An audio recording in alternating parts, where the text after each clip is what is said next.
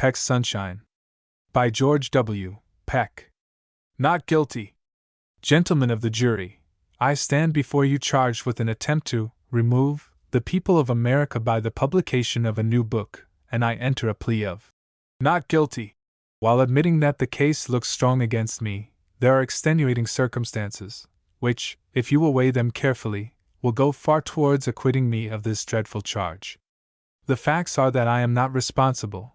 I was sane enough up to the day that I decided to publish this book and have been since. But on that particular day I was taken possession of by an unseen power, a Chicago publisher who filled my alleged mind with the belief that the country demanded the sacrifice, and that there would be money in it. If the thing is a failure, I want it understood that I was instigated by the Chicago man. But if it is a success, then, of course, it was an inspiration of my own. The book contains nothing but good nature, pleasantly told yarns, jokes on my friends, and through it all, there is not intended to be a line or a word that can cause pain or sorrow, nothing but happiness.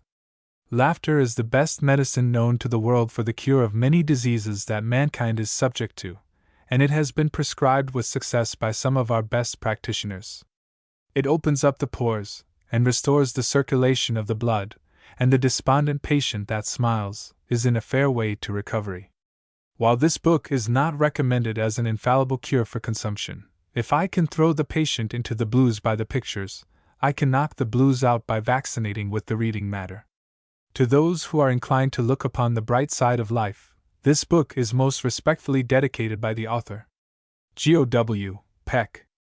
Milwaukee, Wisconsin. March 1882. Peck's Sunshine. Female doctors will never do. A St. Louis doctor factory recently turned out a dozen female doctors. As long as the female doctors were confined to 1 or 2 in the whole country, and these were experimental, the Sun held its peace, and did not complain. But now that the colleges are engaged in producing female doctors as a business, we must protest, and in so doing will give a few reasons why female doctors will not prove a paying branch of industry. In the first place, if they doctor anybody it must be women, and 3/4 of the women had rather have a male doctor. Suppose these colleges turn out female doctors until there are as many of them as there are male doctors, what have they got to practice on? A man, if there was nothing the matter with him, might call in a female doctor, but if he was sick as a horse, and when a man is sick he is sick as a horse, the last thing he would have around would be a female doctor. And why? Because when a man wants a female fumbling around him he wants to feel well. He don't want to be bilious, or feverish, with his mouth tasting like cheese and his eyes bloodshot, when a female is looking over him and taking an account of stock. Of course these female doctors are all young and good-looking, and if one of them came into a sick room where a man was in bed, and he had chills, and was as cold as a wedge, and she should sit up close to the side of the bed, and take hold of his hand, his pulse would run up to 150, and she would prescribe for a fever when he had chilblains. Then if he died she could be arrested for malpractice. Oh, you can't fool us on female doctors. A man who has been sick and had male doctors knows just how he would feel to have a female doctor come tripping in and throw her fur-lined cloak over a chair, take off her hat and gloves, and throw them on a lounge, and come up to the bed with a pair of marine blue eyes, with a twinkle in the corner, and look him in the wild, changeable eyes, and ask him to run out his tongue. Suppose he knew his tongue was coated so it looked like a yellow Turkish towel, do you suppose he would want to run out 5 or 6 inches of the lower end of it, and let that female doctor put her finger on it, to see how it was furred? Not much! He would put that tongue up into his cheek, and wouldn't let her see it for 25 cents admission. We have all seen doctors put their hands under the bedclothes and feel a man's feet to see if they were cold. If a female doctor should do that, it would give a man cramps in the legs. A male doctor can put his hand on a man's stomach, and liver, and lungs, and ask him if he feels any pain there, but if a female doctor should do the same thing it would make a man sick, and he would want to get up and kick himself for employing a female doctor. Oh, there is no use talking, it would kill a man. Now, suppose a man had heart disease, and a female doctor should want to listen to the beating of his heart. She would lay her left ear on his left breast, so her eyes and rosebud mouth would be looking right in his face, and her wavy hair would be scattered all around there, getting tangled in the buttons of his night shirt. Don't you suppose his heart would get in about 20 extra beats to the minute? You bet. And she would smile. We will bet $10 she would smile, and show her pearly teeth, and her ripe lips would be working as though she were counting the beats, and he would think she was trying to whisper to him, and… well, what would he be doing all this time? If he was not dead yet, which would be a wonder, his left hand would brush the hair away from her temple, and kind of stay there to keep the hair away, and his right hand would get sort of nervous and move around to the back of her head, and when she had counted the heartbeats a few minutes and was raising her head, he would draw the head up to him and kiss her once for luck, if he was as bilious as a Jersey swamp angel, and have her charge it in the bill, and then a reaction would set in, and he would be as weak as a cat, and she would have to fan him and rub his head till he got over being nervous, and then make out her prescription after he got asleep. No, all of a man's symptoms change when a female doctor is practicing on him, and she would kill him dead. The Sun is a woman's rights paper, and believes in allowing women to do anything that they can do as well as men, and is in favor of paying them as well as men are paid for the same work, taking all things into consideration, but it is opposed to their trifling with human life by trying to doctor a total stranger. These colleges are doing a great wrong in preparing these female doctors for the war path, and we desire to enter a protest in behalf of 20 million men who could not stand the pressure. Crossman's goat. Mr. Crossman, of Marshall Street, is a man who was once a boy himself, if his memory serves him, and no boy of his is going to ask him for anything that is in his power to purchase and be refused. But when his boy asked him to buy a goat, Mr. Crossman felt hurt. It was not the expense of the goat that he looked at, but he never had felt that confidence in the uprightness of the moral character of a goat that he wanted to feel. A goat he always associated in his mind with a tramp, and he did not feel like bringing among the truly good children of the neighborhood a goat. He told his boy that he was sorry he had lavished his young and tender affections on a goat, and hoped that he would try and shake off the feeling that his life's happiness would be wrecked if he should refuse to buy him a goat. The boy put his sleeve up over his eyes and began to shed water, and that settled it. Mr. Crossman's religion is opposed to immersion, and when the infant baptism began his proud spirit was conquered, and he told the boy to lead on and he would buy the goat. They went over into the Polack settlement, and a countess there, who takes in washing, was bereaved of the goat, while Mr. Crossman felt that he was $1 out of pocket. Now that he thinks of it, Mr. Crossman is confident that the old lady winked as he led the goat away by a piece of clothesline, though at the time he looked upon the affair as an honorable business transaction. If he had been buying a horse, he would have asked about the habits of the animal, and would probably have taken the animal on trial. But it never occurred to him that there was any cheating in goats. The animal finally pulled Mr. Crossman home, at the end of the clothesline, and was placed in a neighbor's barn at eventide to be ready for the morning's play, refreshed. About 6 o'clock in the morning, Mr. Crossman was looking out of his window when he saw the neighboring lady come out of the barn door head first, and the goat was just taking its head away from her polonaise in a manner that Mr. Crossman considered, with his views of propriety, decidedly impolite. Believing there was some misunderstanding, and that the goat was jealous of a calf that was in the barn, and that the matter could be satisfactorily explained to the goat, Mr. Crossman put the other leg in his trousers, took a cistern pole and went to the front. The goat saw him coming, and rushed out into the yard and stood up on its hind feet and gave the grand hailing sign of distress, and as Mr. Crossman turned to see if any of the neighbors were up, he felt an earthquake strike him a little below where he had his suspenders tied around his body. Mr. Crossman repeated a portion of the beautiful Easter service and climbed up on an ash barrel, where he stood poking the goat on the ear with the cistern pole, when Mr. Crombie, who lives hard by, and who had come out to split some kindling wood, appeared on the scene. Mr. Crombie is a man who grasps a situation at once, and though he is a man who deliberates much on any great undertaking, when he saw the lady behind the coal box, and Mr. Crossman on the ash barrel, he felt that there was need of a great mind right there, and he took his with him over the fence, in company with a barrel stave and a hatchet. He told Crossman that there was only one way to deal with a goat, and that was to be firm and look him right in the eye. He said, "Sep, Wintermute, at Whitewater, once had a goat that used to drive the boys all around, but he could do anything with him by looking him in the eye. He walked toward the goat, with his eyes sought, and Mr. Crossman says one spell he thought, by the way the goat looked sheepish, that Crombie was a regular lion tamer. But just as he was about to paralyze the animal, Mr. Crombie caught the strings of his drawers, which were dragging on the ground, in the nails of a barrel hoop, and as he stooped down to untangle them the goat kicked him with his head, at a point about 2 chains and 3 links in a northwesterly direction from the small of his back. Crombie gave a sigh, said, "I die by the hand of an assassin," and jumped up on a wagon, with the barrel stave and hatchet, and the hoop tangled in his legs. The goat had 3 of them treed, and was looking for other worlds to conquer, when Mr. Noel, who was out for a walk, saw the living statues, and came in to hear the news. Mr. Crossmare said he didn't know what had got into the goat, unless it was a tin pail or a lawn mower that was in the barn, but he was evidently mad, and he advised Mr. Noel to go for the police. Noel said a man that had raised cub bears had no right to be afraid of a goat.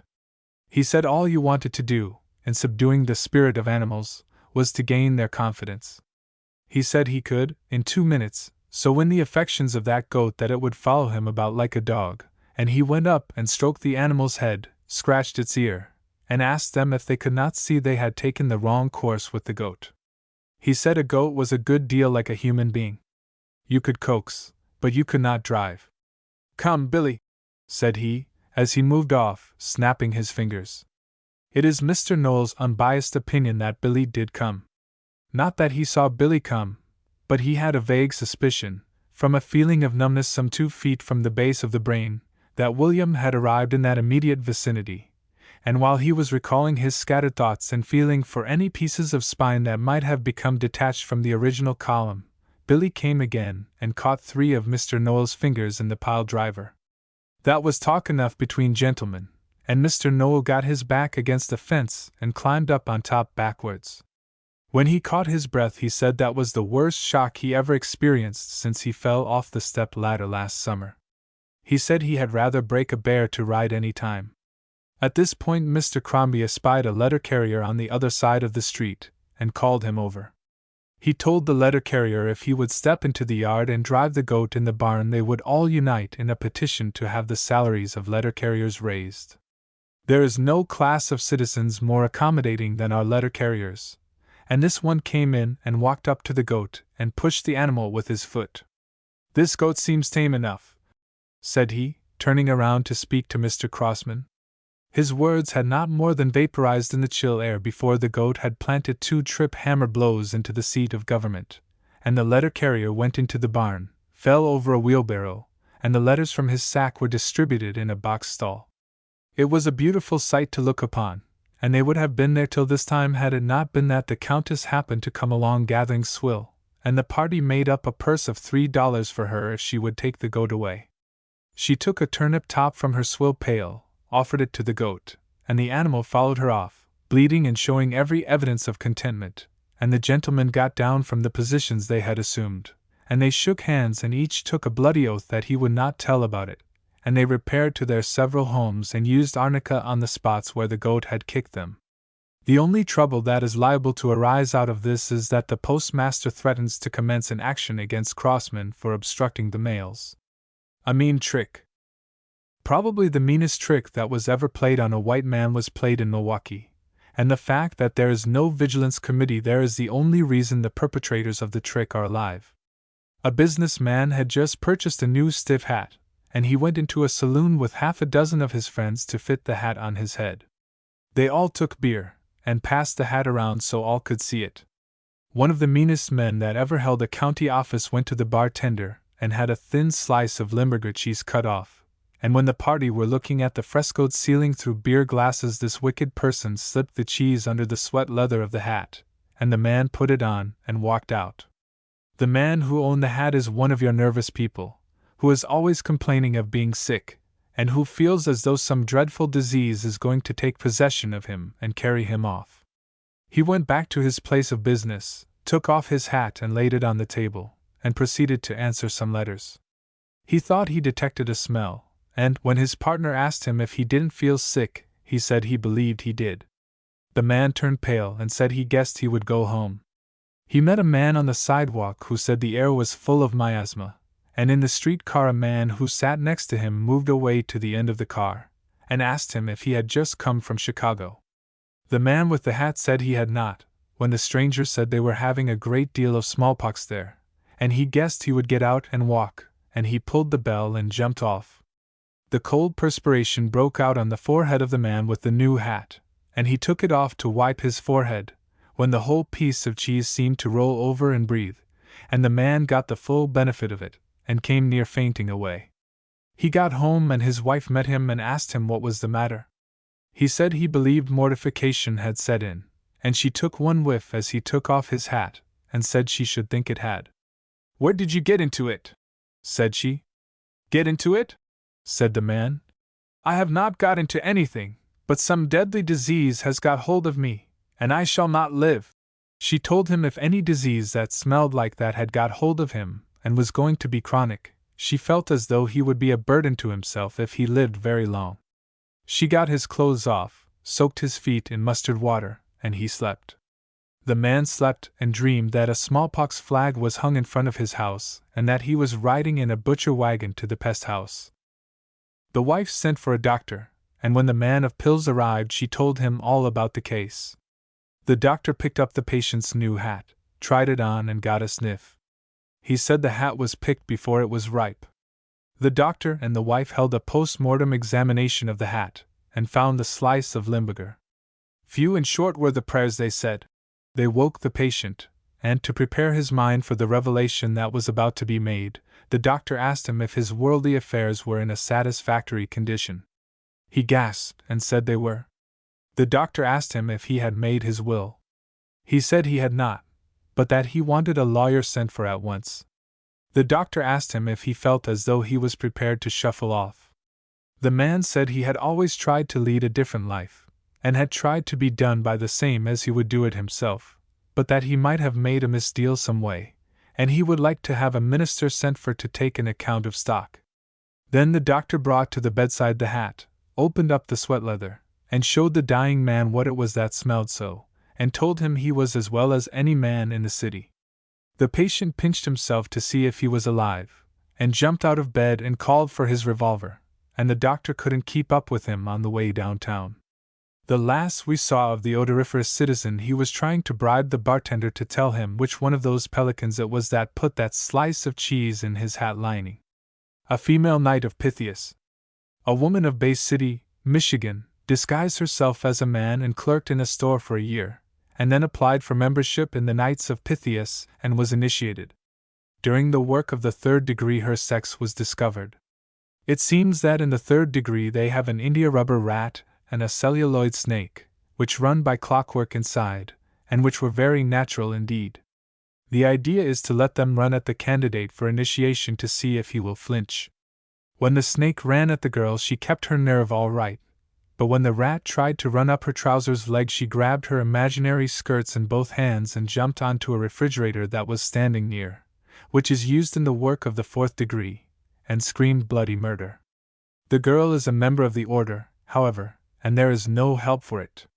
This affair may open the eyes of members of secret societies and cause them to investigate. One lodge here, we understand, takes precaution against the admission of women by examining carefully the feet of applicants. If the feet are cold enough to freeze ice cream, the candidate is blackballed. The telescope fish pole cane.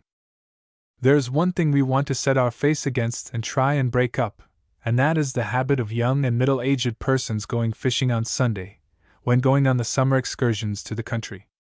The devil, or some other inventor, has originated a walking stick that looks as innocent as a Sunday school teacher, but within it is a roaring lion, in the shape of a fish pole.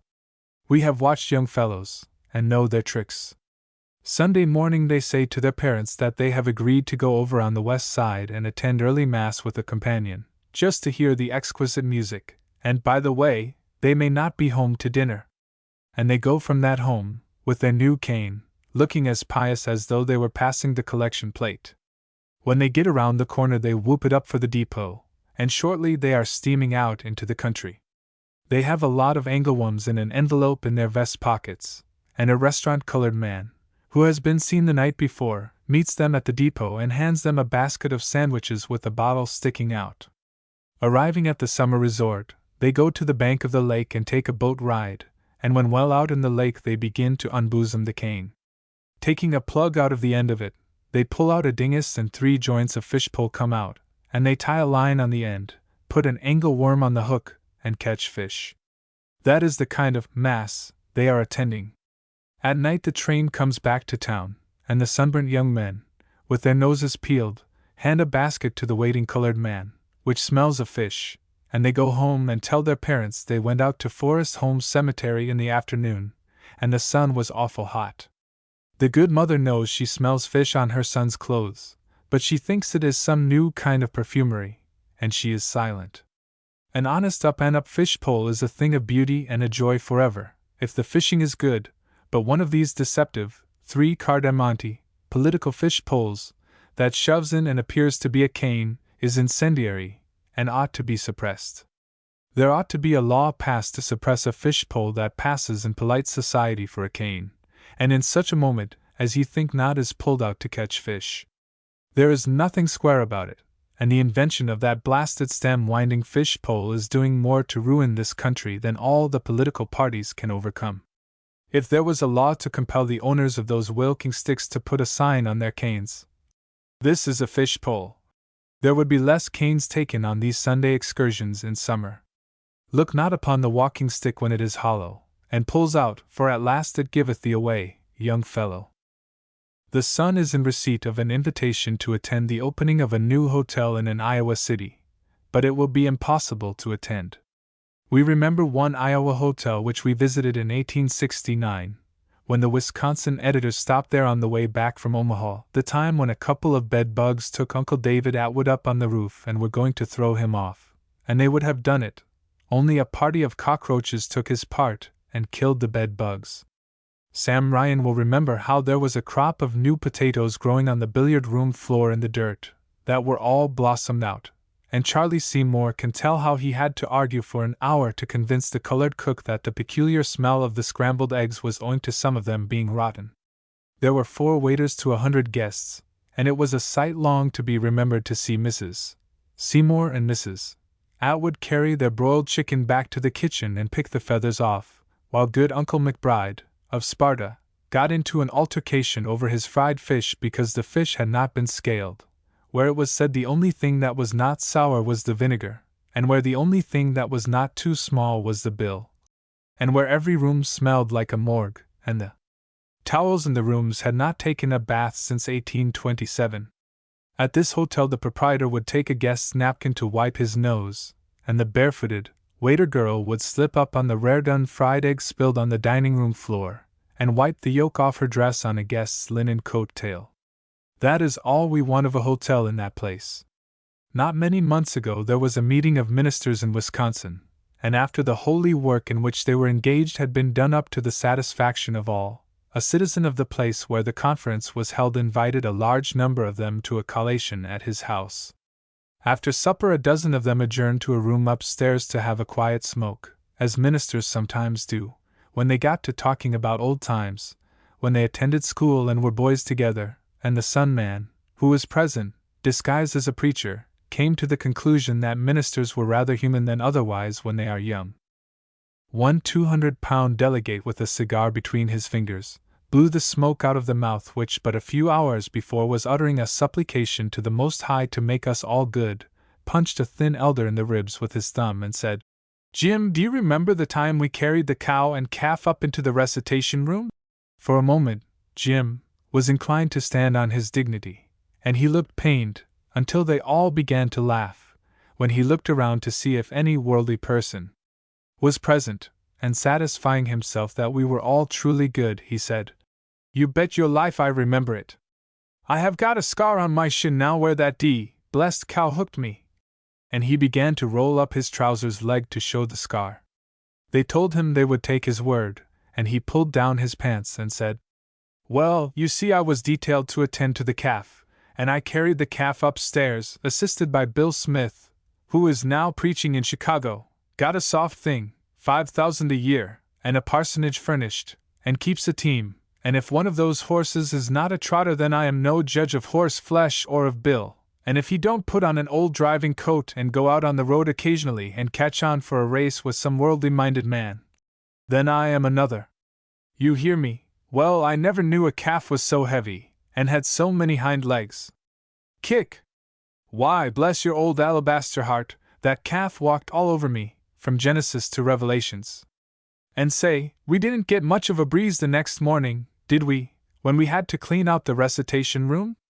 A solemn-looking minister, with red hair, who was present, and whose eyes twinkled some through the smoke, said to another, Charlie, you remember you were completely gone on the professor's niece who was visiting there from Poughkeepsie?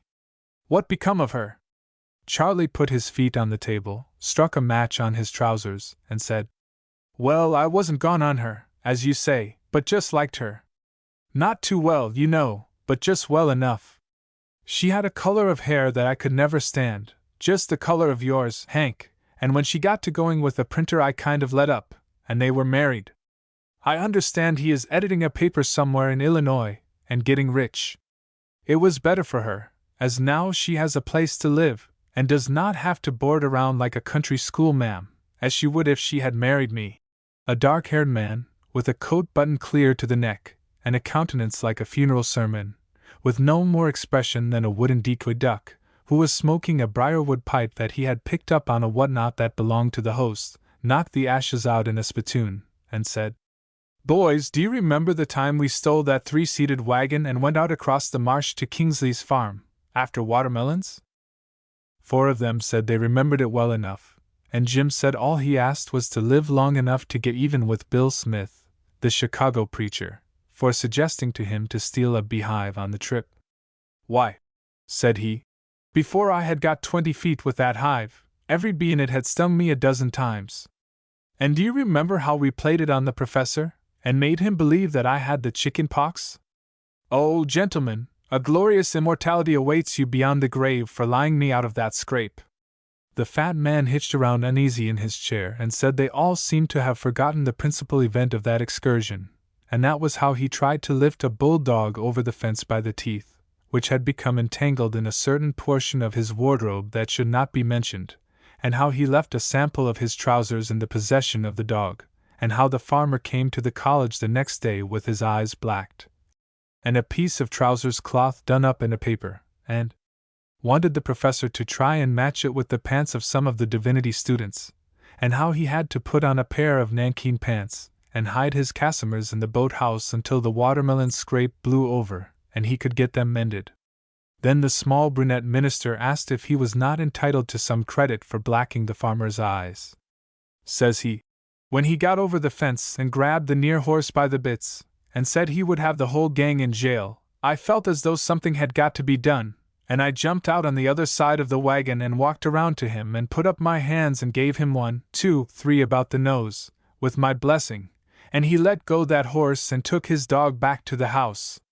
Well, says the red-haired minister, those melons were green, anyway, but it was the fun of stealing them that we were after. At this point the door opened and the host entered, and, pushing the smoke away with his hands, he said, Well, gentlemen, are you enjoying yourselves? They threw their cigar stubs in the spittoon, the solemn man laid the briarwood pipe where he got it, and the fat man said, Brother Drake, we have been discussing the evil effects of indulging in the weed, and we have come to the conclusion that while tobacco is always bound to be used to a certain extent by the thoughtless, it is a duty the clergy owe to the community to discountenance its use on all possible occasions. Perhaps we had better adjourn to the parlor, and after asking divine guidance take our departure. After they had gone the host looked at his cigar box, and came to the conclusion that somebody must have carried off some cigars in his pocket. An arm that is not reliable. A young fellow about 19, who is going with his first girl, and who lives on the west side, has got the symptoms awfully. He just thinks of nothing else but his girl, and when he can be with her, which is seldom, on account of the old folks, he is there, and when he cannot be there, he is there or thereabouts, in his mind. He had been trying for 3 months to think of something to give his girl for a Christmas present, but he couldn't make up his mind what article would cause her to think of him the most, so the day before Christmas he unbosomed himself to his employer, and asked his advice as to the proper article to give. The old man is bald-headed and mean. You want to give her something that will be a constant reminder of you? Yes, he said. That was what was the matter. Does she have any corns? Asked the old wretch. The boy said he had never inquired into the condition of her feet, and wanted to know what corns had to do with it. The old man said that if she had corns, a pair of shoes about 2 sizes too small would cause her mind to dwell on him a good deal. The boy said shoes wouldn't do. The old man hesitated a moment, scratched his head, and finally said, I have it! I suppose, sir, when you are alone with her in the parlor, you put your arm around her waist, do you not, sir? The young man blushed, and said that was about the size of it. I presume she enjoys that part of the discourse, eh? The boy said that, as near as he could tell, by the way she acted, she was not opposed to being held up. Then, sir, I can tell you of an article that will make her think of you in that position all the time, from the moment she gets up in the morning till she retires. Is there any attachment to it that will make her dream of me all night? Asked the boy. No, sir. Don't be a hog, said the bad man. Then what is it? The old man said one word. Corset. The young man was delighted, and he went to a store to buy a nice corset. What size do you want? Asked the girl who waited on him. That was a puzzler. He didn't know they came in sizes. He was about to tell her to pick out the smallest size, when he happened to think of something. Take a tape measure and measure my arm, that will just fit. The girl looked wise as though she had been there herself, found that it was a 22-inch corset the boy wanted, and he went home and wrote a note and sent it with the corset to the girl. He didn't hear anything about it till the following Sunday, when he called on her. She received him coldly, and handed him the corset, saying, with a tear in her eye, that she had never expected to be insulted by him. He told her he had no intention of insulting her, that he could think of nothing that would cause her to think of the gentle pressure of his arm around her waist as a corset, but if she felt insulted he would take his leave, give the corset to some poor family, and go drown himself. He was about to go away, when she burst out crying, and sobbed out the following words, wet with salt brine. It was very thoughtful of you, but I couldn't feel it. It is FF4 sizes 2BB big. Why didn't you get number 18? You are silent, you cannot answer enough. They instinctively found their way to the sofa. Mutual explanations followed. He measured her waist again, saw where he had made a mistake by his fingers lapping over on the first turn, and he vowed, by the beard of the prophet, he would change it for another, if she had not worn it and got it soiled. They are better now. Bounced from church for dancing. The Presbyterian Synod at Erie, Pennsylvania, has turned a lawyer named Donaldson out of the church. The charge against him was not that he was a lawyer, as might be supposed, but that he had danced a quadrille. It does not seem to us as though there could be anything more harmless than dancing a cold-blooded quadrille. It is a simple walk around, and is not even exercise. Of course a man can, if he chooses, get in extra steps enough to keep his feet warm, but we contend that no quadrille, where they only touch hands, go down in the middle, and a lamb and left, can work upon a man's religion enough to cause him to backslide.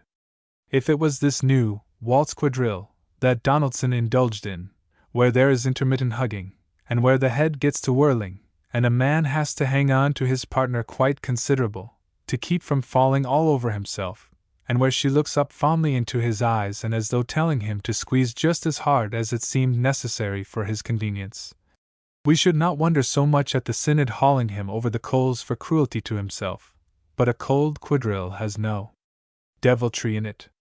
We presume the wicked and perverse Mr. Donaldson will join another church that allows dancing judiciously administered, and may yet get to heaven ahead of the Presbyterian Synod, and he may be elected to some high position there, as Arthur was here, after the Synod of Hayes and Sherman had bounced him from the custom house for dancing the great spoils walk around. It is often the case here, and we do not know why it may not be in heaven, that the ones that are turned over and shook up, and the dust knocked out of them, and their metaphorical coat-tail filled with boots, find that the whirligig of time has placed them above the parties who smote them, and we can readily believe that if Donaldson gets a first-class position of power above the skies, he will make it decidedly warm for his persecutors when they come up to the desk with their grip sacks and register and ask for a room with a bath and a fire escape. He will be apt to look up at the key rack and tell them everything is full, but they can find pretty fair accommodations at the other house, down at the Hot Springs, on the European plan, by Mr. Devil, formerly of Chicago. Police searching women. A novel scene in Milwaukee police court. There is a movement on foot to provide for lady attendants at the police station, so that when a woman is arrested, and it is necessary to search her for concealed weapons, or money or incendiary documents, that duty can be performed by a person of the same sex as the prisoner. The Sun is anxious that this new departure be adopted at once, as it is very annoying for us to be called away from our business, every day or two, to aid the police. That is, of course, we are willing to be of assistance to anybody, but there are times, anybody will admit that. The need of lady members of the police force was never illustrated any better than when the police arrested the women for passing counterfeit silver quarters, about 6 months ago. There was an oldish woman and a young woman, and when they were taken to the police office the reporters of the city papers were there, as usual, ready to lend a helping hand. The searching of the old lady was done in short order, by Detective Smith, who went about it in a businesslike manner, but when it was time to search the young woman, and he looked into her soft, liquid eyes, and saw the emotion that she could not suppress, his heart failed him, and he sat down to write out his resignation. Tears came into his large, fawn-like eyes, and he called upon Mr. Northrop, correspondent of the Chicago Times, to assist him. Mr. Northrop had been inured to hardships, and knew much about the manner in which female persons conceal money, and being one of the willing workers, he told Mr. Smith that he would help him. The lady was told to remove her outward apparel, and to look steadily out of the window. She got behind a curtain cord, and in less time than it takes to write it, she threw her dress to the men, from her concealment behind the curtain cord. The two men found a pocket in the dress, but to save them they couldn't find the pocket hole. The dress was turned the other side out 40 times, to find the pocket hole. Mr. Yenawine, of the News, who was present, said if they would hang the dress up on a hook he could find the pocket hole in the dark. He said there couldn't anybody fool him on finding a pocket hole in a dress. The dress was hung in a closet, and Mr. Yenawine proceeded on the Arctic exploring expedition, while Mr. Northrop and the detective were examining a corset that the young woman had thrown on the floor, looking for bogus quarters. The newsman, with all his knowledge of dress pockets, came out unsuccessful, and said he must have lost the combination, and accused the janitor of giving it away. Mr. Smith suggested that they cut the pocket off, but the district attorney, Mr. McKinney, said it would be clearly against the law. He said that would be burglary. In the meantime the young woman had kept on shucking herself, until Mr. Neiman, of the Sentinel, became faint and went out on the steps to get a breath of fresh air, from which position he looked through the window. While the gentlemen were wondering if there were no rules of etiquette published that would make it easy and polite to search a woman for bogus 2-shilling pieces, the woman threw an article of female wearing apparel out on the floor for them to examine that fairly frightened them. "Merciful heavens!" said Mr. Yenawine, who was at that time a young and innocent person, and used to the ways of the world. "She has exploded." Northrop poked it with his cane and said, "No, those always come off," and he put on an air of superiority over the boys which was annoying. "What, always?" said Mr. Neiman, who had his fingers up before his face, and was blushing as though he had intermittent fever. "Well, most always," said Mr. Northrop, who had taken it up, and was examining it with a critic's eye. "I presume those are a bustle, are they not?" said innocent Yenawine. "Go aft, till the divil wid your bushel," said Mr. Smith. "I know better. Gentlemen, I am a plain-spoken man, and for me age have seen many trying situations, but if this was me last day on earth I should swear that was no more a bushel than I am. Bushels are never twins." Mr. Harger, of the Wisconsin, who had hidden behind the stovepipe, was asked by Mr. Smith what he thought they were, whether it might not be an infernal machine. Mr. Harger said he had never known one to explode. he said when he was reporting legislative proceedings. The members drew those with their stationery from the superintendent of public property, but he had no idea what they did with them. At this point Mr. Aldrich, who had just come in, was asked to examine it and tell what it was. Mr. Aldrich took it up like a thing of life, and gazed upon it as though trying to recall something to his mind. Placing his finger, the one with the diamond ring on, to his corrugated forehead, he paused for a moment and finally gave his opinion that they were life preservers. He said that in Boston all women wore them, especially when they were out on excursions or picnics. "See," says he, as he hefted it, and made an indentation in it, which resumed its natural position as soon as he took his finger off. "It is filled with wind. Now, in case of accident, that would float a woman on top of water until she could be rescued. Let us demonstrate this matter by putting it on Mr. Boyington, of the Sentinel, and taking him to the morgue and placing him in the bathtub." And he proceeded to fasten the life preserver around the calf of Mr. Boyington's leg. "Say, where are you putting it?" says Mr. B, as he struggled to keep from laughing right out. "You fellows don't know as much as Thompson's Colt. If I know my own heart, and I think I do, a life preserver goes on under the vest." Mr. Aldrich said he didn't pretend to know any more than anybody else. All he knew about these things personally was that he had seen them hanging up in stores, for sale, and one day when he was shopping he asked one of the lady clerks what it was hanging up there, and she said it was a life preserver, and asked him if he wanted one, and he told her no, he was only inquiring for a friend of his, who rode a bicycle. He didn't know, but it might be something that went with a bicycle. All the time this discussion was going on we sat by the safe in the police office. We never were so sorry for a lot of innocent young men, never. The girl looked at us and winked, as much as to say, "Old man, why do you not come to the rescue of these young hoodlums, who don't know what they are talking about, and take the conceit out of them?" And so we explained to them, in the best language we could command, the uses and abuses of the garment they were examining, and showed them how it went on, and how the invention of it filled a want long felt by our American people. They all admitted that we were right, and that it was a counterfeit well calculated to deceive, and we believe now that the woman was convicted of counterfeiting mainly on the testimony of the reporters. However that may be, we desire to impress upon the authorities the importance of employing ladies at the police office to examine women who are arrested for crime. The police cannot always depend on having a newspaper man around. About hell.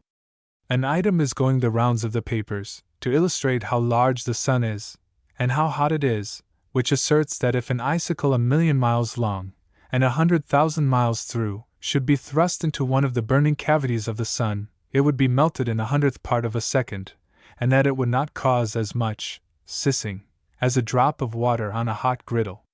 By this comparison we can realize that the sun is a big thing, and we can form some idea of what kind of a place it would be to pass the summer months.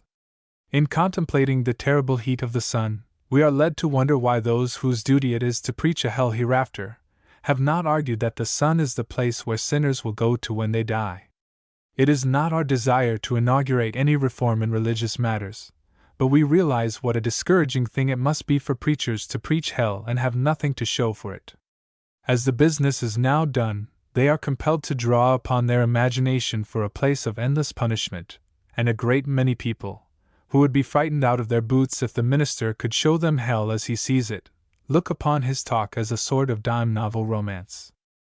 They want something tangible on which they can base their belief, and while the ministers do everything in their power to encourage sinners by picturing to them the lake of fire and brimstone, where boat riding is out of the question unless you paddle around in a cauldron kettle, it seems as though their labors would be lightened if they could point to the sun, on a hot day in August, and say to the wicked man that unless he gets down on his knees and says his "Now I lay me," and repents, and is sprinkled, and chips in pretty flush towards the running expenses of the church, and stands his assessments like a thoroughbred, that he will wake up some morning, and find himself in the sun, blistered from Genesis to Revelations, thirsty as a harvest hand and not a brewery within 1,000,000 miles, begging for a zinc ulster to cool his parched hind legs. Such an argument, with an illustration right on the blackboard of the sky, in plain sight, would strike terror to the sinner, and he would want to come into the fold too quick. What the religion of this country wants, to make it take the cake, is a hell that the wayfaring man, though a Democrat or a greenbacker, can see with the naked eye. The way it is now, the sinner, if he wants to find out anything about the hereafter, has to take it second-handed, from some minister or deacon who has not seen it himself, but has got his idea of it from some other fellow who maybe dreamed it out. Some deacon tells a sinner all about the orthodox hell, and the sinner does not know whether to believe him or not. The deacon may have lied to the sinner sometime in a horse trade, or in selling him goods, and beat him, and how does he know but the same deacon is playing a brace game on him on the hereafter, or playing him for a sardine? Now, if the people who advance these ideas of heaven or hell had a license to point to the moon, the nice, cool moon, as heaven, which would be plausible, to say the least, and say that it was heaven, and prove it, and could prove that the sun was the other place, which looks reasonable, according to all we have heard about t'other place, the moon would be so full there would not be standing room, and they would have to turn Republicans away, while the sun would be playing to empty benches. And there would only be a few editors there who got in on passes. Of course, during a cold winter, when the thermometer was 40 or 50 degrees below zero, and everybody was blocked in, and coal was up to $17 a ton, the cause of religion would not prosper as much as it would in summer, because when you talked to a sinner about leading a different life, or he would go to the sun, he would look at his coal pile and say that he didn't care a continental how soon he got there. But these discouragements would not be any greater than some that the truly good people have to contend with now, and the average the year round would be largely in favor of going to the moon. The moon is very popular now, even, and if it is properly advertised as a celestial paradise, where only good people could get their work in, and where the wicked could not enter on any terms, there would be a great desire to take the straight and narrow way to the moon, and the path to the wicked sun would be grown over with sand burrs, and scorched with lava, and few would care to take passage by that route. Anyway, this thing is worth looking into. Unscrewing the top of a fruit jar. There is one thing that there should be a law passed about, and that is, these glass fruit jars, with a top that screws on. It should be made a criminal offense, punishable with death or banishment to Chicago, for a person to manufacture a fruit jar, for preserving fruit, with a top that screws on. Those jars look nice when the fruit is put up in them, and the housewife feels as though she was repaid for all her perspiration over a hot stove, as she looks at the glass jars of different berries, on the shelf in the cellar. The trouble does not begin until she has company, and decides to tap a little of her choice fruit. After the supper is well under way, she sends for a jar, and tells the servant to unscrew the top, and pour the fruit into a dish. The girl brings it into the kitchen, and proceeds to unscrew the top. She works gently at first, then gets mad, wrenches at it, sprains her wrist, and begins to cry, with her nose on the underside of her apron, and skins her nose on the dried pancake batter that is hidden in the folds of the apron. Then the little housewife takes hold of the fruit can, smilingly, and says she will show the girl how to take off the top. She sits down on the wood box, takes the glass jar between her knees, runs out her tongue, and twists. But the cover does not twist. The cover seems to feel as though it was placed there to keep guard over that fruit, and it is as immovable as the Egyptian pyramids. The little lady works until she is red in the face, and until her crimps all come down, and then she sets it down to wait for the old man to come home. He comes in tired, disgusted, and mad as a hornet, and when the case is laid before him, he goes out in the kitchen and pulls off his coat, and takes the jar. He remarks that he is at a loss to know what women are made for, anyway. He says they are all right to sit around and do crochet work, but whenever strategy, brain, and muscle are required, then they can't get along without a man. He tries to unscrew the cover, and his thumb slips off and knocks skin off the knuckle.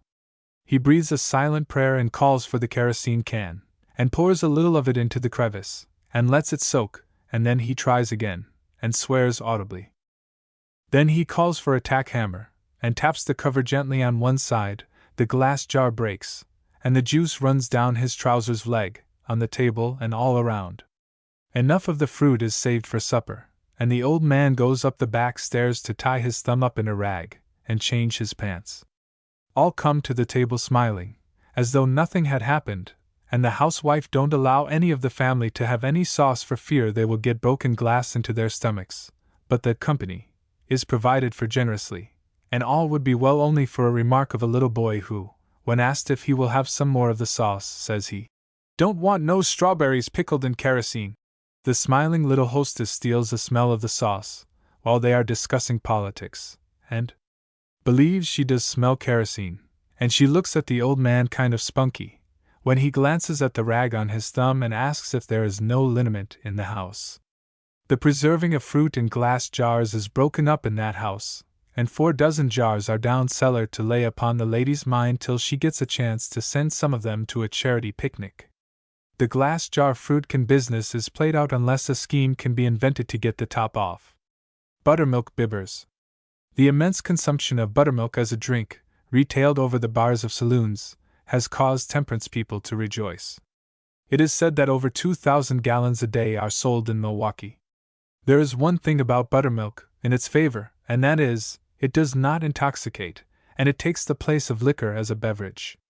A man may drink a quart of buttermilk, and while he may feel like a calf that has been sucking, and want to stand in a fence corner and bleat, or kick up his heels and run around a pasture, he does not become intoxicated and throw a beer keg through a saloon window.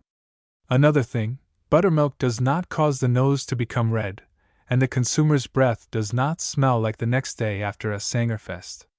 The complexion of the nose of a buttermilk drinker assumes a pale hue which is enchanting, and while his breath may smell like a baby that has nursed too much and got sour, the smell does not debar his entrance to a temperance society. An aesthetic female club busted. The organization of the Cosmos Club of Chicago women, for the purpose of discussing aesthetic, business, ancient poetry and pottery ware, calls to mind the attempt to organize such a club here in Milwaukee. Our people here are too utterly full of business and domestic affairs to take to the aesthetic, very generally, and the lady from Boston who tried to get up a class in the new wrinkle went away considerably disgusted. She called about 50 of our splendidest ladies together at the residence of one of them, and told them what the ladies of eastern cities were doing in the study of higher arts. She elaborated considerably on the study of Norwegian literature, ceramics, bric-a-brac and so forth, and asked for an expression of the ladies present. One lady said she was willing to go into anything that would tend to elevate the tone of society, and make women better qualified for helpmates to their husbands, but she didn't want any Norwegian literature in hers. She said her husband ran for an office once, and the whole gang of Norwegian voters went back on him, and he was everlastingly scooped. The Boston lady held up her hands in holy horror, and was going to explain to the speaker how she was off her base, when another lady got up and said she wanted to take the full course or nothing. She wanted to be posted in ancient literature and ceramics. She had studied ceramics some already, and had got a good deal of information. She had found that in case of whooping cough, goose oil rubbed on the throat and lungs was just as good as it was in case of croup, and she felt that with a good teacher any lady would learn much that would be of incalculable value, and she, for one, was going for the whole hog or none. The Boston lady saved herself from fainting by fanning herself vigorously, and was about to show the 2 ladies that they had a wrong idea of aesthetics, when a lady from the West Side, who had just been married, got up and said she felt that we were all too ignorant of aesthetics, and they should take every opportunity to become better informed. She said when she first went to keeping house she couldn't tell baking powder that had alum in it from the pure article, and she had nearly ruined her husband's stomach before she learned anything. And speaking of bric-a-brac, she felt that every lady should learn to economize, by occasionally serving a picked-up dinner, of bric-a-brac that would otherwise be wasted. The Boston lady found she could not speak understandingly, so she left her chair and went around to the different groups of ladies, who were talking earnestly, to get them interested.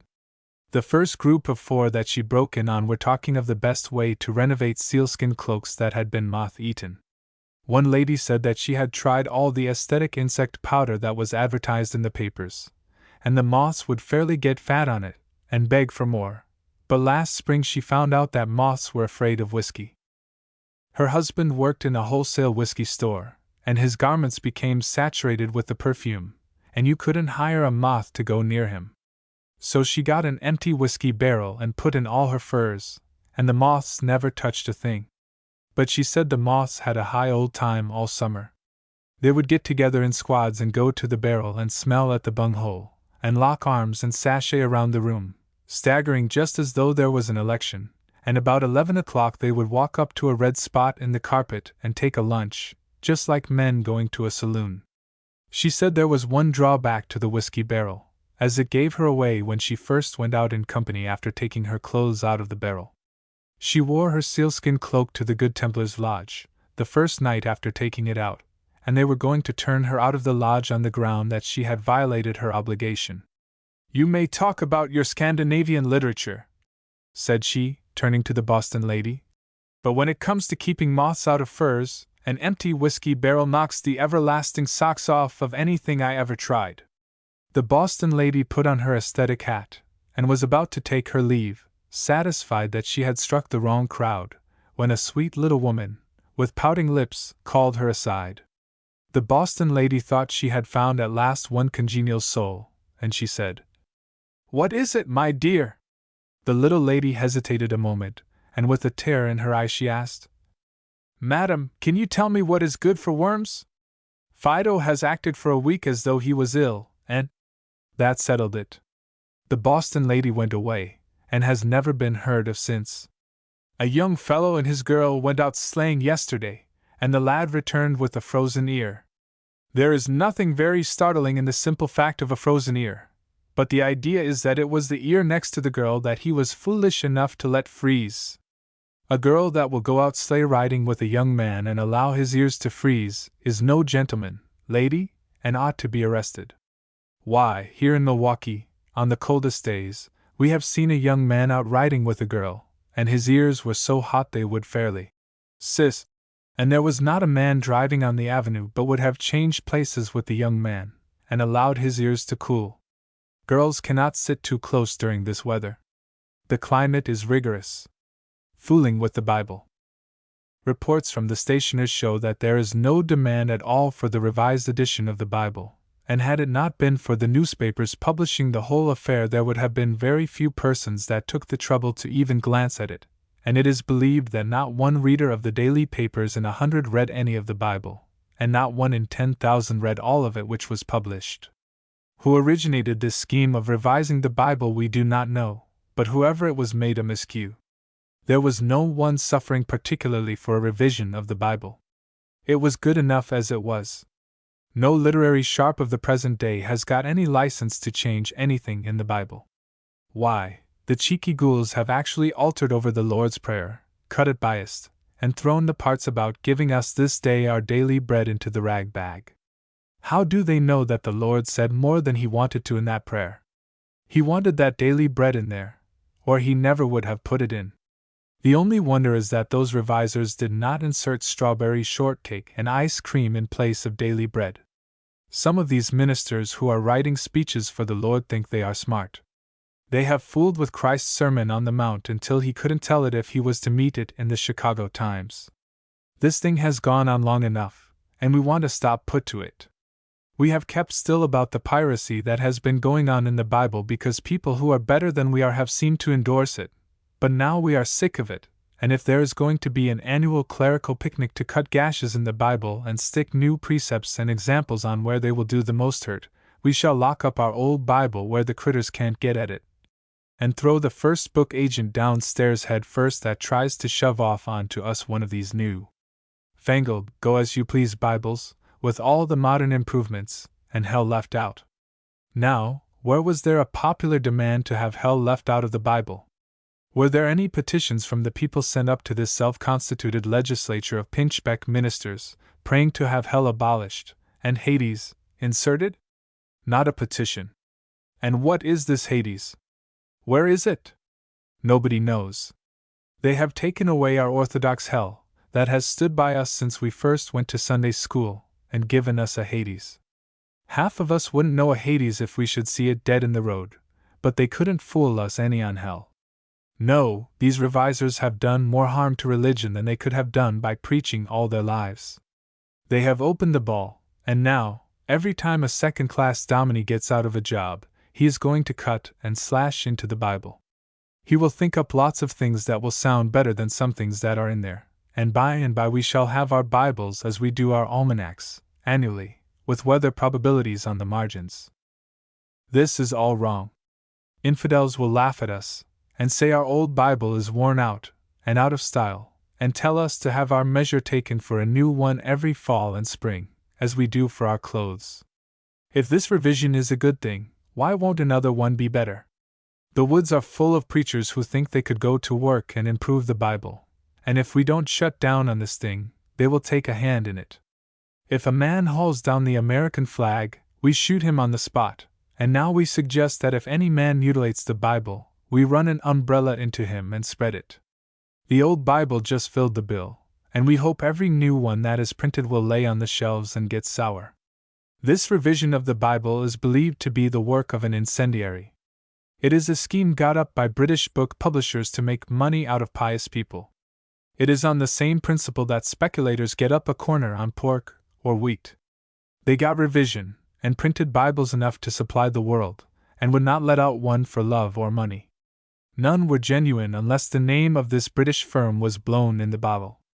Millions of Bibles were shipped to this country by the firm that was long on Bibles, and they were to be thrown on the market suddenly, after being locked up and guarded by the police until the people were made hungry for Bibles.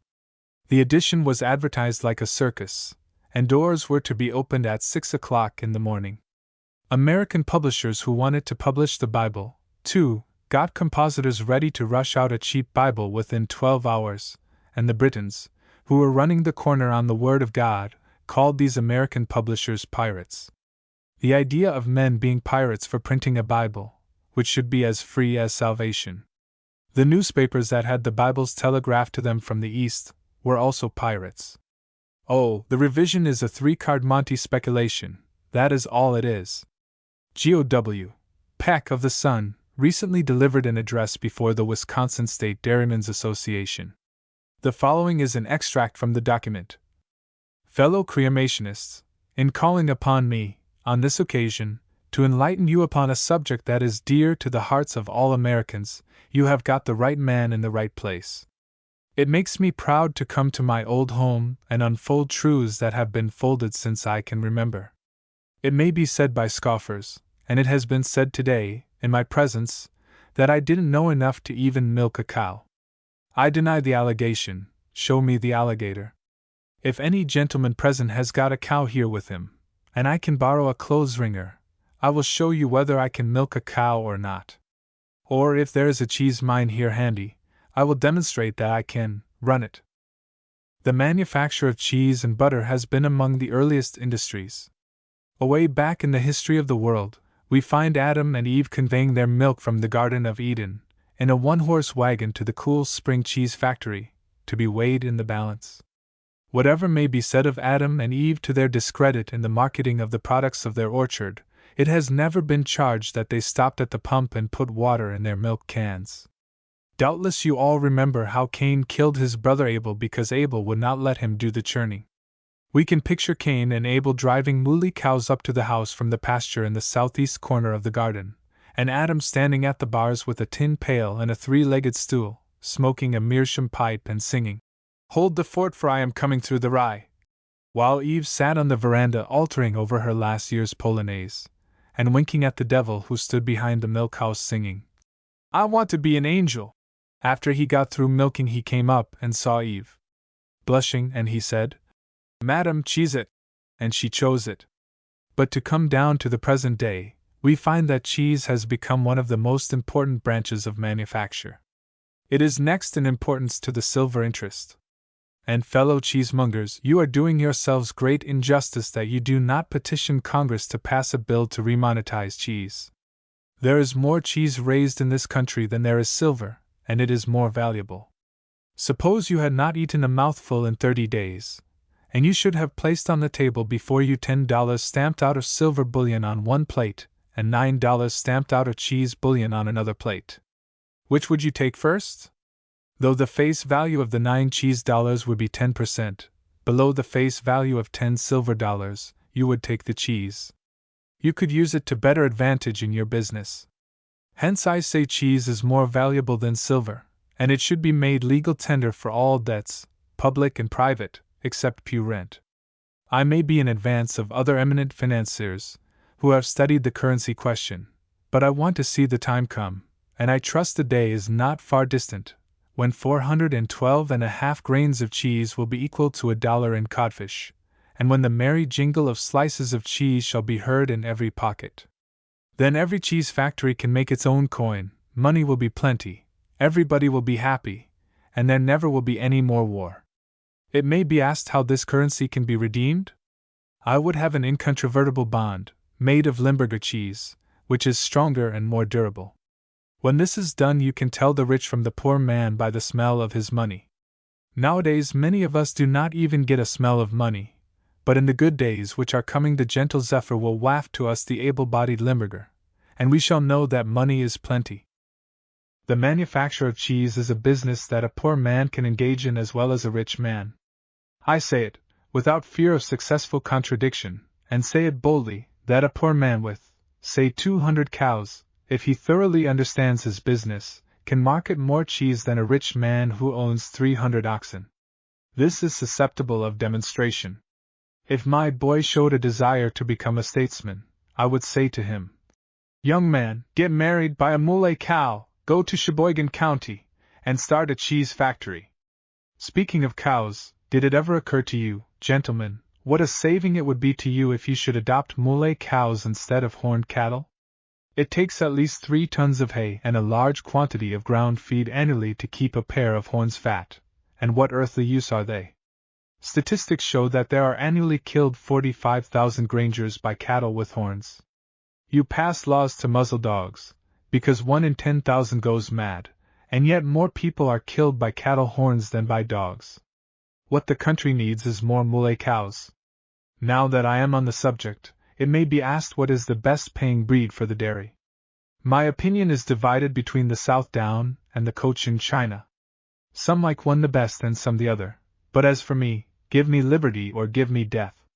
There are many reforms that should be inaugurated in the manufacture of cheese. Why should cheese be made round? I am inclined to the belief that the making of cheese round is a superstition. Who had not rather buy a good square piece of cheese than a wedge-shaped chunk, all rind at one end, and as thin as a congressman's excuse for voting back pay at the other? Make your cheese square, and the consumer will rise up and call you another. Another reform that might be inaugurated would be to veneer the cheese with building paper or clapboards, instead of the time-honored piece of towel. I never saw cheese cut that I didn't think that the cloth around it had seen service as a bandage on some other patient. But I may have been wrong. Another thing that does not seem to be right is to see so many holes in cheese. It seems to me that solid cheese, one made by one of the old masters, with no holes in it, I do not accuse you of cheating, but don't you feel a little ashamed when you see a cheese cut, and the holes are the biggest part of it? The little cells may be handy for the skipper, but the consumer feels the fraud in his innermost soul. Among the improvements made in the manufacture of cheese, I must not forget that of late years the cheese does not resemble the grindstone as much as it did years ago. The time has been when, if the farmer could not find his grindstone, all he had to do was to mortise a hole in the middle of a cheese, and turn it, and grind his scythe.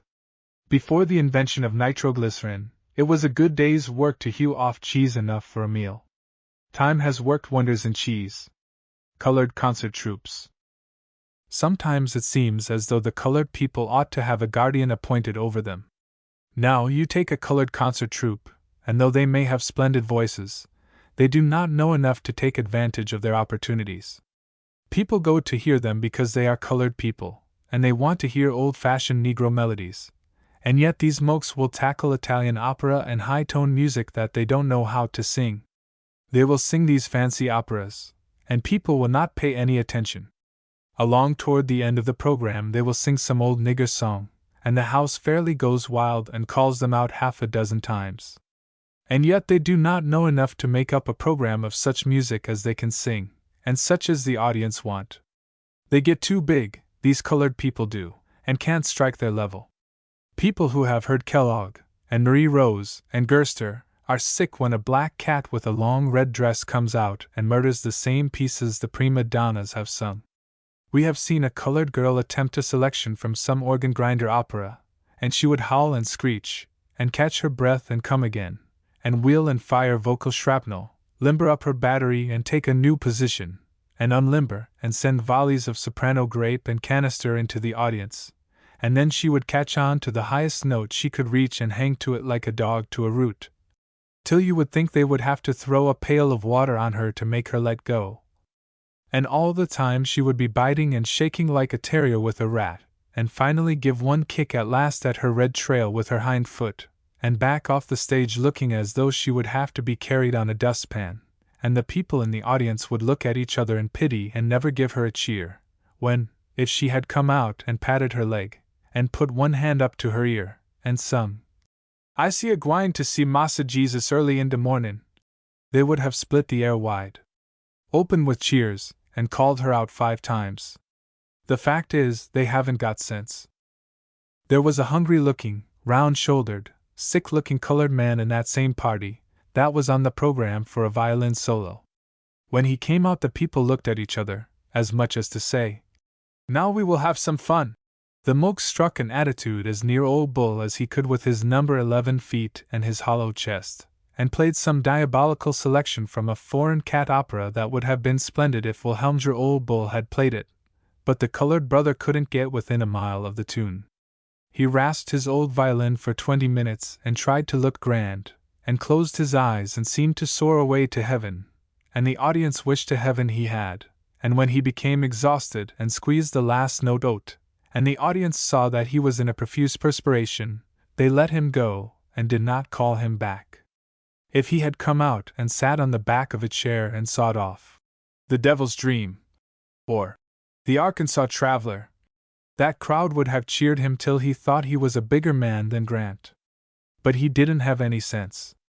If someone will send a marked copy of this paper to some of these colored concert troupes, and they will take the hint, and sing nigger songs, they will make a heap of money, where now they have to live on a free lunch route.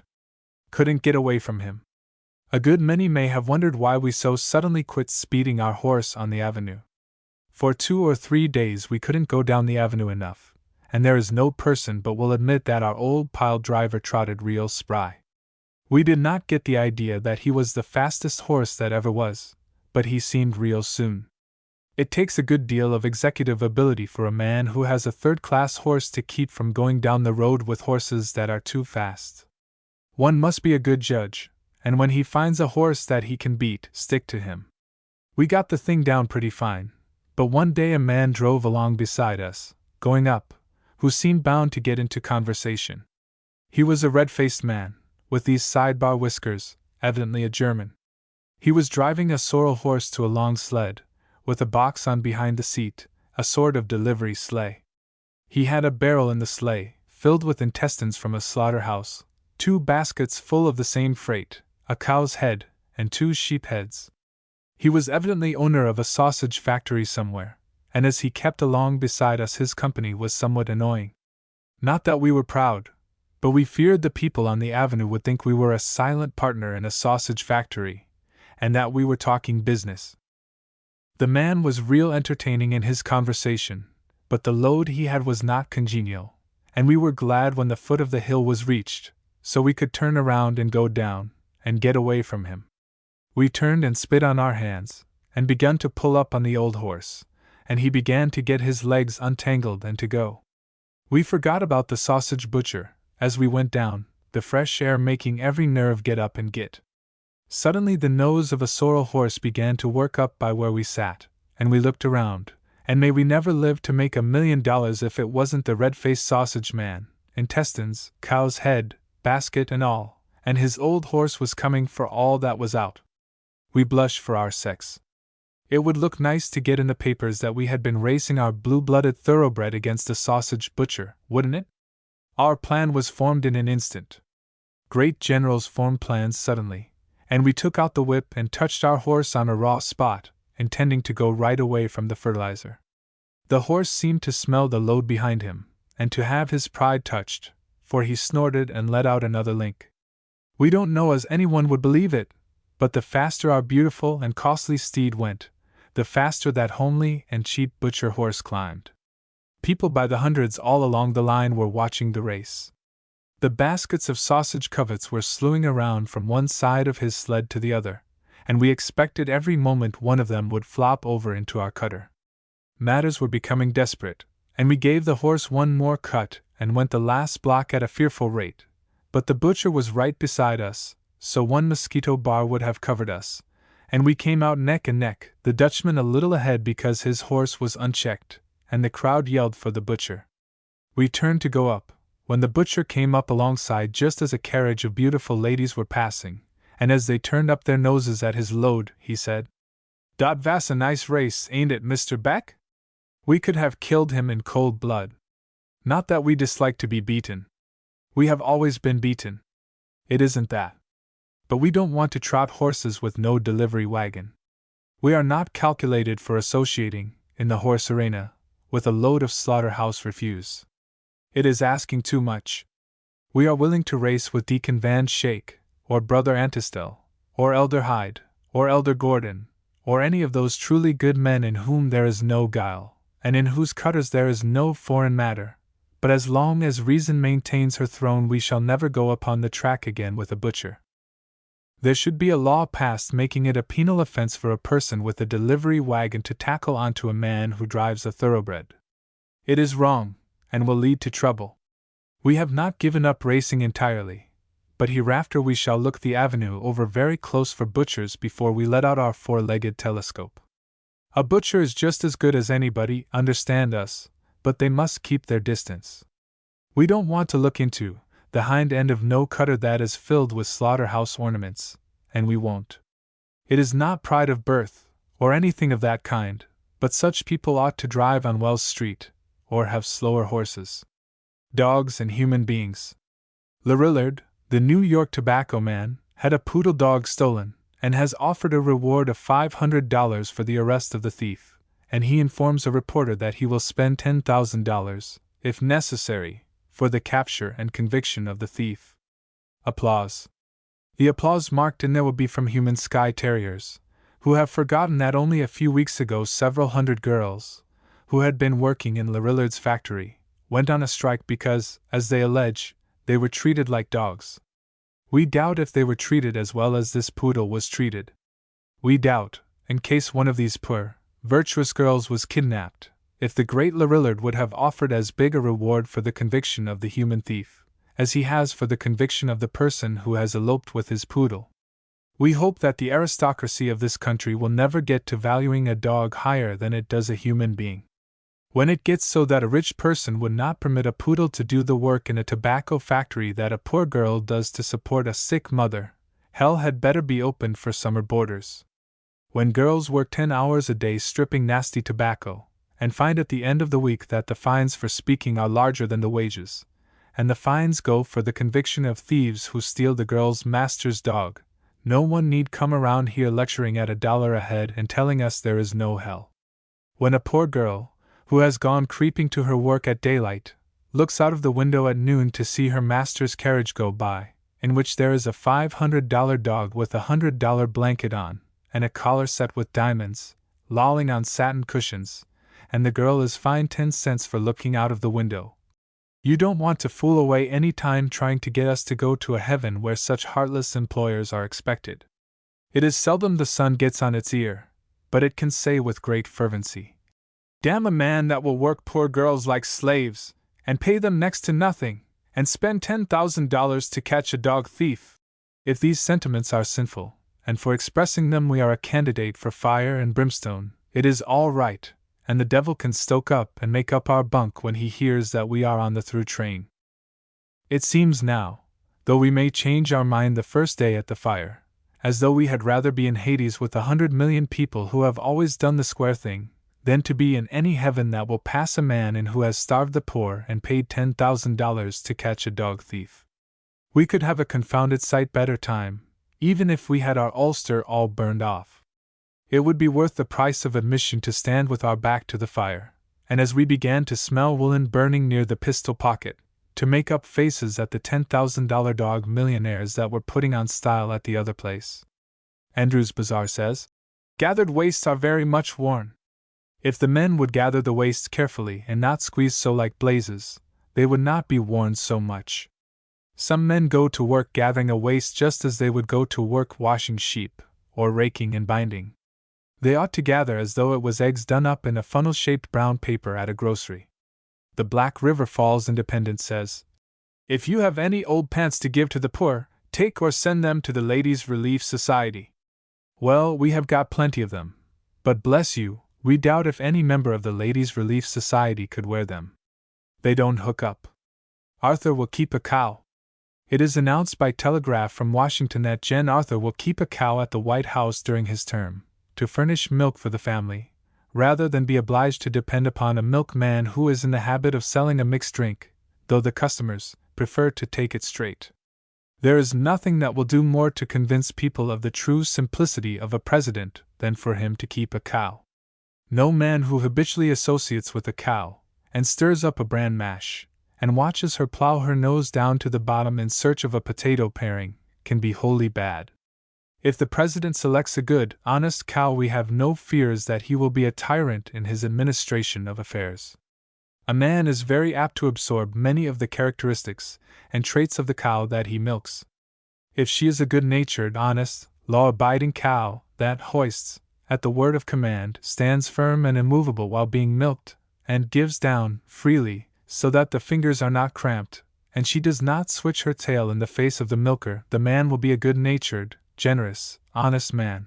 But if the cow is one of those communists, and has to be tied to the manger, and you have to hold one leg to keep her from kicking over the pail, and she tries to run a horn into you, and keeps stepping around, and her tail knocks your hat off and gets in your eyes, and your nerves are unstrung for fear she is thinking of some deviltry to play on you, the man whose duty it is to draw the milk from her udder will become harsh, suspicious, cruel, tricky, and mean, and he will grind the face of the poor. The country will hope that Mr. Arthur, in selecting a cow, will use more judgment than in selecting a cabinet, and will bring his great mind to bear on the subject as though he appreciated the situation. We trust he will not buy a cow of a Democrat. There may be good cows owned by Democrats, but they are not for sale, and a Democrat would sell him a kicking cow that was Pharaoh, just to injure his administration. Let him go to some friend in his own party, some man who is interested in the success of his administration, and state his case, and if possible get a cow on trial. This policy is wise from the fact that he could thus see if the cow is going to hold out as a good milker. Some cows give a good mess of milk when they first go to a new place, but in a week they let down, and the first thing you know they dry up entirely. Mr. Arthur wants to look out for this. The country is full of bold, bad men, who would palm off a kicking cow, or one that was not a stayer, onto their best friends. Another thing, we would advise Mr. Arthur not to use a milking stool with one leg, but to get one with 3 legs. It is undignified in any man to stretch out on a barn floor, with a one-legged milk stool kicking him in the pistol pocket, a pail of milk distributing itself over his person, and a frightened cow backed up in a stall threatening to hook his daylights out, and it would be more undignified in a president of the United States. Get a 3-legged stool, by all means, or use an empty soap box to sit on. If all this unsolicited but well-meant advice is taken, the country will be in no danger from Arthur's decision to keep a cow, and we shall hope to see him on some fine morning next summer, as the sun is tinging the eastern horizon with its ray as he slaps her on the rump with a piece of barrel stave, or we will accept an invitation to visit his barn and show him how to mix a bran mash that will wake to ecstasy the aforesaid cow, and cause her milk to flow like back pay from the treasury. When it comes to cows, we deserve a cabinet position. Shall there be hugging in the parks? The law-abiding people of this community were startled on Tuesday, and the greatest indignation prevailed at an editorial article in the Sentinel denouncing the practice of hugging in the public parks. The article went on to show that the placing of seats in the parks leads to hugging, and the editor denounced hugging in the most insane manner possible. The Sun does not desire to enter politics, but when a great constitutional question like this comes up, it will be found on the side of the weak against the strong. The Sentinel advises the removal of the seats from the park because hugging is done on them. Great heavens! Has it come to this? Are the dearest rights of the American citizen to be abridged in this summary manner? Let us call the attention of that powerful paper to a clause in the Declaration of Independence, which asserts that all men are created free and equal, endowed with certain inalienable rights, among which are life, liberty, and the pursuit of happiness. When the framers of that great Declaration of Independence were at work on that clause, they must have had in view the pastime of hugging in the parks. Hugging is certainly a pursuit of happiness. People do not hug for wages, that is, except on the stage. Nobody is obliged to hug. It is a sort of spontaneous combustion, as it were, of the feelings, and has to have proper conditions of the atmosphere to make it a success. Parties who object to hugging are old, usually, and have been satiated, and are like a lemon that has done duty in circus lemonade. If they had a job of hugging, they would want to hire a man to do it for them. A man who objects to a little natural, soul-inspiring hugging on a back seat in a park of an evening, with a fountain throwing water all over little cast-iron cupids, has probably got a soul, but he hasn't got it with him. To the student of nature there is no sight more beautiful than to see a flock of young people take seats in the park, after the sun has gone to bed in the west, and the moon has pulled a fleecy cloud over her face for a veil, so as not to disturb the worshippers. A couple, one a male and the other a female, will sit far apart on the cast-iron seat for a moment, when the young lady will try to fix her cloak over her shoulders, and she can't fix it, and then the young man will help her, and when he has got it fixed he will go off and leave one arm around the small of her back. He will miss his arm, and wonder where he left it, and go back after it, and in the dark he will feel around with the other hand to find the hand he left, and suddenly the two hands will meet.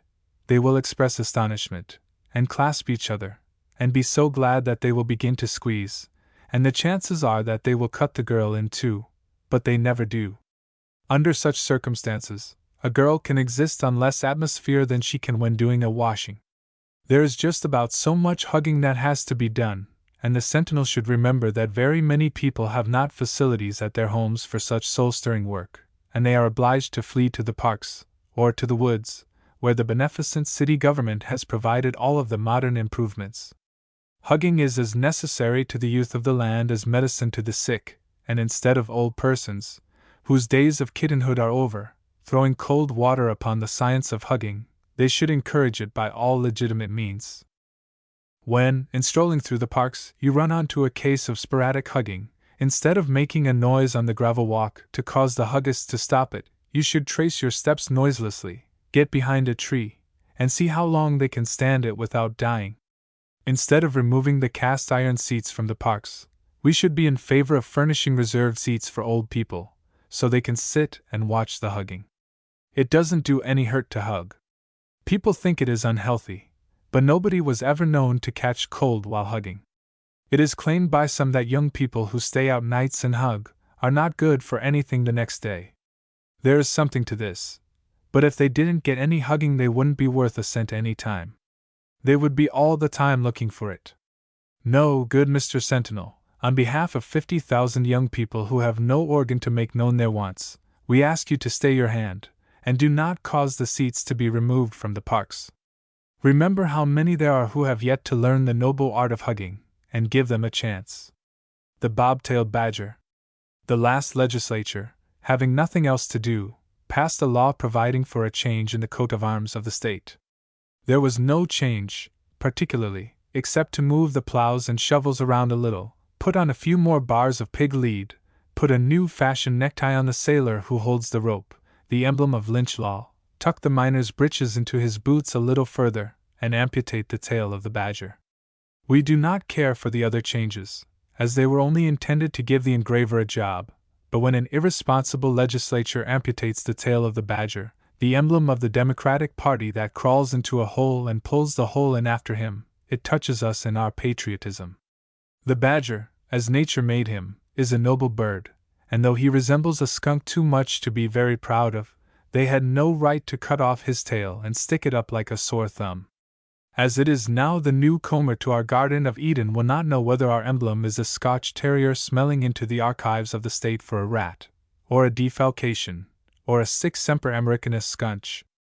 We do not complain that the sailor with the pinafore shirt on, on the new coat of arms, is made to resemble Senator Cameron, or that the miner looks like Senator Sawyer. These things are of minor importance, but the docking of that badger's tail, and setting it up like a bobtail horse, is an outrage upon every citizen of the state, and when the Democrats get into power that tail shall be restored to its normal condition if it takes all the blood and treasure in the state, and this work of the Republican incendiaries shall be undone. The idea of Wisconsin appearing among the galaxy of states with a bob-tailed badger is repugnant to all our finer feelings. Cannibals and cork legs.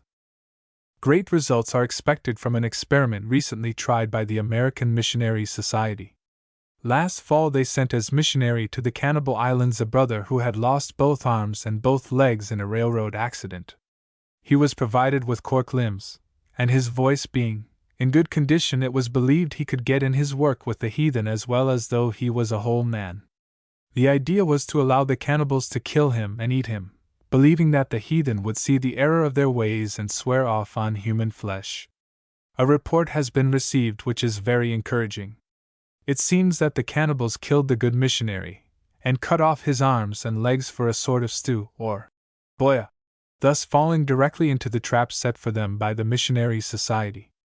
The missionary stationed at the next town, who furnishes the society with the data, says it was the most laughable thing he ever witnessed, to see the heathen chew on those cork limbs.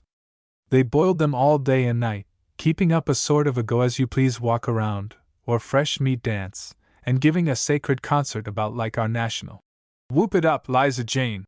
And when they stuck a fork into the boiling limbs, and found that the meat seemed water-soaked, they set the table and sounded the loud timbrel for breakfast. The surviving missionary says he shall never forget the look of pain on the face of a buck cannibal as he bit into the elbow joint of the late lamented and struck a brass hinge. He picked it out as an American would pick a buckshot out of a piece of venison, and laid it beside his plate in an abstracted manner, and began to chew on the cork elbow. Any person who has ever tried to draw a cork out of a beer bottle with his teeth can realize the feelings of these cannibals as they tried to draw sustenance from the remains of the cork man. They were saddened, and it is safe to say they are incensed against the Missionary Society. Whether they will conclude that all Americans have become tough, and quit trying to masticate them, is not known, though that is the object sought to be attained by the Society. One of the cannibals said he knew, when those legs and arms would not stay under water when they were boiling, and had to be loaded down with stones, that the meat wasn't right, but his wife told him, "Some pork would bile so." The experiment is worth following up, and we suppose hereafter there will be a great demand for men with cork arms and legs to be sent as missionaries. After a few such experiences the cannibals may see the error of their ways and become Christians, and eat dog sausage and Limburg cheese. The ministerial pugilists. Those who read the account of the trial of Rev. Carhart, at Oshkosh, are about as sick of true goodness as men can be. They open the ecclesiastical court by singing, "A charge to keep I have," and then Brother Haddock, after a prayer has been delivered, does not keep his charges, but fires them at the presiding elder. Good old tunes are sung previous to calling witnesses to testify to alleged 3 Cardam Monte acts of a disciple of Christ. Sanctimonious-looking men pray for divine guidance, and then try to prove that a dear brother has bilked another dear brother out of several $100s on Texas lands, and that he tried to trade a wagon at double what it is worth to settle the matter. They sing, "Take me just as I am," and then try to prove that the one who made charges against the other is not altogether holy, because he is alleged to have confessed to passing the night in a room with a female church member, in silent devotion, when he swears it is a lie, that he only laid on a lounge. Prominent Methodists collect at the bullfight in Oshkosh, take sides with one or the other, and lay their bottom prayer that their champion will come out on top, with not a stripe polluted nor a star erased. One side sings, "Jesus caught me when a stranger," and the other side smiles and winks and whispers that they are glad he was caught. They sing, "Rock of Ages, cleft for me," and proceed to cleave the rock of each other's character. They cast one eye heavenward in prayer, while with the other they watch the other side to see that they don't steal the testimony. Someone starts, "Little drops of water," and big drops of perspiration appear on truly good foreheads, for fear proof will be adduced to show that money has been obtained under false pretenses. and this goes by the name of religion. There should be honor among ministers. Both of the principals in this suit should be bounced. If the charges are true, Carhart should emigrate. If they are not true, Haddock should emigrate. Music on the waters. Our readers have no doubt noticed in the papers that the Goodrich Transportation Company had secured a band from Waupun to make music on the boats of that line between Milwaukee and Chicago this summer. Well, there is trouble going on in consequence. Mr. Husson, of the Goodrich line, entrusted the organization of the band to Mr. Nick Jarvis, of Waupun, a gentleman whose reputation as a scientific pounder of the bass drum has received encomiums from the crowned heads of Oshkosh and Hazen's Cheese Factory. Having such confidence in Mr. Jarvis, Mr. Husson gave him a roving commission, with authority to secure the best talent in the known world. He organized the band, and then it occurred to Mr. Jarvis that the musicians had always been accustomed to playing on land, and they might be sick on the water, so he took measures to accustom them to a seafaring life before leaving Waupun. He got them to practicing in a building, and hired some boys to throw water up on the side of the house, to see if they would be seasick. The band fellows would have stood the sea first rate, only the villains who had been hired to throw the water used a lot of dirty stuff they found back of a hotel, which smelled powerful. A number of the band members felt the swash of the waves against the bulwarks of the house, and smelled what they supposed to be salt sea air, and they leaned out of the windows and wanted to throw up their situations. But a German in the party had a lemon and some cheese, which was given around to taste and smell, and they came out of it all right. Mr. Jarvis' next idea, to accustom the prairie sailors to the vasty deep, was to take them out on the mill pond at Waupun in a skiff.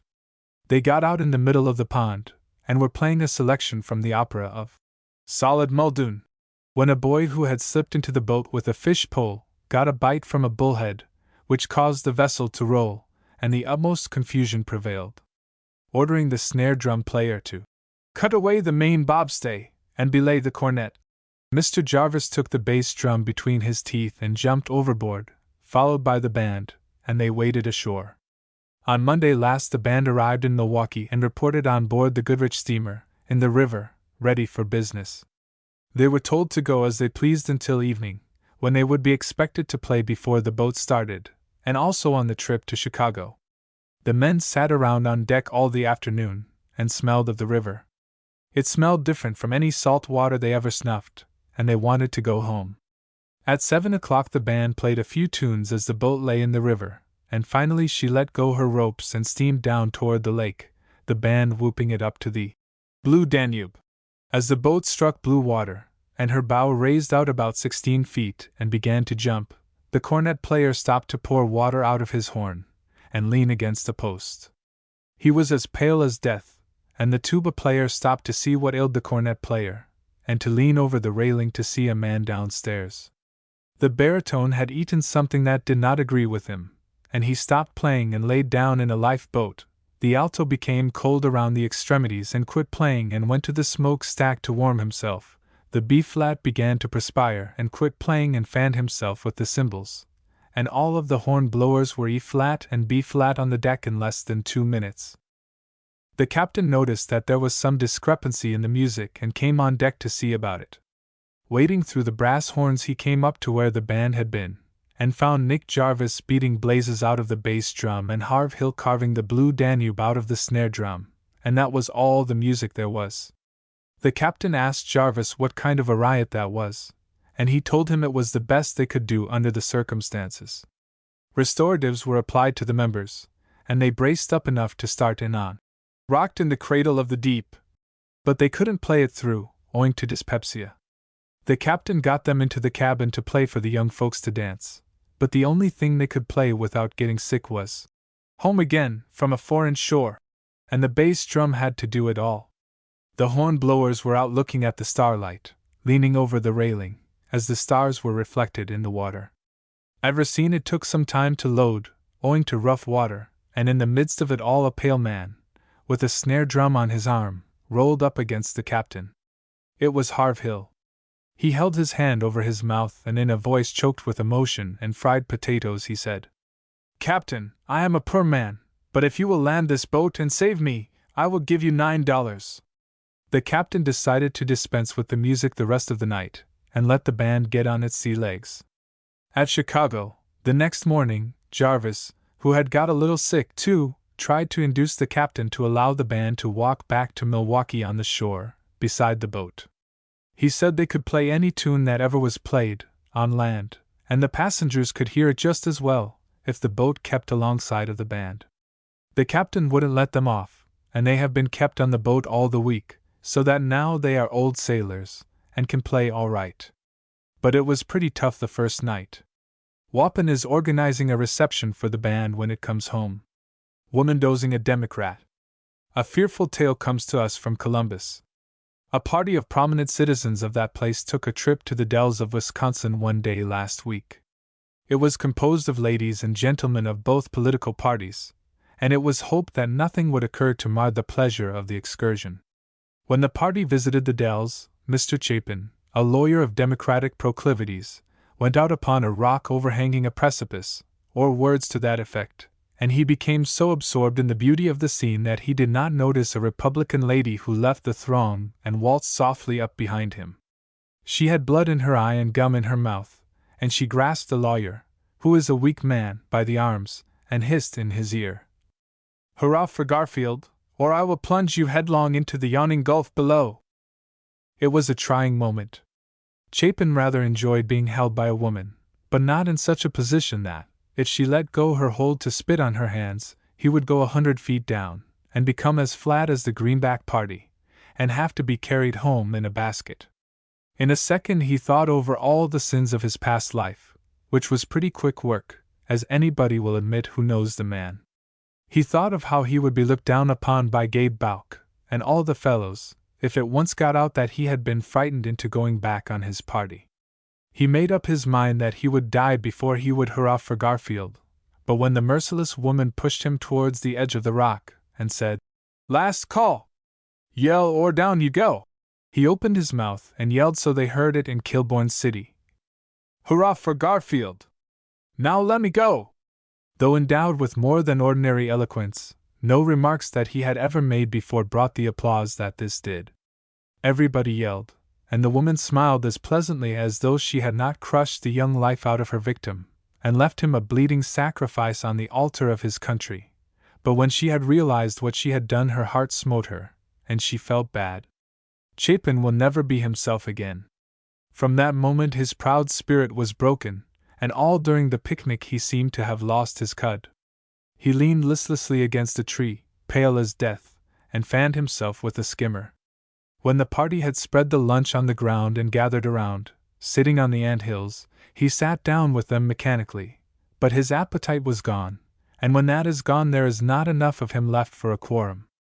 Friends rallied around him, passed the pickles, and drove the Antmeyers out of a sandwich, and handed it to him on a piece of shingle, but he either passed or turned it down.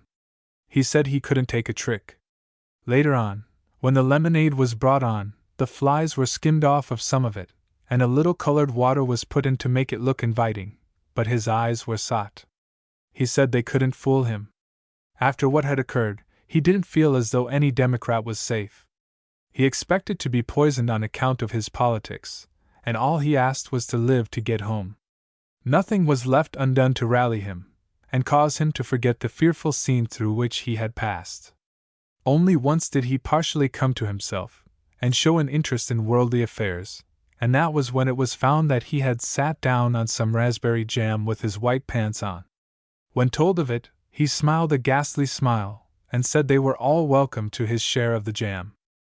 They tried to interest him in conversation by drawing war maps with 3-tined forks on the jam, but he never showed that he knew what they were about until Mr. Moak, of Watertown, took a brush, made of cauliflower preserved in mustard, and shaded the lines of the war map on Mr. Chapin's trousers, which Mr. Butterfield had drawn in the jam. Then his artistic eye took in the incongruity of the colors, and he gasped for breath, and said, "Moak, that is played out. People will notice it." But he relapsed again into semi-unconsciousness, and never spoke again, not a great deal, till he got home. He has ordered that there be no more borrowing of sugar, and drawings of tea back and forth between his house and that of the lady who broke his heart, and he has announced that he will go without sauerkraut all winter rather than borrow a machine for cutting cabbage of a woman that would destroy the political prospects of a man who had never done a wrong in his life. He has written to the chairman of the Democratic State Central Committee to suspend judgment on his case, until he can explain how it happened that a dyed-in-the-wool Democrat hurrahed for Garfield. A lively train load. Last week a train load of insane persons were removed from the Oshkosh Asylum to the Madison Asylum. As the train was standing on the side track at Watertown Junction, it created considerable curiosity. People who have ever passed Watertown Junction have noticed the fine old gentleman who comes into the car with a large square basket, peddling popcorn. He is one of the most innocent and confiding men in the world. He is honest, and he believes that everybody else is honest. He came up to the depot with his basket, and seeing the train he asked Pierce, the landlord there, what train it was. Pierce, who is a most diabolical person, told the old gentleman that it was a load of members of the legislature and female lobbyists going to Madison. With that beautiful confidence which the popcorn man has in all persons, he believed the story, and went in the car to sell popcorn. Stopping at the first seat, where a middle-aged lady was sitting alone, the popcorn man passed out his basket and said, "Fresh popcorn." The lady took her foot down off the stove, looked at the man a moment with eyes glaring and wild, and said, "It is, no, it cannot be, and yet it is me long-lost Duke of Oshkosh." And she grabbed the old man by the necktie with one hand and pulled him down into the seat, and began to mow away corn into her mouth. The popcorn man blushed, looked at the rest of the passengers to see if they were looking, and said, as he replaced the necktie knot from under his left ear and pushed his collar down, "Madam, you are mistaken. I have never been a duke in Oshkosh. I live here at the junction." The woman looked at him as though she doubted his statement, but let him go. He proceeded to the next seat, when a serious-looking man rose up and bowed. The popcorn man also bowed and smiled as though he might have met him before. Taking a paper of popcorn and putting it in his coat-tail pocket, the serious man said, "I was honestly elected President of the United States in 1876, but was counted out by the vilest conspiracy that ever was concocted on the earth, and I believe you are one of the conspirators." And he spit on his hands and looked the popcorn man in the eye. The popcorn man said he never took any active part in politics, and had nothing to do with that Hayes business at all. Then the serious man sat down and began eating the popcorn, while two women on the other side of the car helped themselves to the corn in the basket. The popcorn man held out his hand for the money, when a man 2 seats back came forward and shook hands with him, saying, "They told me you would not come, but you have come, Daniel, and now we will fight it out. I will take this razor, and you can arm yourself at your leisure." The man reached into an inside pocket of his coat, evidently for a razor, when the popcorn man started for the door, his eyes sticking out 2 inches. Every person he passed took a paper of popcorn. One man grabbed his coat and tore one tail off, another took his basket away, and as he rushed out on the platform the basket was thrown at his head, and a female voice said, "I will be ready when the carriage calls at 8. As the old gentleman struck the platform and began to arrange his toilet, he met Fitzgerald, the conductor, who asked him what was the matter. He said Pierce told him that crowd was going to the legislature. "But," says he, as he picked some pieces of paper collar out of the back of his neck, "if those people are not delegates to a Democratic convention, then I have been peddling popcorn on this road 10 years for nothing, and don't know my business." Fitz told him they were patients going to the insane asylum. The old man thought it over a moment, and then he picked up a coupling pin and went looking for Pierce. He says he will kill him. Pierce has not been out of the house since. This Pierce is the same man that lent us a runaway horse once. How sharper than a hound's tooth. Years ago we swore on a stack of red chips that we would never own another dog. 6 promising pups that had been presented to us, blooded setters and pointers, had gone the way of all dog flesh, with the distemper and dog buttons, and by falling in the cistern, and we had been bereaved via dog misfortunes as often as John R. Bennett, of Janesville, has been bereaved on the nomination for Attorney General. We could not look a pup in the face but it would get sick, and so we concluded never again to own a dog. The vow has been religiously kept since. Men have promised us thousands of pups, but we have never taken them. One conductor has promised us at least 75 pups, but he has always failed to get us to take one. Dog lovers have set up nights to devise a way to induce us to accept a dog. We held out firmly until last week. One day we met Pierce, the Watertown Junction hotel man, and he told us he had a greyhound pup that was the finest bred dog. We think he said bred dog, though it might have been a sausage dog, he said. Anyway, he told us it was blooded, and that when it grew up to be a man, that is, figuratively speaking, when it grew up to be a dog full size, it would be the handsomest canine in the Northwest. We kicked on it, entirely, at first, but when he told us hundreds of men who had seen the pup had offered him thousands of dollars for it, but that he had rather give it to a friend than sell it to a stranger, we weakened, and told him to send it in. Well, excuse us while we go into a corner and mutter a silent remark. It came in on the train Monday, and was taken to the barn. It is the confoundedest looking dog that a white man ever set eyes on. It is about the color of putty, and about 7 feet long, though it is only 6 months old. The tail is longer than a whiplash, and when you speak sassy to that dog, the tail will begin to curl around under him, amongst his legs, double around over his neck and back over where the tail originally was hitched to the dog, and then there is tail enough left for 4 ordinary dogs. It is the longest tail we have ever seen in one number. If that tail was cut up into ordinary tails, such as common dogs wear, there would be enough for all the dogs in the 7th Ward, with enough left for a white wire clothesline. When he lays down, his tail curls up like a coil of telephone wire, and if you take hold of it and ring, you can hear the dog at the central office. If that dog is as long in proportion, when he gets his growth, and his tail grows as much as his body does, the dog will reach from here to the soldier's home. His head is about as big as a Graham gem, and runs down to a point not bigger than a cambric needle, while his ears are about as big as a thumb to a glove, and they hang down as though the dog didn't want to hear anything. How a head of that kind can contain brains enough to cause a dog to know enough to go in when it rains is a mystery. But he seems to be intelligent. If a man comes along on the sidewalk, the dog will follow him until he meets another man, and then he follows him till he meets another, and so on until he has followed the entire population.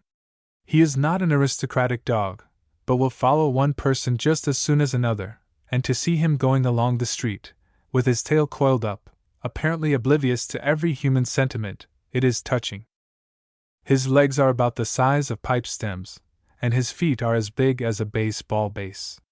He wanders around, following a boy, then a middle-aged man, then a little girl, then an old man, and finally, about mealtime, the last person he follows seems to go by the barn, and the dog wanders in and looks for a buffalo robe or a harness tug to chew. It does not cost anything to keep him, as he has only eaten 1 trotting harness and 1 foxskin robe since Monday, though it may not be right to judge of his appetite, as he may be a little off his feed. Pierce said he would be a nice dog to run with a horse, or under a carriage. Why, bless you, he won't go within 20 feet of a horse, and a horse would run away to look at him. Besides, he gets right under a carriage wheel, and when the wheel runs over him he complains, and sings Pinafore. What under the sun that dog is ever going to be good for is more than we know. He is too lean and bony for sausage. A piece of that dog as big as your finger in a sausage would ruin a butcher. It would be a dead giveaway. He looks as though he might point game, if the game was brought to his attention, but he would be just as liable to point a cow. He might do to stuff and place in a front yard to frighten burglars. If a burglar wouldn't be frightened at that dog, nothing would scare him. Anyway, now we have got him, we will bring him up, though it seems as though he would resemble a truss bridge or a refrigerator car, as much as a dog, when he gets his growth. For fear he will follow off a wagon track, we tie a knot in his tail. Parties who have never seen a very long dog can call at the barn about meal time and see him. A sewing machine given to the boss girl. In response to a request from W. T. Van Kirk, George W. Peck presented the Rock County Agricultural Society with a sewing machine to be given to the boss combination girl of Rock County. With the machine he sent the following letter, which explains his meaning of a combination girl, etc. Milwaukee, June 7, 1881. W. T. Van Kirk, dear sir, your letter, in reference to my giving some kind of a premium to somebody, at your county fair, is received, and I have been thinking it over.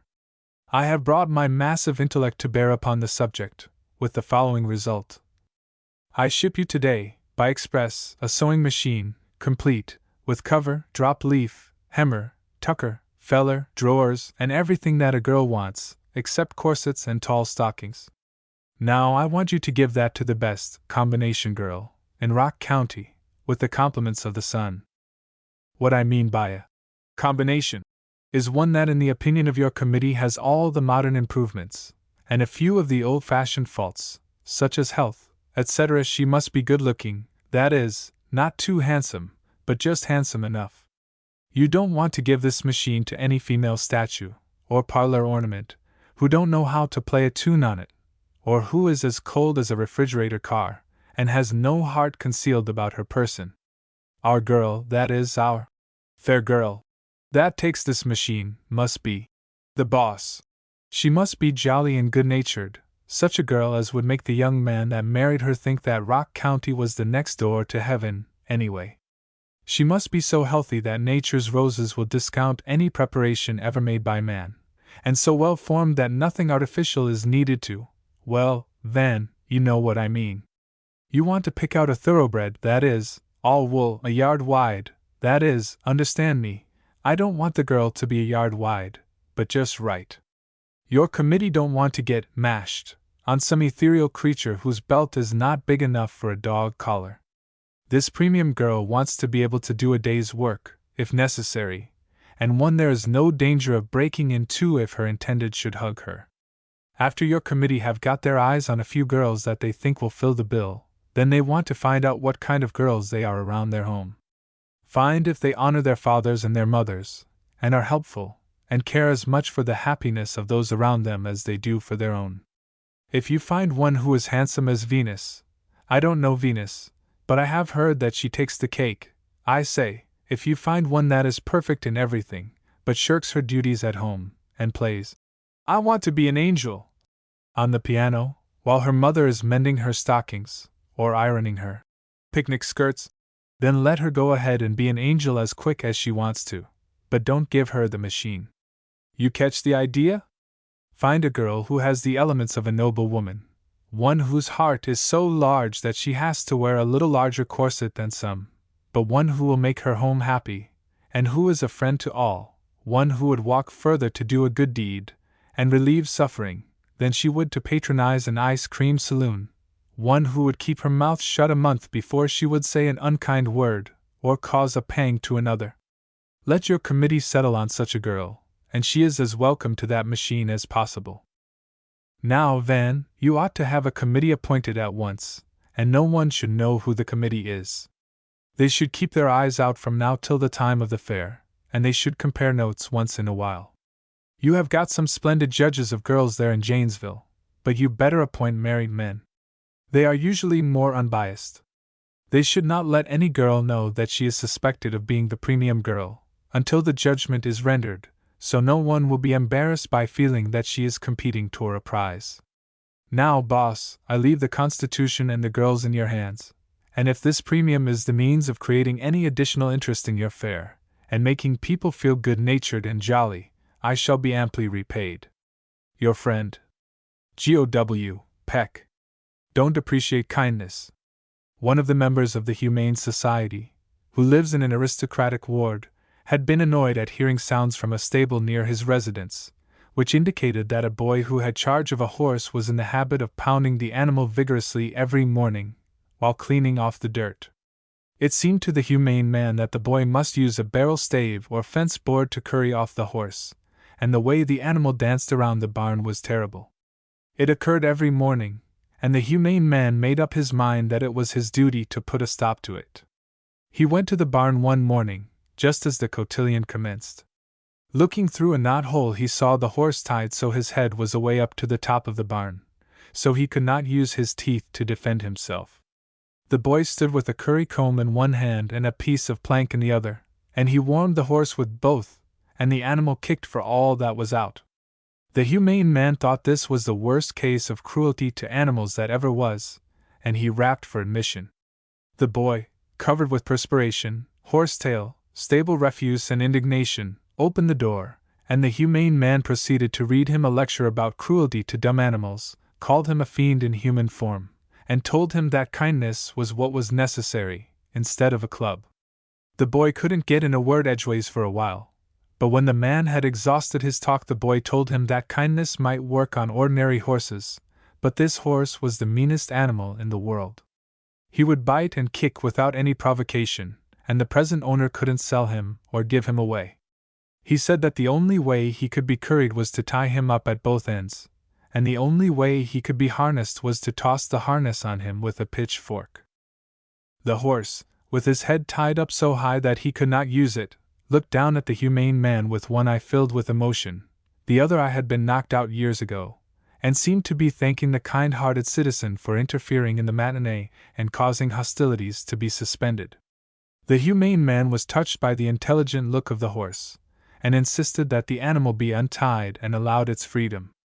The boy said he didn't dare untie him, for he would kick the side of the barn out, but the man insisted that he should release the horse, and went up to his head to do so, when the boy went through the manure hole in the side of the barn.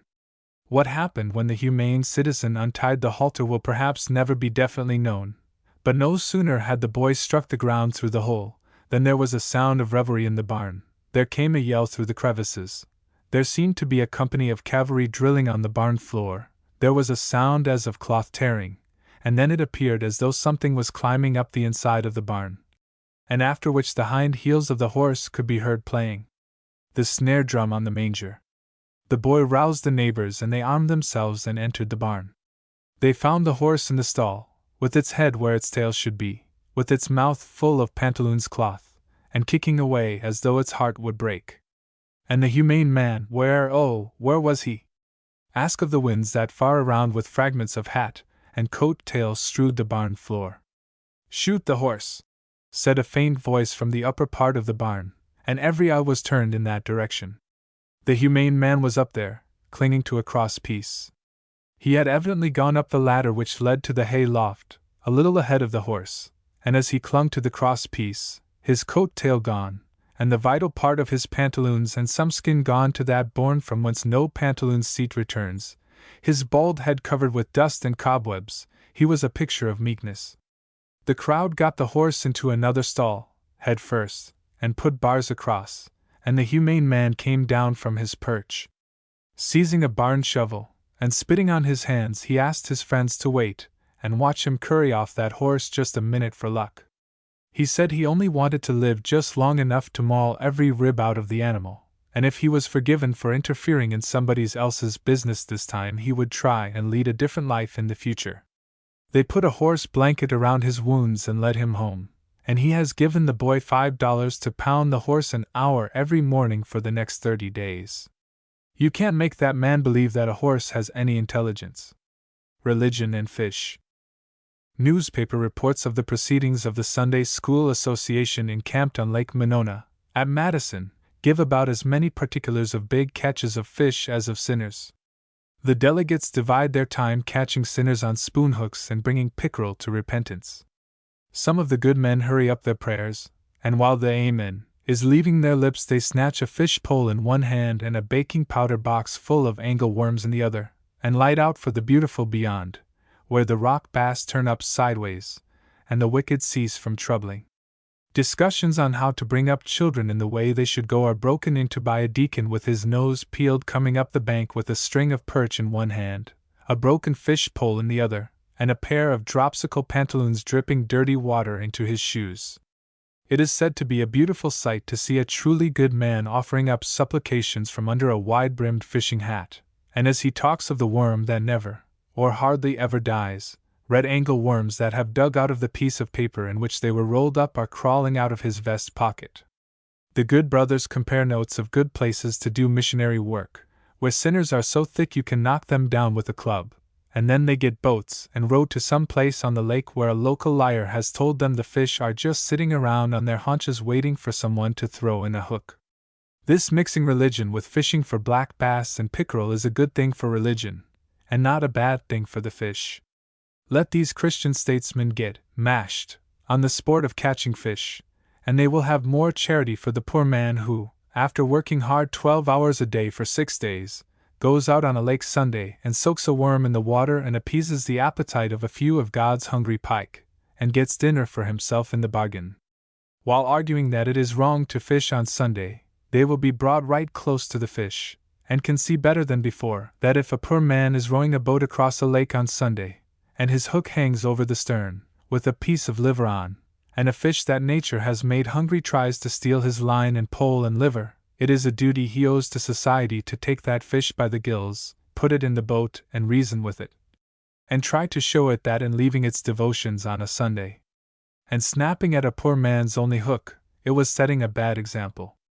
These Sunday school people will have a nice time, and do a great amount of good, if the fish continue to bite, and they can go home with their hearts full of the grace of God, their stomachs full of fish, their teeth full of bones, and if they fall out of the boats, and their suspenders hold out, they may catch a basin full of eels in the basement of their pantaloons. But we trust they will not try to compete with the local sports in telling fish stories. That would break up a whole Sunday school system. A doctor of laws. A doctor at Ashland is also a justice of the peace, and when he is called to visit a house he don't know whether he is to physic or to marry. Several times he has been called out in the night to the country, and he supposed someone must be awful sick, and he took a cartload of medicines, only to find somebody wanted marrying. He has been fooled so much that when he is called out now he carries a pill bag and a copy of the statutes, and tells them to take their choice. He was called to one house and found a girl who seemed feverish.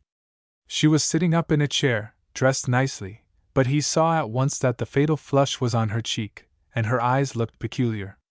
He felt of her pulse, and it was beating at the rate of 200 a minute. He asked her to run out her tongue, and she run out 8 or 9 inches of the lower end of it. It was covered with a black coating, and he shook his head and looked sad. She had never been married any before, and supposed that it was necessary for a justice who was going to marry a couple to know all about their physical condition, so she kept quiet and answered questions. She did not tell him that she had been eating huckleberry pie, so he laid the coating on her tongue to some disease that was undermining her constitution. He put his ear on her chest and listened to the beating of her heart, and shook his head again. He asked her if she had been exposed to any contagious disease. She didn't know what a contagious disease was, but on the hypothesis that he had reference to sparking, she blushed and said she had, but only 2 evenings, because John had only just got back from the woods where he had been chopping, and she had to sit up with him. The doctor got out his pill bags and made some quinine powders, and gave her some medicine in 2 tumblers, to be taken alternately, and told her to soak her feet and go to bed, and put a hot mustard poultice on her chest, and some onions around her neck.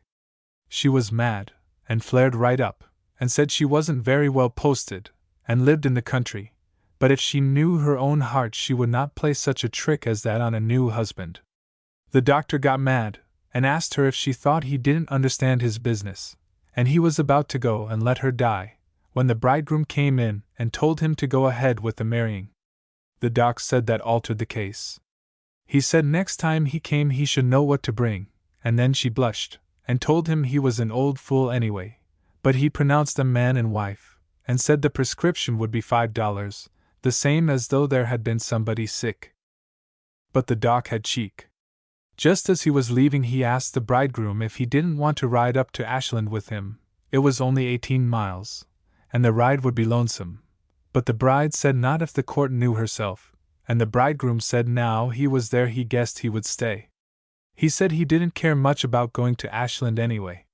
The difference in horses? There has been a great change in livery horses within the last 20 years. Years ago, if a young fellow wanted to take his girl out riding, and expected to enjoy himself, he had to hire an old horse, the worst in the livery stable, that would drive itself, or he never could get his arm around his girl to save him.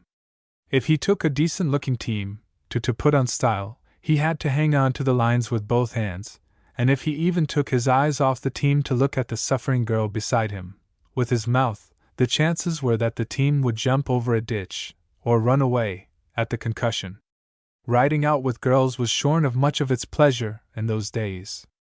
We knew a young man that was going to put one arm around his girl if he did not lay up a cent, and it cost him over $300. The team ran away, the buggy was wrecked, one horse was killed, the girl had her hind leg broken, and the girl's father kicked the young man all over the orchard, and broke the mainspring of his watch. It got so that the livery rig a young man drove was an index to his thoughts. If he had a stylish team that was right up on the bit, and full of vinegar, and he braced himself and pulled for all that was out, and the girl sat back in the corner of the buggy, looking as though she should faint away if a horse got his tail over a line, then people said that couple was all right, and there was no danger that they would be on familiar terms. But if they started out with a slow old horse that looked as though all he wanted was to be left alone, however innocent the party might look, people knew just as well as though they had seen it, that when they got out on the road, or when night came on, that fellow's arm would steal around her waist, and she would snug up to him, and oh, pshaw, you have heard it before. Well, late years the liverymen have got onto the racket, as they say at the church sociables. They have found that horses that know their business are in demand, and so horses are trained for this purpose. They are trained on purpose for outdoor sparking. It is not an uncommon thing to see a young fellow drive up to the house where his girl lives with a team that is just tearing things. They prance, and champ the bit, and the young man seems to pull on them as though his liver was coming out. The horses will hardly stand still long enough for the girl to get in, and then they start off and seem to split the air wide open, and the neighbors say, "Them children will get all smashed up one of these days." The girl's mother and father see the team start, and their minds experience a relief as they reflect that, as long as John drives that frisky team, there can't be no hugging a going on. The girl's older sister sighs and says, "That's so," and goes to her room and laughs right out loud. It would be instructive to the scientists to watch that team for a few miles. The horses fairly foam before they get out of town, but striking the country road, the fiery steeds come down to a walk, and they mope along as though they had always worked on a hearse. The shady woods are reached, and the carriage scarcely moves, and the horses seem to be walking in their sleep. The lines are loose on the dashboard, and the left arm of the driver is around the pretty girl, and they are talking low. It is not necessary to talk loud, as they are so near each other that the faintest whisper can be heard. But a change comes over them. A carriage appears in front, coming towards them. It may be someone that knows them. The young man picks up the lines, and the horses are in the air, and as they pass the other carriage it almost seems as though the team is running away, and the girl that was in sweet repose a moment before acts as though she wanted to get out. After passing the intruder, the walk and conversation are continued. If you meet the party on the Whitefish Bay Road at 10 o'clock at night, the horses are walking as quietly as oxen, and they never wake up until coming into town, and then he pulls up the team and drives through town like a cyclone, and when he drives up to the house the old man is on the steps, and he thinks John must be awful tired trying to hold that team. And he is. It is thought by some that horses have no intelligence, but a team that knows enough to take in a sporadic case of buggy sparking has got sense. These teams come high, but the boys have to have them. Addicted to Limburg cheese. During the investigation of Chief Kennedy, one witness testified to something that ought to make it hot for the chief. When men stoop to do the things that Mr. Chapin testified to, an outraged public sentiment has got to step in. Mr. Chapin testified, and he is a man whose word is as good as our note. He said he met Kennedy in a street car, and his breath smelled of Limburg cheese. That is enough. Carry his remains out. Any man who will appear in a public place, among folks, with his breath smelling of Limburg cheese, has got his opinion of us. It is simply damnable. We can see how a man who likes Limburg cheese is liable, though he may have sworn off, to return to the mustard cup, and after the first taste, fill his skin full of cheese, arguing that one may as well die for an old sheep as a lamb. It is a well-known fact, agreed to by all scientists, that a single mouthful will tarnish an otherwise virtuous breath as much as a whole cheese. One mouthful of cheese leads on to another, and we are prepared to believe that if the chief smelled the cheese at all, he was full of it. Men cannot be too careful of cheese. If a man feels that he is going to commit the dastardly act of eating limburg cheese, he has time to go out to a glue factory, or a slaughterhouse, or the house of correction, or some other place whose offense is rank.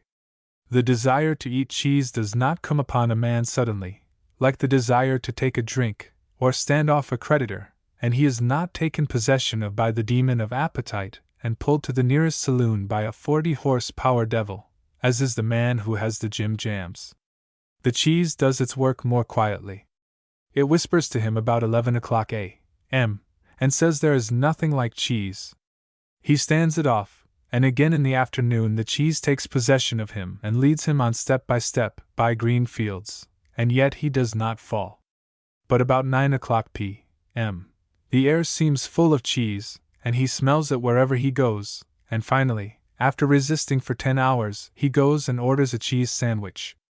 Now, when the feeling first comes on, and he shuts his eyes and imagines he sees limburg cheese, if the victim would go and buy a slice and go away out in the country, by the fertilizer factory, he could eat his cheese and no one but the workmen in the fertilizer factory could complain. That is what ought to be done when a man is addicted to cheese. But this chief of police has stood up in the face of public opinion, eaten limburg cheese with brazen effrontery that would do credit to a lawyer, and has gone into a public conveyance, breathing pestilence and cheese. There is no law on our statute books that is adequate to punish a man who will thus trample upon the usages of society. However, the conviction of Kennedy of eating limburg cheese will be the means of acquitting him of the other charge, that of conversing with a lewd woman. We doubt if there is a lewd woman, though she be terribly lewd, who would allow a man to come within several blocks of her who had been eating that deceased cheese. If we were in Kennedy's place we would admit the cheese, and then bring 10,000 women to swear whether they would remain in the same room with a man who had been eating that cheese. There are men who do eat cheese, bad men, the wicked classes, who go into the presence of females. But that is one thing which causes so many suicides among the poor fallen girls. When we hear that another naughty but nice-looking girl has been filling her skin full of paregoric and is standing off a doctor with a stomach pump, we instinctively feel as though some man with a smell of cheese about his garments had been paying attention to her, and she had become desperate. If they discharge the chief on that cheese testimony, it will be a lesson to all men hereafter. Terrible time on the cars. There is something about the average Chicago young man that gives him away, and gives away anybody that gets in with him. He is full of practical jokes, and is a bad egg on general principles. Last week Mr. Epaenetus Hoyt, of Fond du Lac, went to Chicago on a visit. He is a pious gentleman, whose candor would carry conviction to the mind of the seeker after righteousness, and his presence at the prayer meeting, at the sociable or the horse race, is an evidence that everything will be conducted on the square.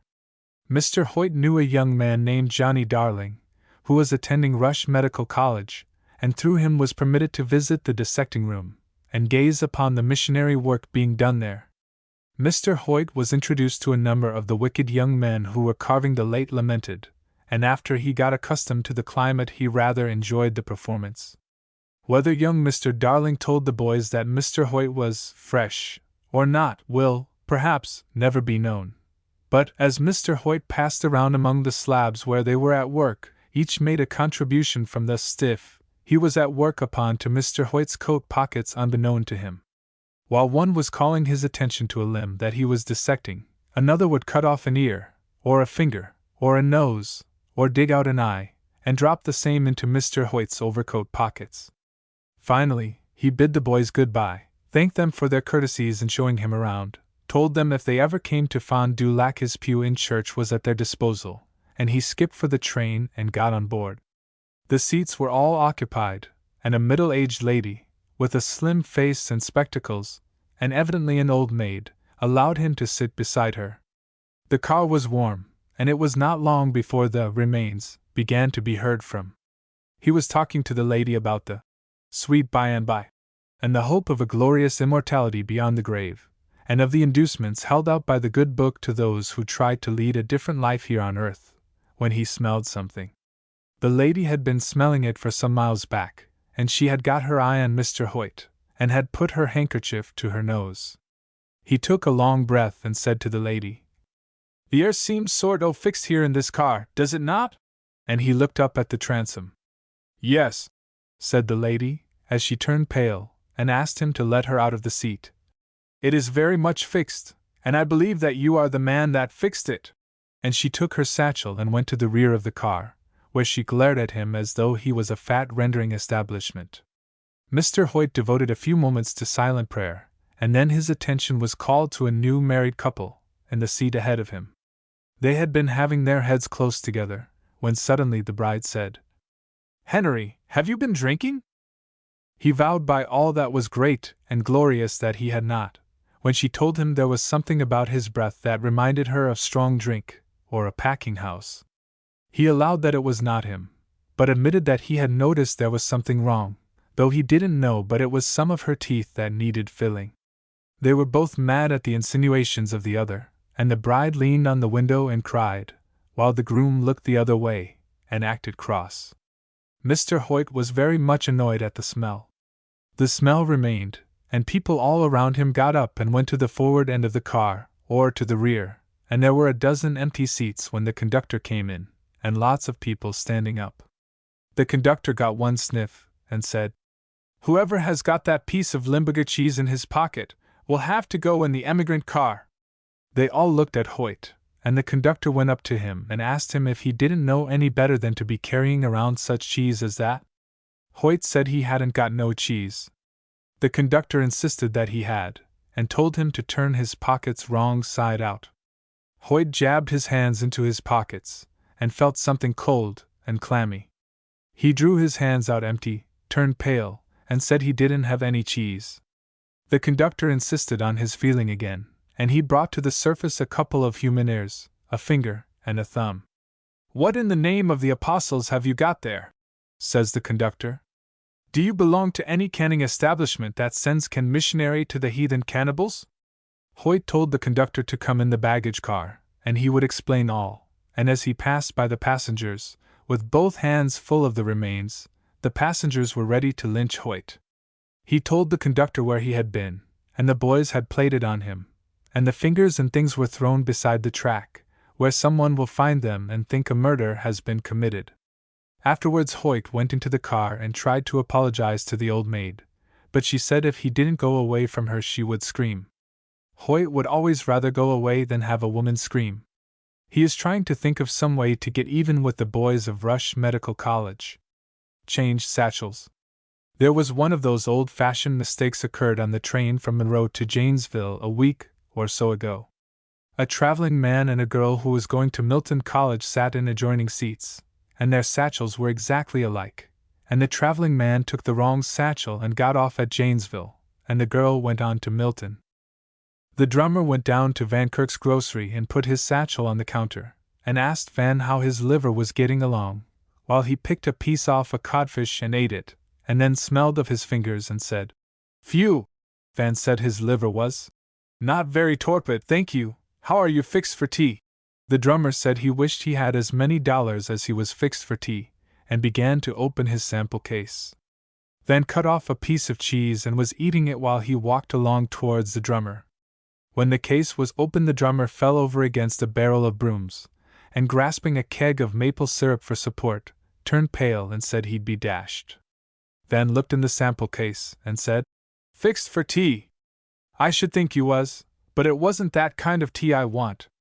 There was a long female nightshirt, clabbered up in front with trimming and starch, and buttoned from Genesis to Revelations. Van took a butter trier and lifted it out, and there was more than a peck measure full of stuff that never belonged in no grocery. Van said, If you are traveling for a millinery house, I will send a boy to direct you to a millinery store. The drummer wiped the perspiration from his face with a coffee sack and told Van he would give him $1 million if he never would let the house in Milwaukee know about it, and he chucked the things back in. What is this? Said Van, as he held up a pair of giddy-looking affairs that no drummer ever wore on his own person. Don't ask me, says the drummer. I am not a married man. He took the satchel and went to Milton on the next train. The girl had opened the satchel which fell to her in the division to show her roommate how to make a stitch in crochet, and when the brown sugar, coffee, tea, rice, bottles of syrup, macaroni, and a pack of cards came in sight, she fairly squealed. Along after dinner the drummer called and asked for an exchange, and they exchanged, and it was hard to tell which blushed the most. The naughty but nice church choir. You may organize a church choir and think you have got it down fine, and that every member of it is pious and full of true goodness, and in such a moment as you think not you will find that one or more of them are full of the old Harry, and it will break out when you least expect it. There is no more beautiful sight to the student of nature than a church choir. To see the members sitting together, demure, devoted, and pious-looking, you think that there is never a thought enters their mind that is not connected with singing anthems, but sometimes you get left. There is one church choir in Milwaukee that is about as near perfect as a choir can be. It has been organized for a long time, and has never quarreled, and the congregation swears by it. When the choir strikes a devotional attitude, it is enough to make an ordinary Christian think of the angel band above. Only the male singers wear whiskers, and the females wear fashionable clothes. You would not think that this choir played tricks on each other during the sermon, but sometimes they do. The choir is furnished with the numbers of the hymns that are to be sung by the minister, and they put a bookmark in the book at the proper place. One morning they all got up to sing, when the soprano turned pale as an ace of spades dropped out of her hymn book, the alto nearly fainted when a queen of hearts dropped at her feet, and the rest of the pack was distributed around in the other books. They laid it on to the tenor, but he swore, while the minister was preaching, that he didn't know one card from another. One morning last summer, after the tenor had been playing tricks all spring on the rest of the choir, the soprano brought a chunk of shoemaker's wax to church. The tenor was arrayed like Solomon, in all his glory, with white pants and a Seymour coat. The tenor got up to see who the girl was who came in with the old lady, and while he was up the soprano put the shoemaker's wax on the chair, and the tenor sat down on it. They all saw it, and they waited for the result. It was an awful long prayer, and the church was hot. The tenor was no iceberg himself, and shoemaker's wax melts at 98 degrees Fahrenheit. The minister finally got to the Amen, and read a hymn. The choir coughed, and all rose up. The chair that the tenor was in stuck to him like a brother, and came right along, and nearly broke his suspenders. It was the tenor to bat, and as the great organ struck up he pushed the chair off of his person, looked around to see if he had saved his pants, and began to sing, and the rest of the choir came near bursting. The tenor was called out on 3 strikes by the umpire, and the alto had to sail in, and while she was singing the tenor began to feel of first base to see what was the matter. When he got his hand on the shoemaker's warm wax his heart smote him, and he looked daggers at the soprano, but she put on a pious look and got her mouth ready to sing, "Hold the fort." Well, the tenor sat down on a white handkerchief before he went home, and he got home without anybody seeing him, and he has been, as the old saying is, laying for the soprano ever since to get even. It is customary in all first-class choirs for the male singers to furnish candy for the lady singers, and the other day the tenor went to a candy factory and had a peppermint lozenger made with about half a teaspoonful of cayenne pepper in the center of it. On Christmas he took his lozenger to church and concluded to get even with the soprano if he died for it. Candy had been passed around, and just before the hymn was given out in which the soprano was to sing a solo, "Nearer my God to thee," the wicked wretch gave her the loaded lozenger. She put it in her mouth and nibbed off the edges, and was rolling it as a sweet morsel under her tongue, when the organ struck up and they all arose. While the choir was skirmishing on the first part of the verse and getting scored up for the solo, she chewed what was left of the candy and swallowed it. Well, if a democratic torchlight procession had marched unbidden down her throat she couldn't have been any more astonished. She leaned over to pick up her handkerchief and spit the candy out, but there was enough pepper left around the selvage of her mouth to have pickled a peck of chow-chow.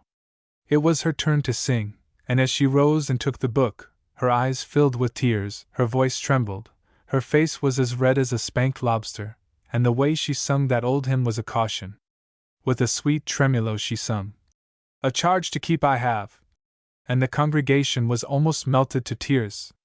As she stopped, while the organist got in a little work, she turned her head, opened her mouth and blew out her breath with a whoosh to cool her mouth. The audience saw her wipe a tear away, but did not hear the sound of her voice as she whooshed.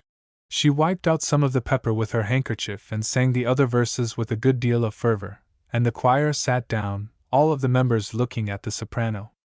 She called for water.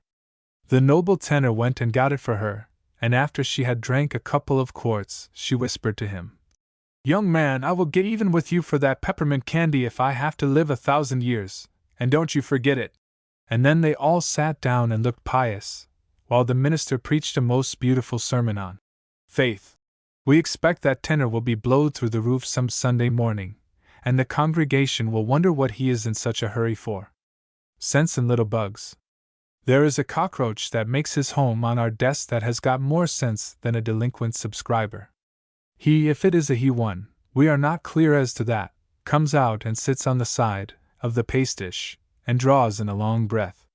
If the paste is fresh, he eats it, and wiggles his polonaise as much as to thank us, and goes away refreshed. If the paste is sour, and smells bad, he looks at us with a mournful expression, and goes away looking as though it was a mighty mean trick to play on a cockroach, and he runs about as though he was offended. When a package of wedding cake is placed on the desk, he is the first one to find it out, and he sits and waits till we cut the string, when he goes into it, and walks all over the cake till he strikes the bridal cake, when he gets onto it, stands on his head and seems to say, "Yum, yum," and is tickled as a girl with a fresh beau. There is human nature in a cockroach. When a man comes in and sits around with no business, on our busy day, and asks questions, and stays and keeps us from working, the cockroach will come out and sit on the inkstand and look across at the visitor as much as to say, "Why don't you go away about your business and leave the poor man alone, so he can get out some copy, and not keep us all standing around here doing nothing?" But when the paper is out, and there is a look of cheerfulness about the place, and we are anxious to have friends call, the cockroach flies around over the papers and welcomes each caller as pleasantly as he can, and seems to enjoy it. One day the paste smelled pretty bad, and we poured about a spoonful of whiskey in it, and stirred it up. The cockroach came out to breakfast, and we never saw a person that seemed to enjoy the meal any more than the cockroach did. It seemed as though he couldn't get enough paste. Pretty soon he put one hand to his head and looked cross-eyed. He tried to climb down off the paste dish, and fell over himself and turned a flip-flap on the blotting paper. Then he looked at us in a sort of mysterious way, winked one eye as much as to say, "You think you are smart, don't you, old Baldy?" Then he put one hand to his forehead as if in meditation, and staggered off into a drawer, coming out presently with his arm around another cockroach, and he took him to the paste pot, and he filled up, too, and then they locked arms and paraded up and down on the green cloth of the desk, as though singing, "We won't go home till morning." And they kicked over the steel pens, and acted a good deal like politicians after a caucus. Finally, some remark was made by one of them that didn't suit, and they pitched in and had the worst fight that ever was, after which one rushed off as if after a policeman, and the other staggered into his hole, and we saw no more of our cockroach till the next morning, when he came out with one hand on his head and the other on his stomach, and after smelling of the paste and looking sick, he walked off to a bottle of seltzer water and crawled up to the cork and looked around with an expression so human that we uncorked the bottle and let him in, and he drank as though he had been eating codfish. Since that day he looks at us a little suspicious, and when the paste smells a little peculiar he goes and gets another cockroach to eat some of it first, and he watches the effect. Now, you wouldn't believe it, but that cockroach can tell, the minute he sees a man, whether the man has come in with a bill, or has come in to pay money. We don't know how he does it, but when a man has a bill the cockroach begins to look solemn and mournful, and puts his hands to his eyes as though weeping.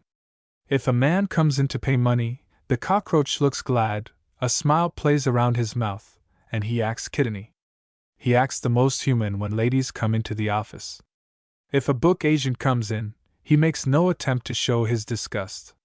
One day an old person came in with a Life of Garfield and laid it on the table, opened to the picture of the candidate, and left it.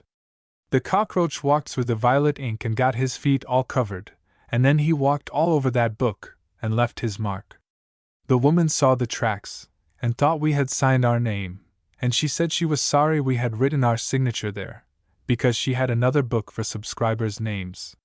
When a handsome lady comes in, the cockroach is in his element, and there is a good deal of proud flesh about him.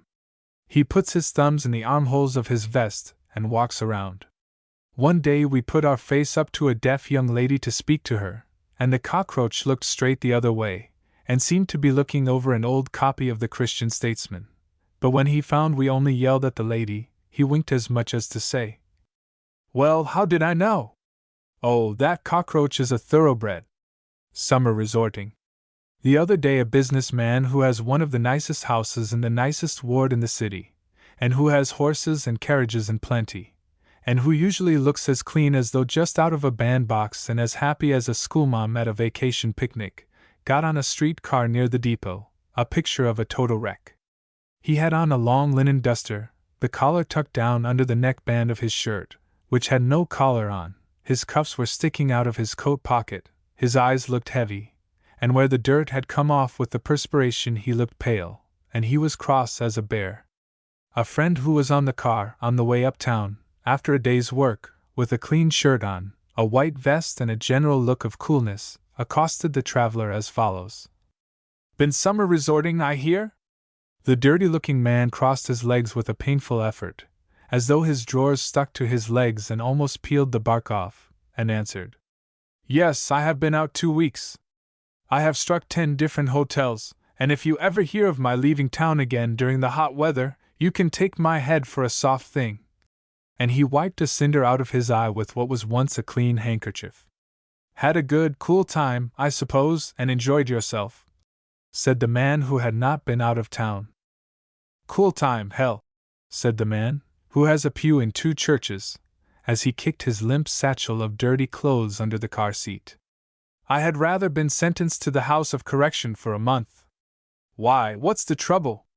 "Well, there's no trouble, for people who like that kind of fun, but this lets me out. I do not blame people who live in southern states for coming north, because they enjoy things as a luxury that we who live in Wisconsin have as a regular diet, but for a Chicago or Milwaukee man to go into the country to swelter and be kept awake nights is bald lunacy. Why, since I have been out I have slept in a room a size smaller than the closet my wife keeps her linen in, with one window that brought in air from a laundry, and I slept on a cot that shut up like a jackknife and always caught me in the hinge where it hurt.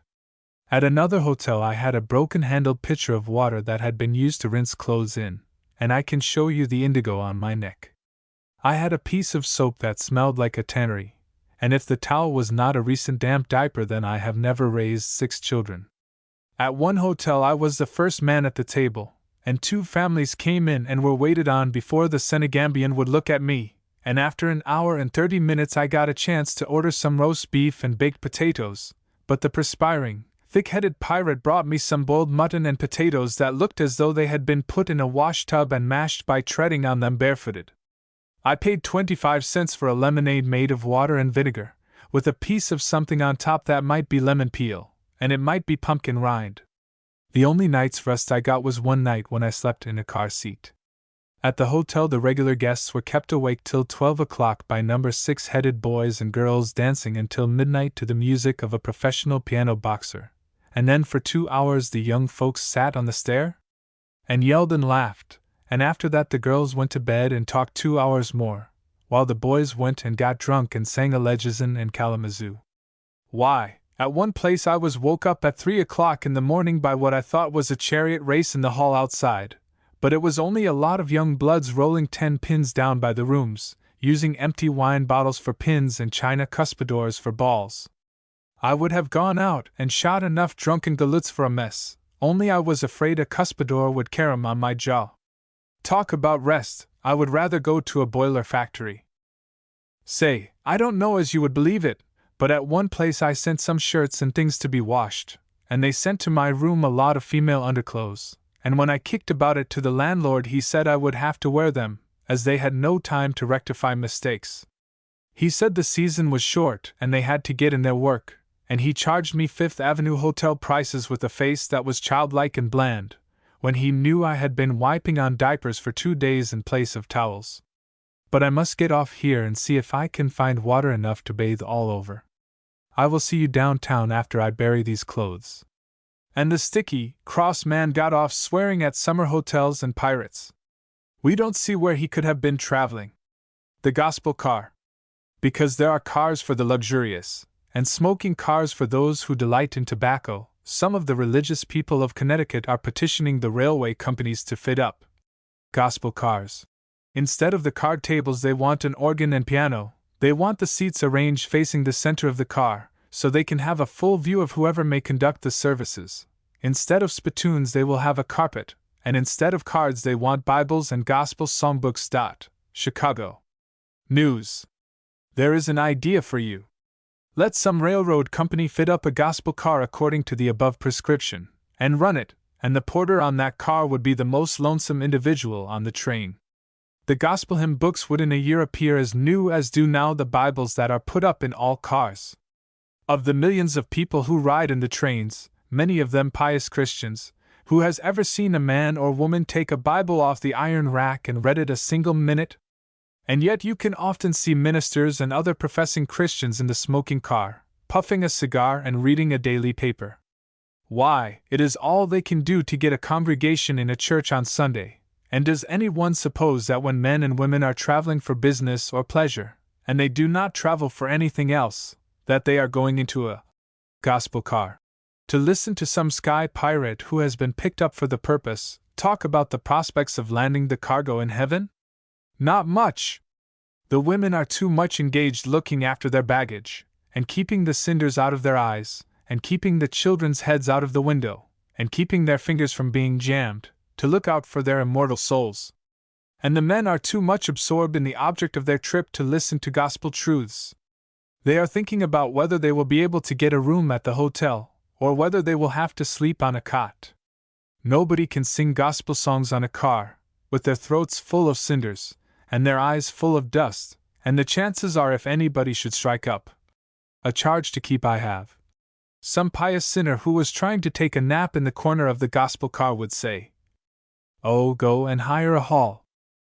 It would be necessary to make an extra charge of $50 to those who occupied the gospel car, the same as is charged on the parlor car, and you wouldn't get 2 persons on an average train full that would put up a nickel.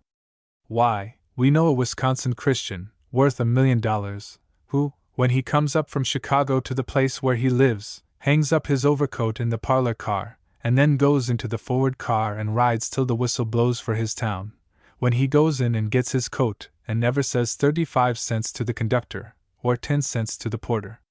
Do you think a gospel car would catch him for $50? He would see you in Hades first. The best way is to take a little 18-karat religion along into the smoking car, or any other car you may happen to be in. A man, as we understand religion from those who have had it, does not have to howl to the accompaniment of an asthmatic organ, pumped by a female with a cinder in her eye and smut on her nose, in order to enjoy religion, and he does not have to be in the exclusive company of other pious people to get the worth of his money. There is a great deal of religion in sitting in a smoking car, smoking dog-leg tobacco in a briarwood pipe, and seeing happy faces in the smoke that curls up, faces of those you have made happy by kind words, good deeds, or $50 put where it will drive away hunger, instead of paying it out for a reserved seat in a gospel car. Take the $50 you would pay for a seat in a gospel car and go into the smoker, and find some poor emigrant that is going west to grow up with the country, after having been beaten out of his money at Castle Garden, and give it to him, and see if the look of thankfulness and joy does not make you feel better than to listen to a discussion in the gospel car as to whether the children of Israel went through the Red Sea with light preservers, or wore rubber hunting boots. Take your gospel car $50 and buy a vegetable ivory rattle of the train boy, and give it to the sick emigrant mother's pale baby, and you make 4 persons happy, the baby, the mother, the train boy, and yourself. We know a man who gave $1 to a prisoner on the way to state prison, to buy tobacco with, who has enjoyed more good square religion over it than he could get out of all the chin music and saw filing singing he could hear in a gospel car in 10 years. The prisoner was a bad man from Oshkosh, who was in a caboose in charge of the sheriff, on the way to Waupun. The attention of the citizen was called to the prisoner by his repulsive appearance, and his general don't-care-a-damnative appearance. The citizen asked the prisoner how he was fixed for money to buy tobacco in prison. He said he hadn't a cent, and he knew it would be the worst punishment he could have to go without tobacco. The citizen gave him the dollar and said, "Now, every time you take a chew of tobacco in prison, just make up your mind to be square when you get out." The prisoner reached out his handcuffed hands to take the dollar, the hands trembling so that the chains rattled, and a great tear as big as a shirt button appeared in one eye. The other eye had been gouged out while having some fun with the boys at Oshkosh, and his lips trembled as he said, "So help me God, I will." That man has been boss of a gang of hands in the pinery for 2 winters, and has a farm paid for on the Central Railroad, and is squar. That is the kind of practical religion a worldly man can occasionally practice without having a gospel car. Incidents at the Newhall House fire. There were a great many ludicrous scenes about the Newhall House during the fire of last Saturday morning. When people were notified that there was a fire in the house, but that the danger was not great, though it was thought best to give them all plenty of time to prepare for the worst, many jumped right out of bed and started downstairs. When we arrived on the scene, our first inquiry was for the safety of the lady members of the Rice Surprise Party, the young women who had been cutting up on the stage all the week with so little apparel. We did not expect to find them in a greater state of barefootedness than they were when we saw them last, but in some instances they were. We were kindly yet firmly informed by Mr. Rankin that the ladies had been rescued. It seemed that everybody wanted to save the girls. Mr. Rankin knew this, and knew that if the young and thoughtless gentlemen were allowed to rescue the girls it would cause remark.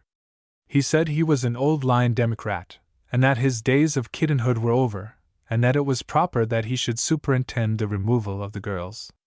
Mr. McKittrick, the conductor, argued the matter with him.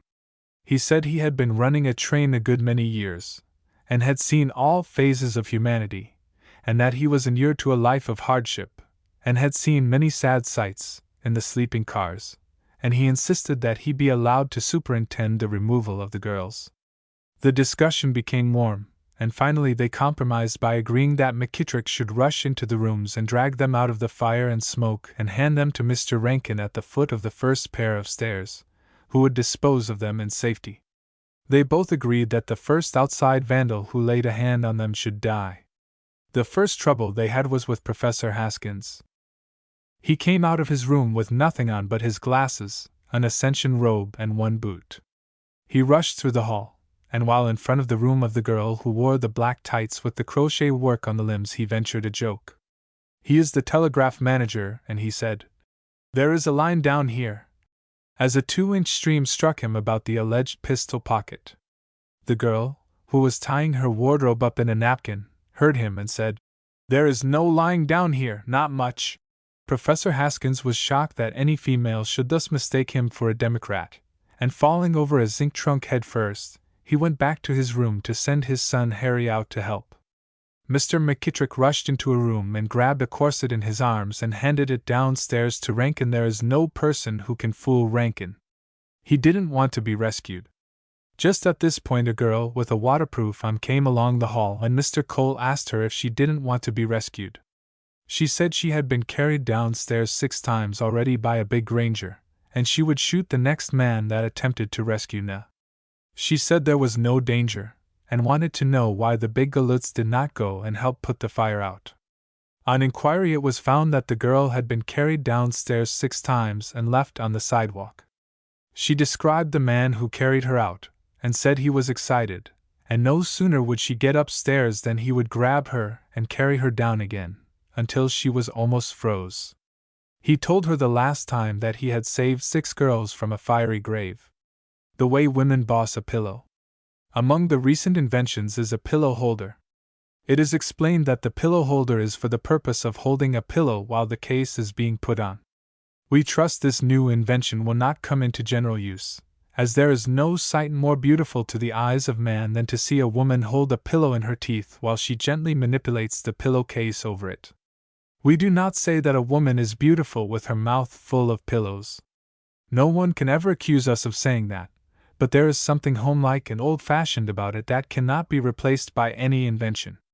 We know that certain over-fastidious women have long clamored for some new method of putting on a pillowcase, But these people have either lost their teeth, or the new ones do not grasp the situation.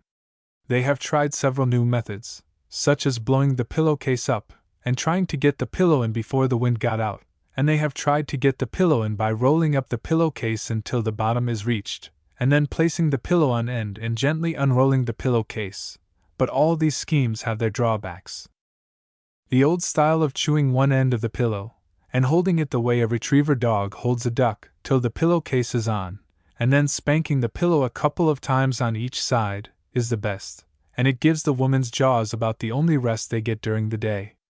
If any invention drives this old custom away from us, and we no more see the matrons of our land with their hair full of feathers and their mouths full of striped bed-ticking, we shall feel that one of the dearest of our institutions has been ruthlessly torn from us, and the fabric of our national supremacy has received a sad blow, and that our liberties are in danger. The deadly paper bag. There is a woman on the West Side who has learned a lesson that will last her a lifetime. She has been for years wearing these paper bags, such as the greengrocers use for bustles. The paper is stiff, and sticks out splendid, and makes the dress look well. Last Sunday morning, while she was dressing, her young son got in the room and blew the paper bag full of wind and tied a string around the mouth of it, and left it in a chair. The good lady took it and tied it on and dressed herself for church.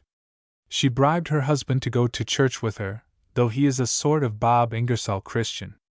As they went down the aisle, the minister was reading a hymn about sounding the loud hosanna, and the lady went into the pew first, and sat down while her husband was putting his hat on the floor. There was a report like distant thunder. You have heard how those confounded paper bags explode when boys blow them up, and crush them between their hands. Well, it was worse than that, and everybody looked at the innocent husband, who was standing there a perfect picture of astonishment. He looked at his wife as much as to say, "Now this is the last time you will catch me in church, if you are going to play any of your tricks on me. You think you can scare me into getting religion?" The minister stopped reading the hymn and looked over his spectacles at the newcomers as though it would not surprise him if that bad man should blow the church up. The poor lady blushed and looked around as much as to say, "I did not know it was loaded." And she looked the hymn book through for the hymn, and as the choir rose to sing she offered one side of the book to her husband, but he looked mad and pious, and stood at the other end of the pew and looked out of the stained glass window. After the service they started home together, and as they turned the first corner he said to his wife, "Well, you played hell on your watch, didn't you?" She told him there was no such thing as hell in the Bible now, but that she would make that boy think there had been no revision of the Bible that left hell out, when she got home. We only get the story from the husband.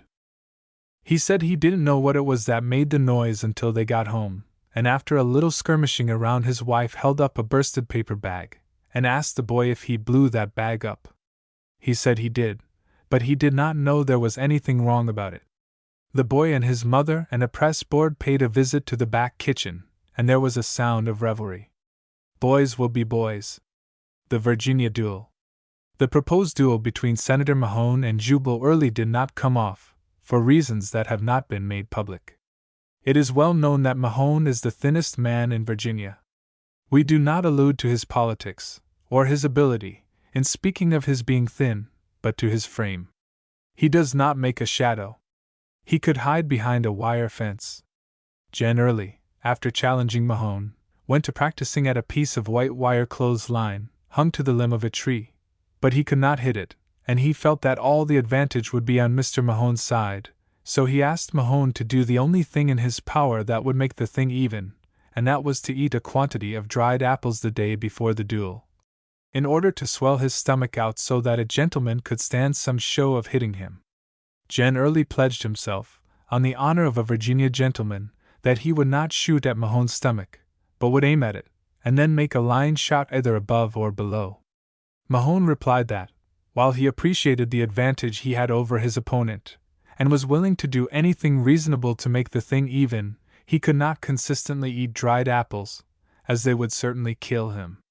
He was willing to take his chances on the bullets of his opponent, because statistics showed that dueling was the most healthy business a man could engage in, and he pointed to the number of duelists that were now living at a ripe old age, who had fought hundreds of duels and never received a scratch or scratched an opponent, but on the other hand he could produce proof to show that many people had been injured, if not killed, by an overindulgence in dried apples.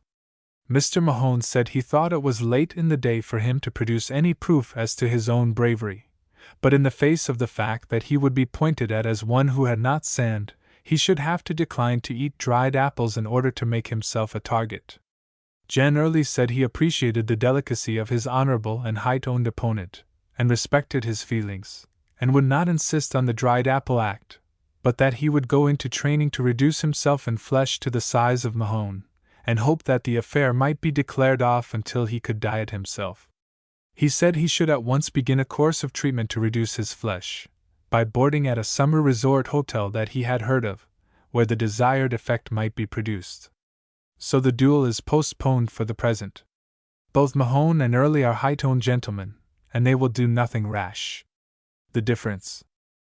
One of the great female writers on dress reform, in trying to illustrate how terrible the female dress is, says, "Take a man and pin 3 or 4 tablecloths about him, fasten back with elastic and looped up with ribbons, draw all his hair to the middle of his head and tie it tight, and hairpin on 5 pounds of other hair and a big bow of ribbon. Keep the front locks on pins all night, and let them tickle his eyes all day, pinch his waist into a corset, and give him gloves a size too small and shoes the same, and a hat that will not stay on without torturing elastic, and a little lace veil to blind his eyes whenever he goes out to walk, and he will know what a woman's dress is. Now you think you have done it, don't you, sis? Why, bless you, that toggery would be heaven compared to what a man has to contend with. Take a woman and put a pair of men's 4-shilling drawers on her that are so tight that when they get damp, from perspiration, sis, they stick so you can't cross your legs without an abrasion of the skin, the buckle in the back turning a somersault and sticking its points into your spinal meningitis. Put on an undershirt that draws across the chest so you feel as though you must cut a hole in it, or two, and which is so short that it works up under your arms, and allows the starched upper shirt to sandpaper around and file off the skin until you wish it was night, the tail of which will not stay tucked more than half a block, though you tuck, and tuck, and tuck, and then fasten a collar made of sheepsink, 2 sizes too small for you, around your neck. Put on vest and coat, and liver pad and lung pad and stomach pad, and a porous plaster, and a chemise shirt between the 2 others, and rub on some liniment. And put a bunch of keys and a jackknife and a button hook and a pocket book and a pistol and a plug of tobacco in your pockets, so they will chafe your person, and then go and drink a few whiskey cocktails, and walk around in the sun with tight boots on, sis, and then you will know what a man's dress is. Come to figure it up, it is about an even thing, sis, isn't it? Spurious tripe. Another thing that is being largely counterfeited is tripe. Parties who buy tripe cannot be too careful. There is a manufactory that can make tripe so natural that no person on earth can detect the deception. They take a large sheet of rubber about 1/16 of an inch thick for a background, and by a process only known to themselves veneer it with a Turkish towel, and put it in brine to soak. The unsuspecting boarding house keeper, or restaurant man, buys it and cooks it, and the boarder or transient guest calls for tripe. A piece is cut off the damnable tripe with a pair of shears used in a tin shop for cutting sheet iron, and it is handed to the victim. He tries to cut it, and fails. He tries to gnaw it off, and if he succeeds in getting a mouthful, that settles him. He leaves his tripe on his plate, and it is gathered up and sewed on the original piece, and is kept for another banquet. The tripe is expensive, owing to the royalty that has to be paid to the rubber company, and often the boarder succeeds in eating off some of the towel, so it has to be veneered over again, but take it the year round, and the tripe pays its way in a boarding house. A case of paralysis. About as mean a trick as we ever heard of was perpetrated by a doctor at Hudson last Sunday. The victim was a justice of the peace named Evans.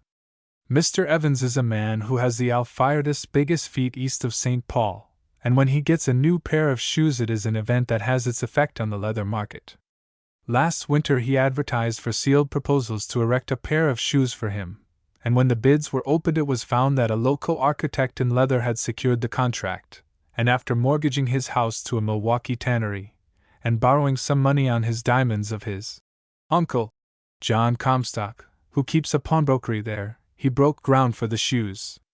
Owing to the snow blockade and the freshets, and the trouble to get hands who would work on the dome, there were several delays, and Judge Evans was at one time inclined to cancel the contract, and put some strings in box cars and wear them in place of shoes, but sympathy for the contractor, who had his little all invested in the material and labor, induced him to put up with the delay. On Saturday the shoes were completed, all except laying the floor and putting on a couple of bay windows for corns, and conservatories for bunions, and the judge concluded to wear them on Sunday. He put them on, but got the right one on the left foot, and the left one on the right foot. As he walked downtown, the right foot was continually getting on the left side, and he stumbled over himself, and he felt pains in his feet. The judge was frightened in a minute. He is afraid of paralysis, all the boys know it, and when he told a wicked Republican named Spencer how his feet felt, that degraded man told the judge that it was one of the surest symptoms of paralysis in the world, and advised him to hunt a doctor. The judge pranced off, interfering at every step, skinning his shins, and found Dr. Hoyt.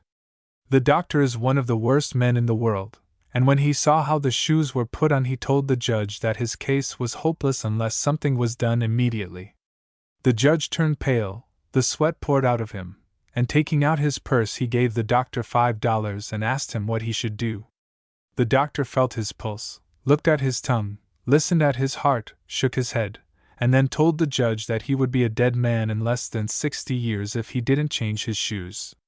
The judge looked down at the vast expanse of leather, both sections pointing inwardly, and said, "Well, damn a fool," and changed cars, at the junction. As he got them on the right feet, and hired a raftsman to tie them up for him, he said he would get even with the doctor if he had to catch the smallpox. Oh, we suppose they have more fun in some of these country towns than you can shake a stick at. Male and female mashing. There has been a great deal of talk in the papers about arresting mashers, that is, young men who stand on the corners and pulverize women, and a great many good people got the idea that it was unsafe to travel the streets. This is not the case. A woman might travel all day and half the night and not be insulted. Of course, once in a great while, a woman will be insulted by a man, the same as a man will be by a woman. No woman, unless she throws out one eye, kind of cunning, is in danger of having a male man throw out his other eye the same way. There has got to be two parties to a mashing match, and one must be a woman. Too many women act sort of queer just for fun, and the poor male man gets to acting improper before he realizes the enormity of the crime, and then it is everlastingly too late.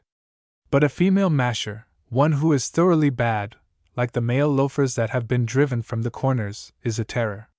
She will insult a respectable man and laugh at his blushes. One of them was arrested the other day for playing her act on a policeman who was disguised as a respectable Granger from Stevens Point. These female mashers are a tornado.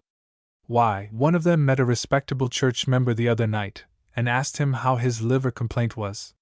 He was a man who had been troubled with the liver complaint, and supposing she was some acquaintance, he stopped on the corner and talked with the pullet for about 10 minutes, explaining to her the course of treatment he had used to cure him, and dozens of people passing by that knew him, and knew that she was clear off. Finally she asked him if he wouldn't take her to a restaurant, and buy her a spring chicken and a small bottle. He told her if she would come up to his house she should have a hen, and there were lots of bottles, both large and small, that she was welcome to.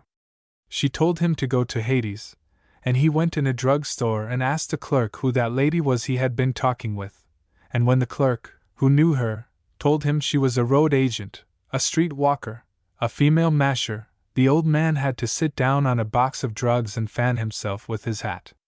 We mention this to show that ladies are not the only portion of the population that is liable to be accosted and insulted. The other night a respectable merchant was going to the opera with a friend from the country, when a couple of sirens met them and one said to the other, "Look at his nibs," and she locked arms with him and asked him if he was not her own darling. He said his name was not Nibs, and he would have to look at his memorandum book before he could tell whether he was her darling or not, but from the smell of gin about her person he would blush to extemporize.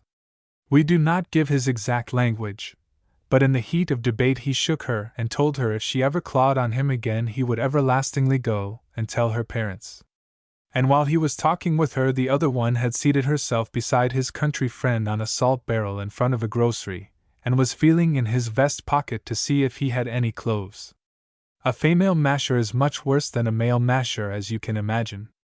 Who ever heard of a male masher feeling in an unprotected female's vest pocket for cloves? Oh, the men are simply unprotected, and at the mercy of wicked, designing women, and the police ought to protect them. The uses of the paper bag. A first ward man was told by his wife to bring home a quart of oysters on New Year's night, to fry for supper. He drank a few prescriptions of eggnog, and then took a paper bag full of selects and started for home. He stopped at 2 or 3 saloons, and the bag began to melt, and when he left the last saloon the bottom fell out of the bag and the oysters were on the sidewalk.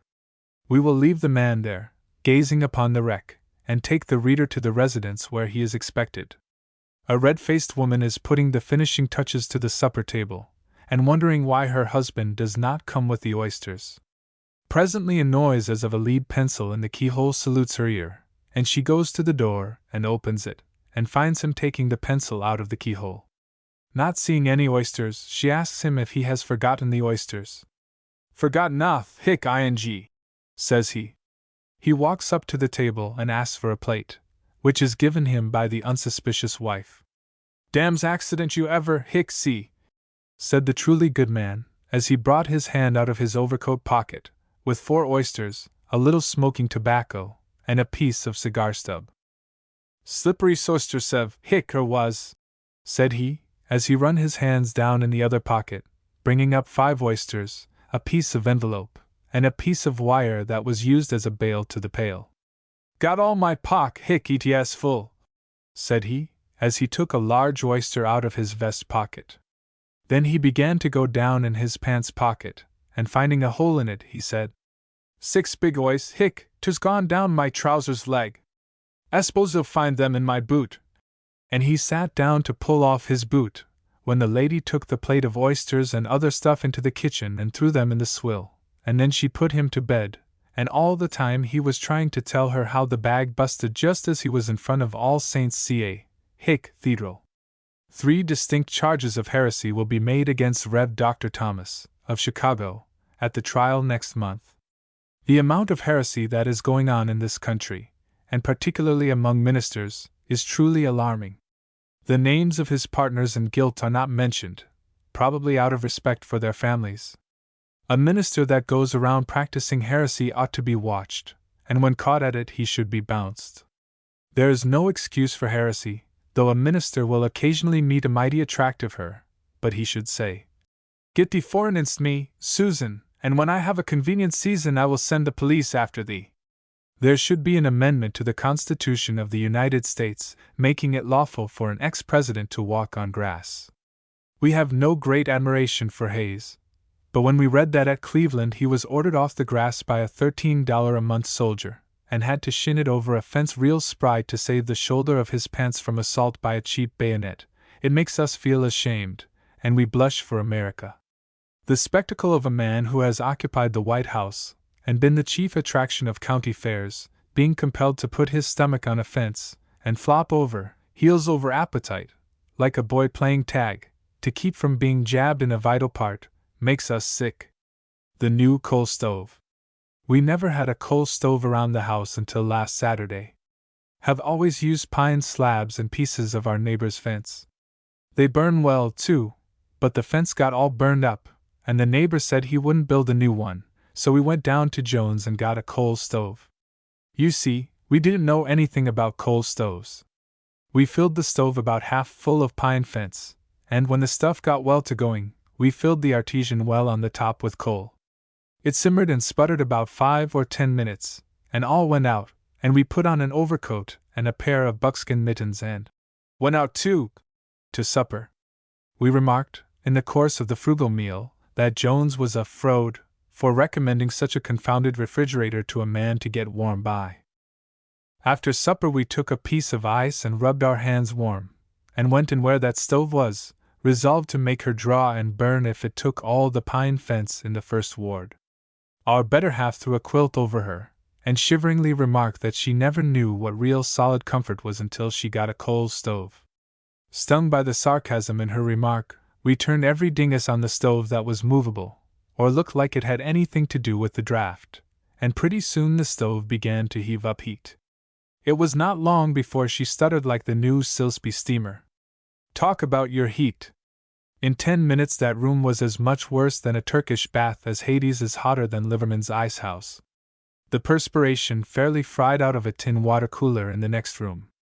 We opened the doors, and snow began to melt as far up Vine Street as Hanscombe's house, and people all round the neighborhood put on linen clothes. And we couldn't stop the confounded thing.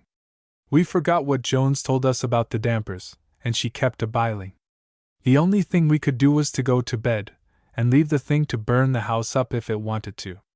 We stood off with a pole and turned the damper every way, and at every turn she just sent out heat enough to roast an ox.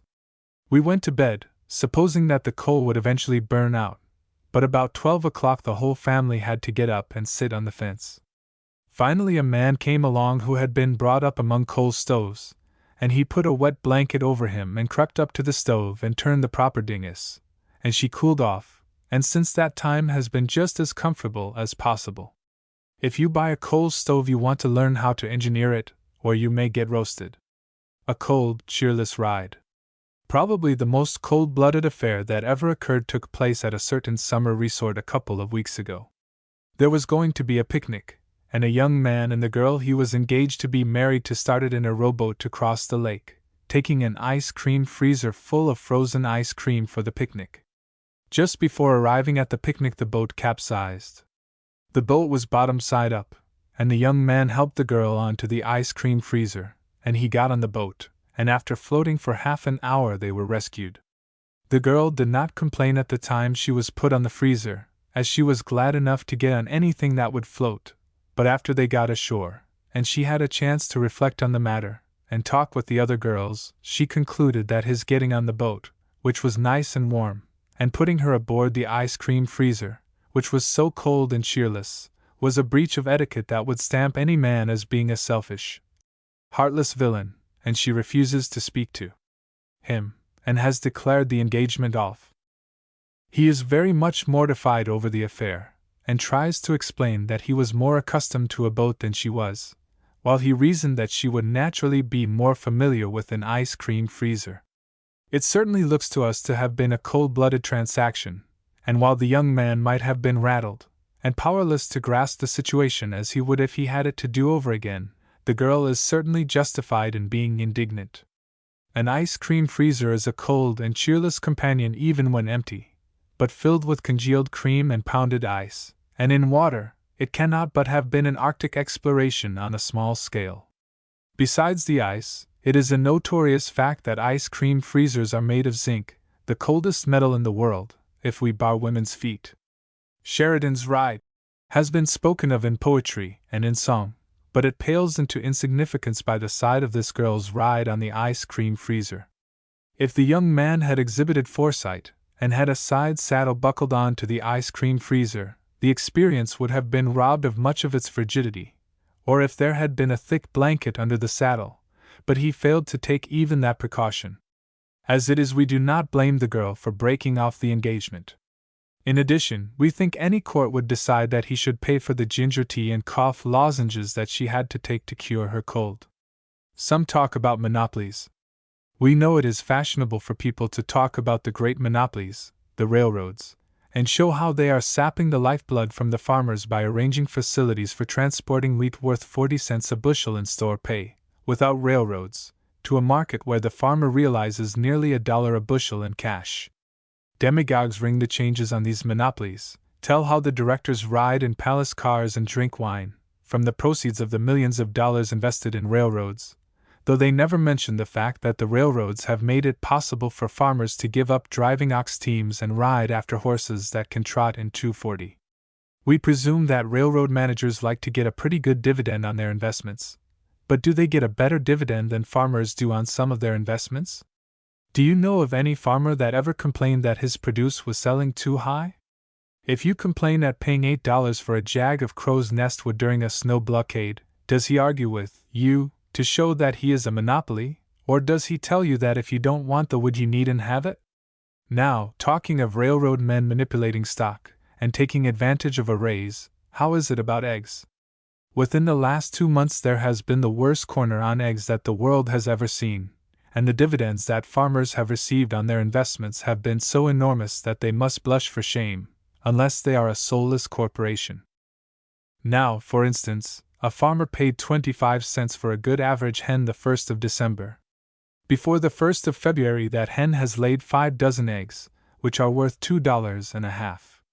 Take out 5 cents for feed, 2 cents for the society that the hen has enjoyed, and there is a clear profit of $2.43, and the farmer has got the hen left. Did any railroad wrecker ever make a greater percentage than that? Talk about watering stock, is it any worse than feeding a hen, to make her lay 4-shilling eggs? We have it from good authority that some farmers have actually gone so far as to bribe legislators with eggs, to prevent their passing any law fixing a rate for the sale of eggs. This is a serious charge, and we do not vouch for it. It is probable that farmers who are sharp enough to get a corner on eggs, by which they can be run up to a fictitious value, are sharp enough not to lay themselves liable for bribery by giving eggs directly to the members, but there are ways to avoid that. They can send them to the residences of the members, where they are worth their weight in gold almost. Rich railroad owners have submitted to this soulless monopoly of the egg business as long as they can, and we learn that they have organized a state grange, with grips and passwords, and will institute subordinate lodges all over the state to try and break up this vile business that is sapping their lifeblood. Already a bill has been prepared for introduction into the legislature to prohibit any manipulation of the egg market in the future. Shall the farmers of the state be allowed to combine with hens and roosters and create a famine in eggs, an article of food on which so many people rely to keep soul and body together? They ask. Our heart has bled, in the last 60 days, as well as our pocketbook, while studying this question. We have seen men of wealth going about the streets crying for an egg to cool their parched tongues, and they have been turned away eggless, and gone to their palatial homes only to suffer untold agonies, the result of those unholy alliances between farmers and hens. They have tossed sleeplessly on their downy beds, wondering if there was no balm in Gilead, no rooster there. They have looked in vain for compassion on the part of the farmers, who only laughed at their sufferings, and put up the price of eggs. The time has arrived for action on the part of the wealthy consumers of eggs, and we are glad the state grange has been formed. Let a few determined men get together in every community, and swear by the bald-headed prophet that they will put down this hen monopoly or die, and after they have sworn, let them send to us for a charter for a lodge, enclosing $2 in advance, and we will forward to them the ritual of the order. If this thing is allowed to go on for 5 years, these farmers will be beyond the power of the government to control. This is a grave question, and if the wealthy people do not get relief, we might as well bid farewell to our American institutions, as the liberty for which our forefathers fought will not be worth paying taxes for. There is no person in the world who is easier to overlook the inconsistencies that show themselves on the stage at theaters than we are, but once in a while there is something so glaring that it pains us. We have seen actors fight a duel in a piece of woods far away from any town, on the stage, and when one of them fell, pierced to the heart with a sword, we have noticed that he fell on a Brussels carpet. That is all wrong, but we have stood it manfully. We have seen a woman, on the stage, who was so beautiful that we could be easily mashed if we had any heart left to spare. Her eyes were of that heavenly color that has been written about heretofore, and her smile as sweet as ever was seen.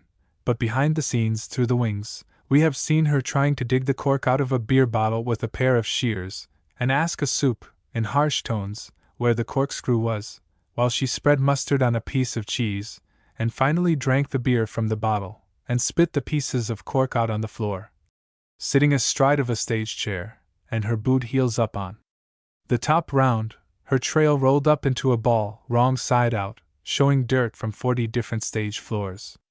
These things hurt. But the worst thing that has ever occurred to knock the romance out of us was to see a girl in the second act, after 12 years is supposed to elapse, with the same pair of red stockings on that she wore in the first act, 12 years before. Now, what kind of a way is that?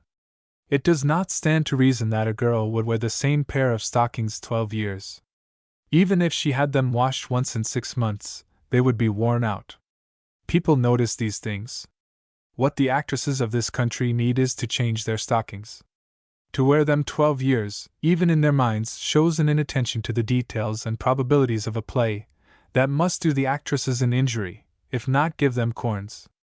Let theatergoers insist that the stockings be changed oftener, in these plays that sometimes cover half a century, and the stockings will not become moth-eaten. Girls, look to the little details. Look to the stockings, as your audiences do, and you will see how it is yourselves. A bald-headed man most crazy. Last Wednesday the bell to our telephone rung violently at 8 o'clock in the morning, and when we put our ear to the earphone, and our mouth to the mouthophone, and asked what was the matter, a still small voice, evidently that of a lady, said, "Julia has got worms, doctor." We were somewhat taken back, but supposing Julia was going fishing, we were just going to tell her not to forget to spit on her bait, when a male voice said, "Oh, go to the devil, will you?" We couldn't tell whose voice it was, but it sounded like the clerk at the Plankinton house, and we sat down. There is no man who will go further to accommodate a friend than we will, but by the great ethereal there are some things we will not do to please anybody.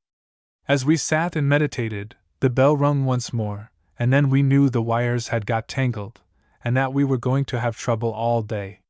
It was a busy day, too, and to have a bell ringing beside one's ear all day is no fun. The telephone is a blessed thing when it is healthy, but when its liver is out of order it is the worst nuisance on record. When it is out of order that way you can hear lots of conversation that you are not entitled to. For instance, we answered the bell after it had rung several times, and a sweet little female voice said, "Are you going to receive tomorrow?" We answered that we were going to receive all the time. Then she asked what made us so hoarse. We told her that we had sat in a draft from the bank, and it made the cold chills run over us to pay it. That seemed to be satisfactory, and then she began to tell us what she was going to wear, and asked if we thought it was going to be too cold to wear a low-neck dress and elbow sleeves. We told her that was what we were going to wear, and then she began to complain that her new dress was too tight in various places that she mentioned, and when the boys picked us up off the floor and bathed our temples, and we told them to take her away, they thought we were crazy. If we have done wrong in talking with a total stranger, who took us for a lady friend, we are willing to die. We couldn't help it. For an hour we would not answer the constant ringing of the bell, but finally the bell fluttered as though a tiny bird had lit upon the wire and was shaking its plumage. It was not a ring, but it was a tune, as though an angel, about 18 years old, a blonde angel, was handling the other end of the transmitter, and we felt as though it was wrong for us to sit and keep her in suspense, when she was evidently dying to pour into our auricular appendage remarks that we ought to hear. And still the bell did flut. We went to the cornucopia, put our ear to the toddy stick and said, "What ailest thou, darling? Why dost thy hand tremble? Whisper all thou feelest to thine old baldy." Then there came over the wire and into our mansard by a side window the following touching remarks. "Matter enough. I have been ringing here till I have blistered my hands. We have got to have 10 carloads of hogs by day after tomorrow or shut down." Then there was a stuttering, and then another voice said, "Go over to Loomis' pawn shop. A man shot in." And another voice broke in, singing, "The sweet by and by, we shall meet on that beautiful." And another voice said, "Girl I ever saw. She was riding with a duffer, and wiped her nose as I drove by in the street car, and I think she is struck after me." It was evident that the telephone was drunk, and we went out in the hall and wrote on a barrel all the afternoon, and gave it full possession of the office. Mr. Peck was recently extended an invitation to be present at a meeting of the Iowa Commercial Travelers Association, at Des Moines, and respond to the toast, "Our wives and sweethearts, and little ones at home." He couldn't be present, but he responded all the same, in the following manner: "That is the sweetest toast that man was ever called upon to respond to. Very few traveling men who have good wives, loving sweethearts, and dear little children at home, sending loving messages to them, often ever stray very far from the straight and narrow path.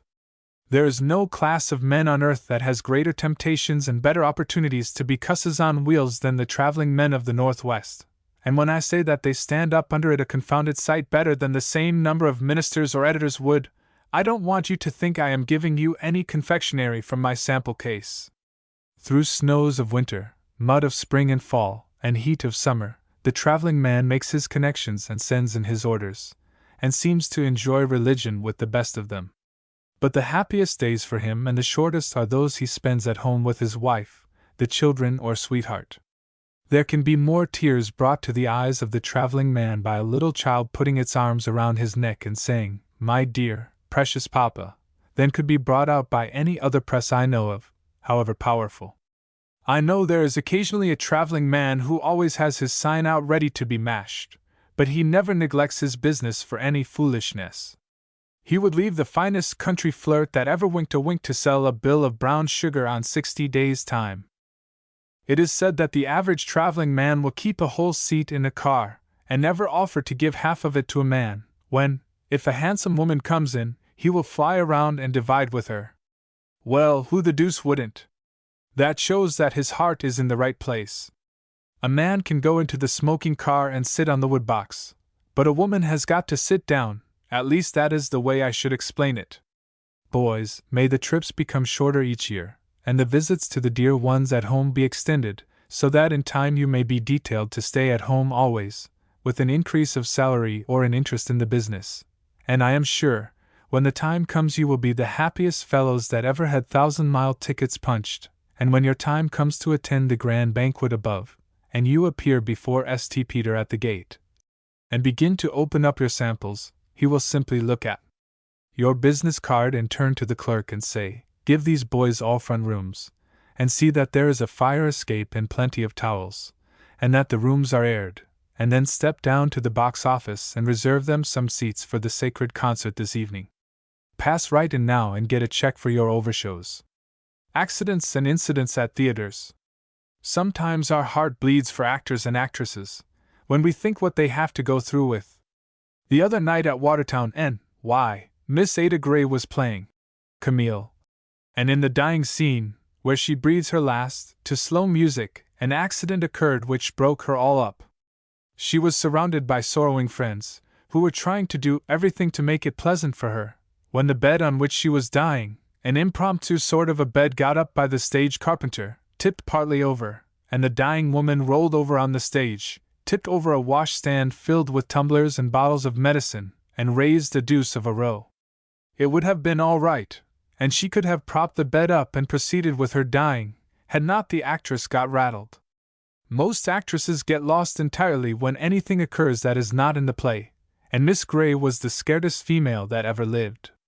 She thought it was a judgment on her for playing a dying character, and thought the whole theater had been struck by lightning, and was going to fall down. To save herself was her first thought, so she grabbed her nightdress, which was embroidered up and down the front, and had point lace on the yoke of the sleeves, in both hands and started for the orchestra, the wildest corpse that ever lived. The leader of the orchestra caught her, but not being an undertaker he did not undertake to hold her, and she fell over the bass viol and run one foot through the snare drum, and grasping the fiddle for a life preserver she jumped into the raging scenery back of the stage which represented a sea. They had to pull her out with boathooks, and it was half an hour before she could be induced to go to bed again and proceed with her dying. Actresses are often annoyed at the remarks made by foolish fellows in the audience. A remark by a person in the audience always causes people to laugh, whether the speaker says anything smart or not. Recently, in the play of Cinderella at School, a girl came out with a sheet over her, as a ghost, to frighten a young fellow who was mashed on her. He looked at the ghost for a moment, and kept on lighting his cigarette, when a gal loot up in the gallery said, so everybody could hear it, "He don't scare worth a damn!" And the audience went fairly wild, while the pretty girl stood there and blushed as though her heart would break. Such things are wrong. Probably one of the meanest tricks that was ever played was played on Mary Anderson. It will be remembered that in the play of Ingomar, Parthenia and the Barbarian have several love scenes, where they lop on each other and hug some, that is, not too much hugging, but just hugging enough. Ingomar wears a huge fur garment, made of lion's skin, or something. One day he noticed that the moths were getting into it, and he told his servant to see about the moths, and drive them out. The servant got some insect powder and blowed the hair of the garment full of it, and scrubbed the inside of it with benzene. Ingomar put it on just before he went on the stage, and thought it didn't smell just right, but he had no time to inquire into it. He had not got fairly in his position, before Parthenia came out on a hop, skip and jump, and threw herself all over him. She got one lung full of insect powder, and the other full of benzene, and as she said, "Wilt always love me, Ingomar?" she dropped her head over his shoulder, and said in an aside, "For the love of heaven, what have you been drinking?" and then sneezed a couple times. Ingomar held her up the best he could, considering that his nose was full of insect powder, and he answered, "I wilt," and then he said to her quietly, "Damfino, what it is that smells so?" They went on with the play between sneezes, and when the curtain went down she told Ingomar to go out and shake himself, which he did. It was noticed in the next act that Ingomar had a linen duster on, and Mary snows no more. There was another mean trick played on a comedian a short time ago. In one of the plays he comes into a room as a tramp, and asks for something to drink. There is nothing to drink, and he asks if he may drink the kerosene in the lamp, which is on the table unlighted. The lamp has been filled with beer, and when he is told that he can slake his thirst at the lamp, he unscrews the top, takes out the wick, and drinks the contents. Everybody laughs, and the idea is a good one. At Chicago, recently, some friend took out the beer and filled the lamp with a liquid of the same color, but the most sickish tasting stuff that ever was. The comedian drank about 3 swallows of the neatsfoot oil before he got onto the joke, and then he flew around like a dog that had been poisoned, and went off the stage saying something like, "No yoik! He has agreed to kill the fellow that loaded that lamp for him." All about a sandwich. The time for getting to the Michigan Central Depot at Chicago was so limited that no regularly prepared supper could be secured, and so it was necessary to take a sandwich at the Central Depot. There has been great improvement made in the sandwiches furnished in Chicago in the last 10 years. In 1870 it was customary to encase the sandwiches in pressed sole leather.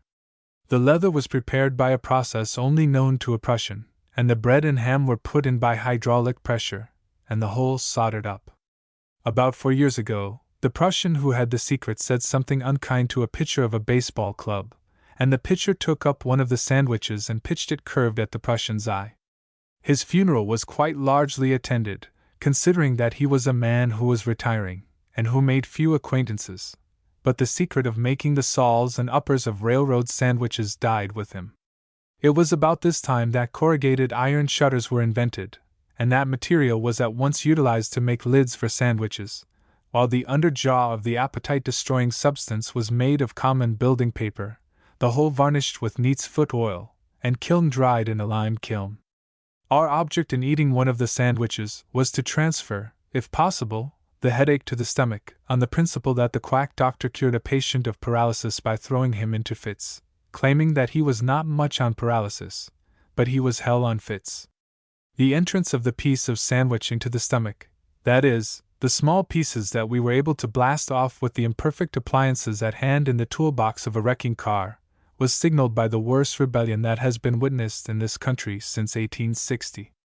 The stomach, liver, lungs, spleen, and other patent insides got up an indignation meeting, with the stomach in the chair.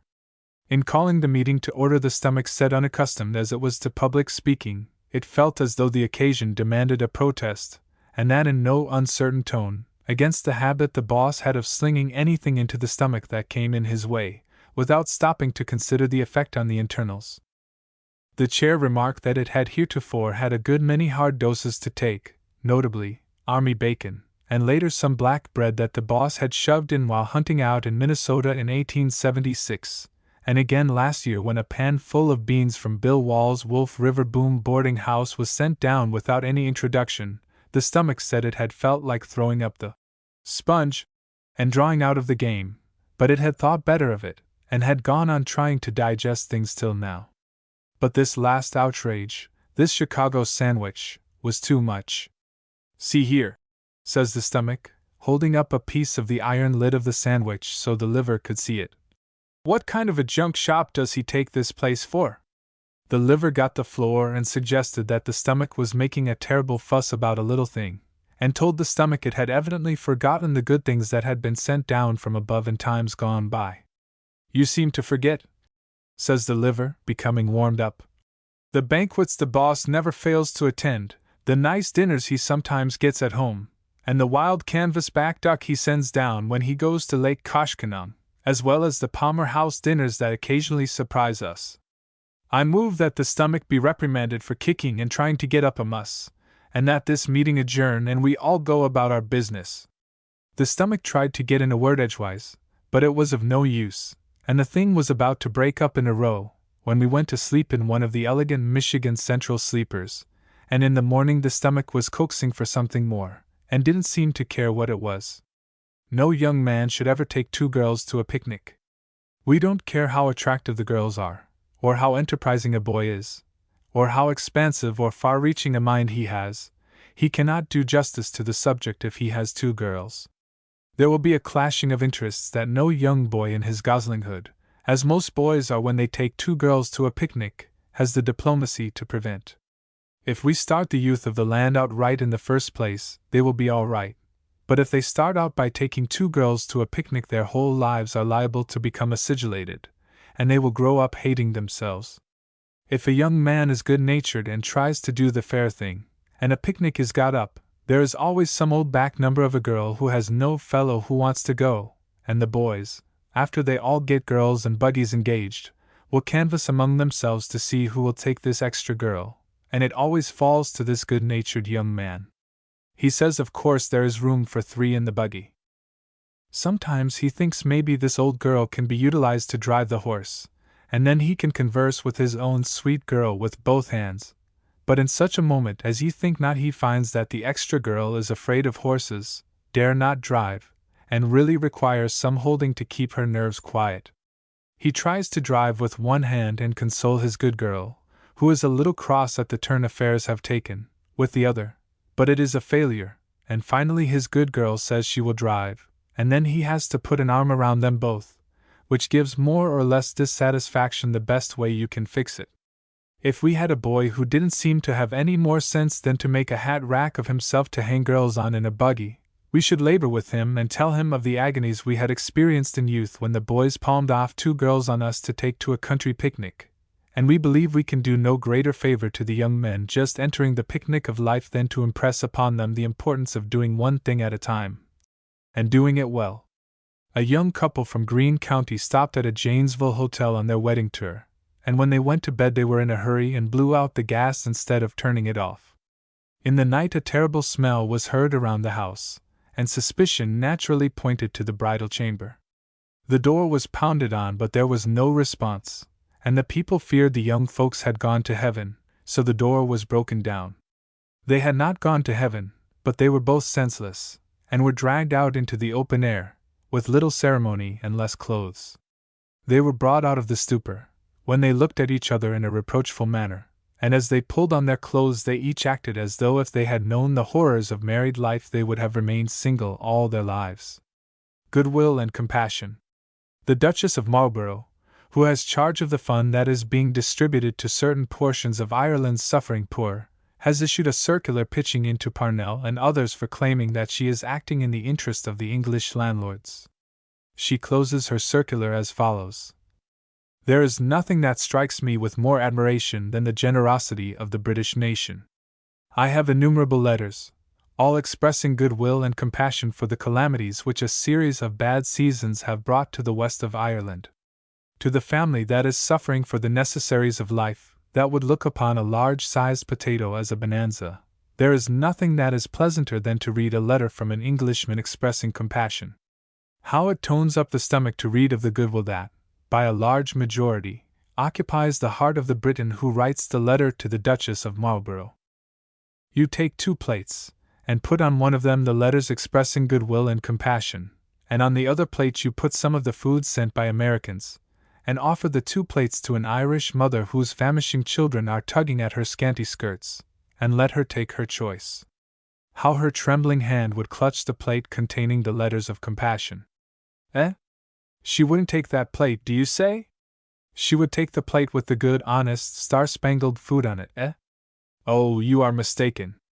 There is so much sustenance and warmth in a letter of compassion that the famine-stricken person would no doubt take it and make soup of it. But if you think she wouldn't, we won't argue the case. However, you will admit that the Irish are very queer, and if they went back on their English benefactors and took the rebellious American food, they would be guilty of treason, of course you will. We are not astonished that there is nothing that strikes the Duchess with more admiration than the generosity of the British nation. It is the most remarkable thing we ever heard of. The female burglar.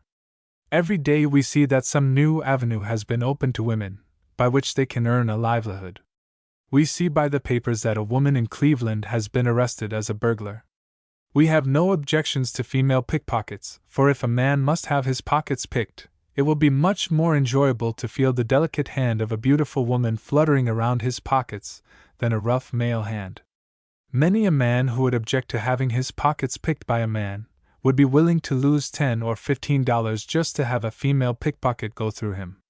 There is a field open for women as confidence men. To have a female confidence game played on a man would leave less of a sting than to be bilked by a male. But, as burglars, the idea seems revolting. To think of women going about nights with a jimmy and a dark lantern, and opening doors, or windows, and sneaking about rooms, is degrading. If a male burglar gets in your house, and he is discovered, you can shoot him, if you get the drop on him, or kick him downstairs. But who wants to shoot a female burglar, or kick her over the banisters? It would be unnatural. You would almost rather let her go ahead and burgle, and let her go away with your money, than to shoot her. Besides, you could not hit her with a bullet from an ordinary pistol in a vital part. The heart and other vital organs are covered with bulletproof corsets, liver and lung pads and porous plasters. You take a corset and tie it around a sack of flour, and try to fire a bullet through it, and you will find that the bullet will fall to the ground. Try to fire a ball through a bedquilt, and you will discover that the ball becomes wound and twisted in the cotton batting, from the rifling of the barrel of the pistol, and stops as it goes through. A liver pad is as good as boiler iron to protect the form, so you see there is no place to shoot a female burglar, except in the head and legs. No gentleman would want to shoot a beautiful woman in the face, and with a long dress on he might as well shut his eyes and shoot at a hop yard, and expect to hit a pole, as to expect to hit a woman's leg. So it is seen plainly that a female burglar would be perfectly safe from a pistol shot. Then, again, the natural gallantry of a man would prevent his making much of a fuss if he found a female burglar in his house. If the average man, and most men are average men, should wake up in the night and see a woman burglar feeling in his pants, rifling the pockets, or rummaging in the drawers of the bureau, he would lay still and let her burgle, as long as she would keep still and not wake up his wife. Were it a male burglar, he would jump up, regardless of his nocturnal costume, and tell him to get out of there, but he would hesitate to get up before a female burglar. He would not feel like accosting the female burglar without an introduction. If he spoke to her familiarly, she would be justified in being indignant, and saying, "Sir, I do not remember that we have ever met before." And very likely she would turn her back on him, and say she was insulted. It places a man of gallantry in a very embarrassing situation to have a female burglar rob his house, because he would be no gentleman if he did not offer to see her safe home. No true gentleman would like to see a female burglar go home alone at 3 or 4 o'clock in the morning, and while he might feel the loss of his property, it would be courtesy for him to offer to see her home, and help carry the swag. If women become burglars, there is going to be more or less annoyance. The girl that was hugged to death. We are sorry to see so many of the humorous papers find any fun in the incident of the girl at Keokuk who was hugged to death by her lover. He had proposed to her, in her father's parlor, and she had accepted him, and in a moment of ecstasy he hugged her to his breast, and she died at once. The young man was horror-stricken, and called her parents. It is supposed that she died of heart disease. The case was very sad, indeed, and papers should not make fun of an occurrence that brings so much sadness. However, while this case is fresh in the minds of old and young, we will embrace the opportunity, and embrace it gently, for fear we will kill it, to again impress upon young people what we have so often advised, and that is to be unusually careful about how they hug girls. Many a young man hugs a girl almost to death, and he never knows how near he comes to being a murderer. Girls nowadays are not what they used to be when you and I were young, Maggie. They cannot stand as much grief now as girls did 20 years ago. Somehow, they don't seem to be put up for hugging. If a man puts his arm around a 17-year-old girl of the present day, and sort of closes in on the belt, he expects to hear something break. Many a humane man lets go before he has got a girl half hugged because the girl looks so frail that he is afraid he will break her in two. Of course, there are exceptions to the frail girls, but the majority are too much like a bundle of asparagus. Some of the girls of the present day are robust, and seem to be offended if a person lets up on the hugging on their account, and it is said they hug back with a vigor which reminds a man of the days of long ago, but they are few and far between. Too much care cannot be exercised in putting arms around the young girls of today, and we would wish to impress this fact upon the minds of the young men who are just coming upon the stage of action. Of course, men along in years do not need advice. The boys are apt to put more force into the right arm than they are aware of, 100%, more than they would be apt to do in sawing wood, or in carrying up a scuttle of coal. They should bear in mind that girls are too valuable to be used in developing the muscles, as you would a gymnasium. You don't have to squeeze a girl till her liver is forced from its normal position, and she chokes and catches her breath, to show her that you love her. A gentle squeeze of the hand, the stealing of the arm around her waist when she is not looking, and the least pressure upon her belt is all that the law requires. She can tell by your face whether you love her, as you sit there in the twilight looking into the guiding star eyes, as well as though you grabbed her as you would a sack of wheat, and hung on like a dog to a root. Anna Dickinson is going upon the stage again and is to play male characters such as Hamlet, Macbeth, and Claude Melnot. We have insisted for years that Anna Dickinson was a man, and we dare anybody to prove to the contrary. There is one way to settle this matter, and that is when she plays Hamlet. Let the stage manager put a large spider in the skull of Yorick, and when Hamlet takes up the skull and says, "Alas, poor Yorick, I was pretty solid with him," let the spider crawl out of one of the eye holes onto Hamlet's hand, and proceed to walk up Miss Dickinson's sleeve. If Hamlet simply shakes the spider off, and goes on with the funeral, unconcerned, then Miss Dickinson is a man. But if Hamlet screams bloody murder, throws the skull at the grave digger, falls over into the grave, tears his shirt, jumps out of the grave and shakes his imaginary skirts, gathers them all up in his hands and begins to climb up the scenes like a Samantha cat chased by a dog, and gets on top of the first fly and raises Hamlet's back and spits, then Miss Dickinson is a woman.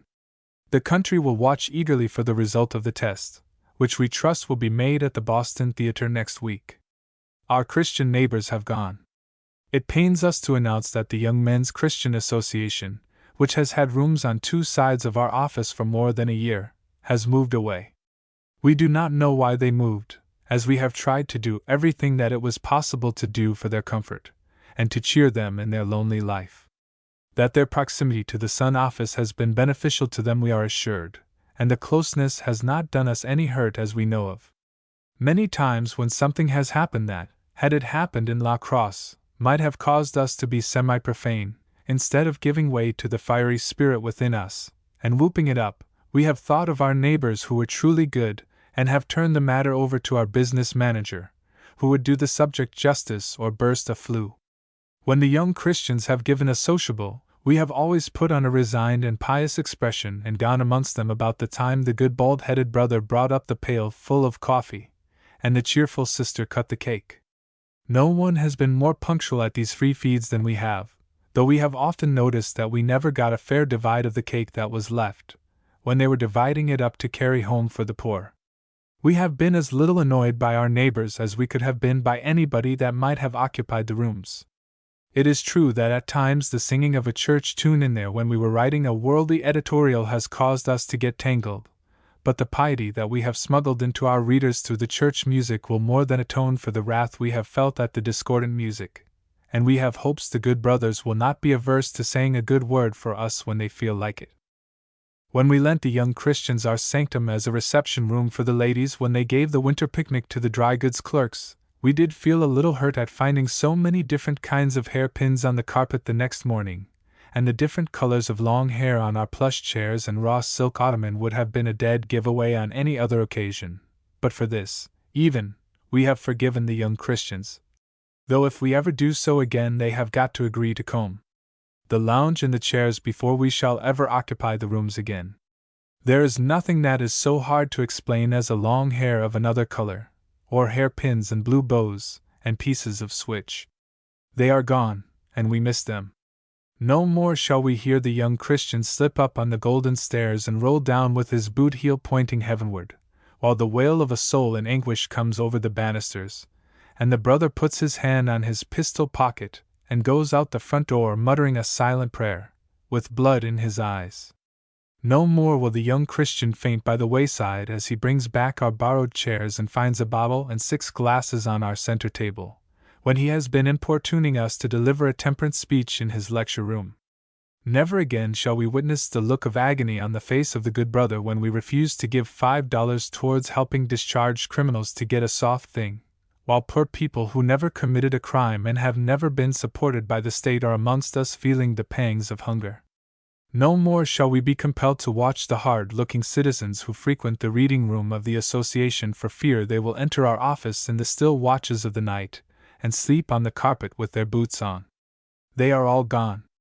They have gone across the beautiful river, and have camped near the Christian Statesman office, where all is pure and good except the houses over on 2nd Street, beyond the livery stable, where they never will be molested if they do not go there. Will they be treated any better in their new home than they have been with us? Will they have that confidence in their new neighbors that they have always seemed to have in us?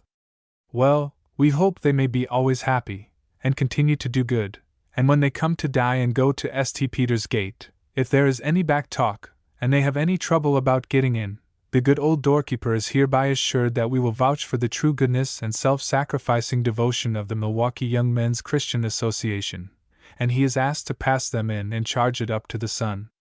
The sudden fireworks at Racine. One of those 4th of July accidents that are always looked for but seldom occur, happened at Racine, Monday night, which struck terror to the hearts and other portions of the bodies of many eminent citizens, and that none were killed we can all thank Providence, who tempers the fireworks to the sweaty citizen in his shirt sleeves. The enterprising citizens had contributed a large sum of money, which had been judiciously expended in all kinds of fireworks, and one side of the public square was given up to the display. Thousands of citizens had gathered there, from city and country, and bright Roman candles shone o'er fair men and brave women, and 16,912 hearts beat happy, while music arose with its voluptuous swell, and soft eyes looked love to eyes which spake again, or words to that effect. At least that was what a young fellow from Racine told us, who was there to see a specialist to have a splinter from a rocket stick removed from his ear. A few pieces had been shot off, a few bunches of crackers had had their tails tied together and been hung over a wire clothesline, like cats, to fight it out, and the crowd was holding its breath for the next boom, when there was an explosion. The earth seemed to tremble, and the air was full of all kinds of fireworks. The whole supply of fireworks had become ignited, and were blowing off where they listeth, without regard to anybody's feelings. The crowd became panic-stricken, and there never was another such a scene, and never will be until the last great day, when a few thousand people suddenly find that they have got into hell, by mistake, when they thought they were ticketed through to the other place. It was perfectly awful. Prominent citizens who usually display great pluck became fearfully rattled. A man named Martindale, a railroad man who weighs over 200 pounds, was standing near a telegraph pole, and as the firing commenced he climbed up the pole as easy as a squirrel would climb a tree, and when it was over they had to get a fire ladder to get him down, as his pants had got caught over the glass telegraph knob, and he had forgotten the combination. And besides, he said he didn't want to take off his clothes up there and come down, even if it was dark, because it would be just his luck to have someone fire off a Roman candle when he got down. The Hon. Norton J. Field was another man who lost his nerve. He was explaining to some ladies one of the pieces that was to be fired off, which was an allegorical picture representing the Revolution, when the whole business blew up.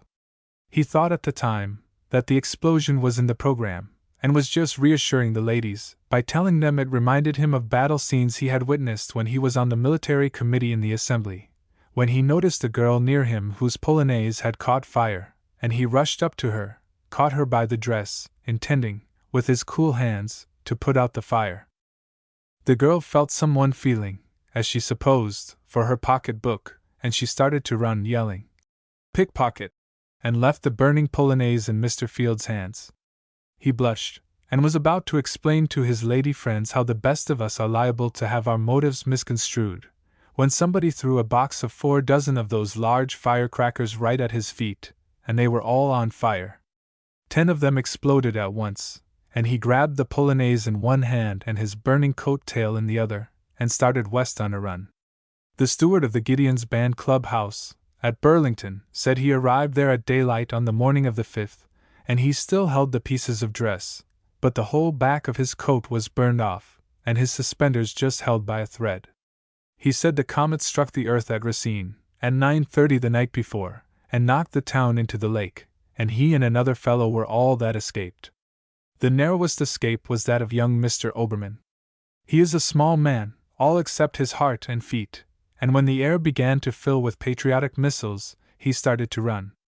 On passing the news office, he had to jump over the old coal stove that stood there, and while he was in the air, 6 feet from the sidewalk, a sky rocket stick passed through his coat tail and pinned him to the building, where he hung suspended, while other rocket sticks were striking all around him, Roman candle-colored balls were falling on his unprotected head, etc., and one of these nigger chasers, that run all over the ground, climbed up the side of the building and tried to get in his pants pocket. Mr. Obermann begged Mr. Wright, the postmaster, to cut him down, but Mr. Wright, who was using both hands and his voice trying to disengage a package of pinwheels from the back portion of his coat, which were on fire and throwing out colored sparks, said he hadn't got time, as he was going down to the river to take a sitz bath for his health. The man that keeps the hotel next door to the news office came out with a pail of water, yelled, "Fire!" and threw the water on Mr. Kirktreat's head. Mr. Treat was very much vexed, and told the hotel man if he couldn't tell the difference between an auburn-haired young man and a pinwheel, he'd better go and hire somebody that could. Friends of Mr. Treat say that he would be justified in going into the hotel and ordering a bottle of pop, and then refusing to pay for it, as the water took all the starch out of his shirt. Those who saw the explosion say it was one of the most magnificent, yet awful and terrible sights ever witnessed, and the only wonder is that somebody was not hurt. What added to the terror of the scene was when they went to the artesian well to get water to put out the fire, and found that the well had ceased flowing. On investigation, they found that Mr. Sage, the assemblyman, had crawled into the pipe. By the way, Mr. Obermann finally got down from his terrible position by the aid of the editor of the journal, to whom Mr. Obermann promised coal enough to run his engine for a year. Very few men displayed any coolness except Mr. Treat and Mr. Sage. Young fools who marry. An exchange has the following item which may seem all right, but it will get some young fellow's back broke yet. An Illinois justice has decided that courting is a public necessity, and must not be interrupted. Therefore, if a young man wanted to kiss a girl, he might put her father out of the room first if he liked. The publication of the above may cause some smart youth to do something he will regret. The lame, sickly-looking father of a girl may come into the parlor some night and find the warm-haired youth on the sofa with the girl, and when the old man speaks of it being time to stop such nonsense, the young man, with this judicial decision in his mind, will tell his prospective father-in-law to wipe off his vest and go to bed. The old man will spit on his hands and grasp the warm-haired young man by the county seat and tie him up in a double-bow knot, and pin a scarf on him, and throw him out on the path to the gate, and then he will turn and slap the girl across where the dress is plaited, and she will go upstairs with her hand on her heart, as it were, and the old man will jump up and say, "Whoop!" The young men of this country have got gall enough about visiting girls in the evening at their homes without filling their heads with any such ideas in regard to their legal rights. There are very few fathers who would quietly submit to being told to go away by a youth with a striped necktie and pants too short at the bottom. These sparkers are looked upon by parents generally as a nuisance, and often they are right. 9/10 of the sparking is done by boys who haven't got their growth, and they look so green that it is laughable for old folks to look at them. They haven't generally got a second shirt, and they are no more qualified to get married than a steer is to preach. And yet marrying is about the first thing they think of. A green boy, without a dollar, present or prospective, sparking a girl regularly and talking of marrying is a spectacle for gods and men. He should be reasoned with, and if he will not quit it until he is able to support a wife, and to know who he loves, and the difference between love and passion, he should be quarantined or put in a convent erected on purpose for such cases. 9/10 of the unhappy marriages are the result of green human calves being allowed to run at large in the society pasture without any pokes on them. They marry and have children before they do mustaches. They are fathers of twins before they are proprietors of 2 pairs of pants, and the little girls they marry are old women before they are 20 years old. Occasionally one of these gosling marriages turns out all right, but it is a clear case of luck. If there was a law against young galots sparking and marrying before they have all their teeth cut, we suppose the little cusses would evade it some way, but there ought to be a sentiment against it. It is time enough for these bantams to think of finding a pullet when they have raised money enough by their own work to buy a bundle of lads to build a hen house. But they see a girl who looks cunning, and they are afraid there is not going to be girls enough to go around, and they begin their work real spry. And before they are aware of the sanctity of the marriage relation, they are hitched for life, and before they own a cook stove or a bedstead they have to get up in the night and go for a doctor, so frightened that they run themselves out of breath and abuse the doctor because he does not run too. And when the doctor gets there he finds that there is not enough linen in the house to wrap up a doll baby. It is about this time that a young man begins to realize that he has been a colossal fool, as he flies around to heat water and bring in the bathtub. And as he goes whooping after his mother or her mother, he turns pale around the gills, his hair turns red in a single night, and he calls high heaven to witness that if he lives till morning, which he has doubts about, he will turn over a new leaf and never get married again until he is older. And in the morning the green-looking father is around before a drug store is open, with no collar on, his hair sticking every way, his eyes bloodshot and his frame nervous, waiting for the clerk to open the door so he can get some saffron to make tea of. Less than a year ago he thought he was the greatest man there was anywhere, but he sits there in the house that morning, with his wedding coat rusty and shiny, his pants frayed at the bottom and patched in the seat, and the nurse puts in his arm a little bundle of flannel with a baby hid in it, and he holds it as he would a banana, and as he looks at his girl wife on the bed, nearly dead from pain and exhaustion, and he thinks that there are not provisions enough in the house to feed a canary. A lump comes in his throat, and he says to himself that if he had it to do over again he would leave that little girl at home with her mother, and he would, till he had $6 to buy baby flannel and $10 to pay the doctor. Large mouths are fashionable. The fashion papers, which are authority on the styles, claim that ladies with large mouths are all the fashion now, and that those whose mouths are small and rosebud-like are all out of style. It is singular the freaks that are taken by fashion. Years ago a red-headed girl, with a mouth like a slice cut out of a muskmelon, would have been laughed at, and now such a girl is worth going miles to see. It is easier to color the hair red, and be in fashion, than it is to enlarge the mouth, though a mouth that has any give to it can be helped by the constant application of a glove stretcher during the day, and by holding the cover to a tin blacking box while sleeping. What in the world the leaders of fashion wanted to declare large mouths the style for, the heavens only can tell. Take a pretty face and mortise about a third of it for mouth, and it seems to us as though it is a great waste of raw material. There is no use that a large mouth can be put to that a small mouth would not do better, unless it is used for a pigeon-hole to file away old sets of false teeth. They can't, certainly, be any better for kissing. You all remember the traveling man who attended the church fair at Kalamazoo, where one of the sisters would give a kiss for 10 cents. He went up and paid his 10 cents, and was about to kiss her when he noticed that her mouth was one of those large, open-face, cylinder escapement, to be continued mouths. It commenced at the chin and went about 4 chains and 3 links in a northwesterly direction, then around by her ear, across under the nose and back by the other ear to the place of beginning, and containing 12 acres, more or less. The traveling man said he was only a poor orphan, and had a family to support, and if he never came out alive it would be a great hardship upon those dependent upon him for support, and he asked her as a special favor that she take her hand and take a reef in one side of the mouth so it would be smaller. She consented, and puckered in a handful of what would have been cheek, had it not been mouth. He looked at her again, and found that the mouth had become a very one-sided affair, and he said he had just one more favor to ask.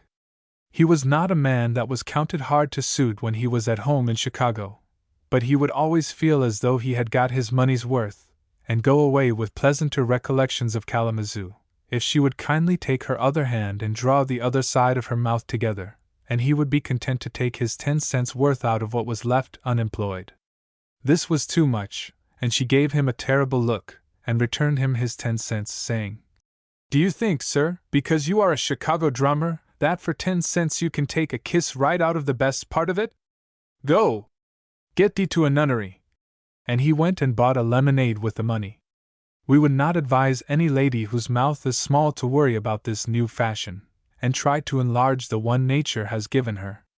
Large mouths will have their run in a few brief months and will be much sought after by the followers of fashion, but in a short time the little ones that pout, and look cunning, will come to the front and the large ones will be for rent.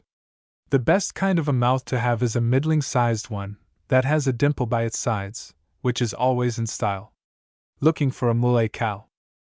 It is painful to read the remarks made by some of the papers in regard to the wicked stories told about a minister named Atwater, up in Dunn County, who was walking in the woods with a young lady. Some editors would believe anything that was told of a minister, if they knew it was untrue. The truth of the matter seems to be that the elder called to visit a Miss Northrop, a member of his church, who taught school at Knapp. She seemed to have something on her mind, which she wanted to unfold to him, and as there were other people in the house where she boarded, it was suggested that they walk up a hill, into a piece of woods, where they could talk more freely.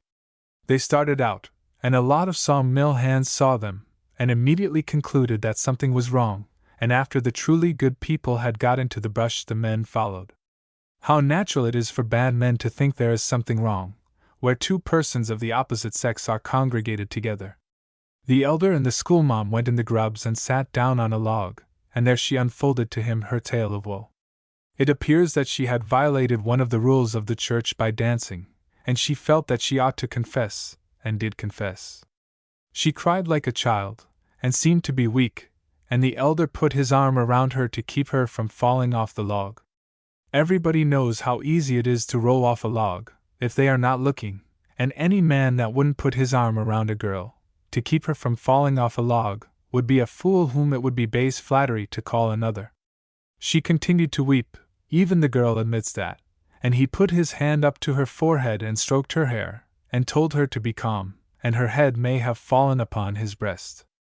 The number of heads that wouldn't, under the circumstances, are mighty few. She was overcome with grief and he with pity, and he tried to show her that if she braced up and tried to lead a different life, and shook the dancing hall and the wicked people who would put their arms around her, she might yet be saved.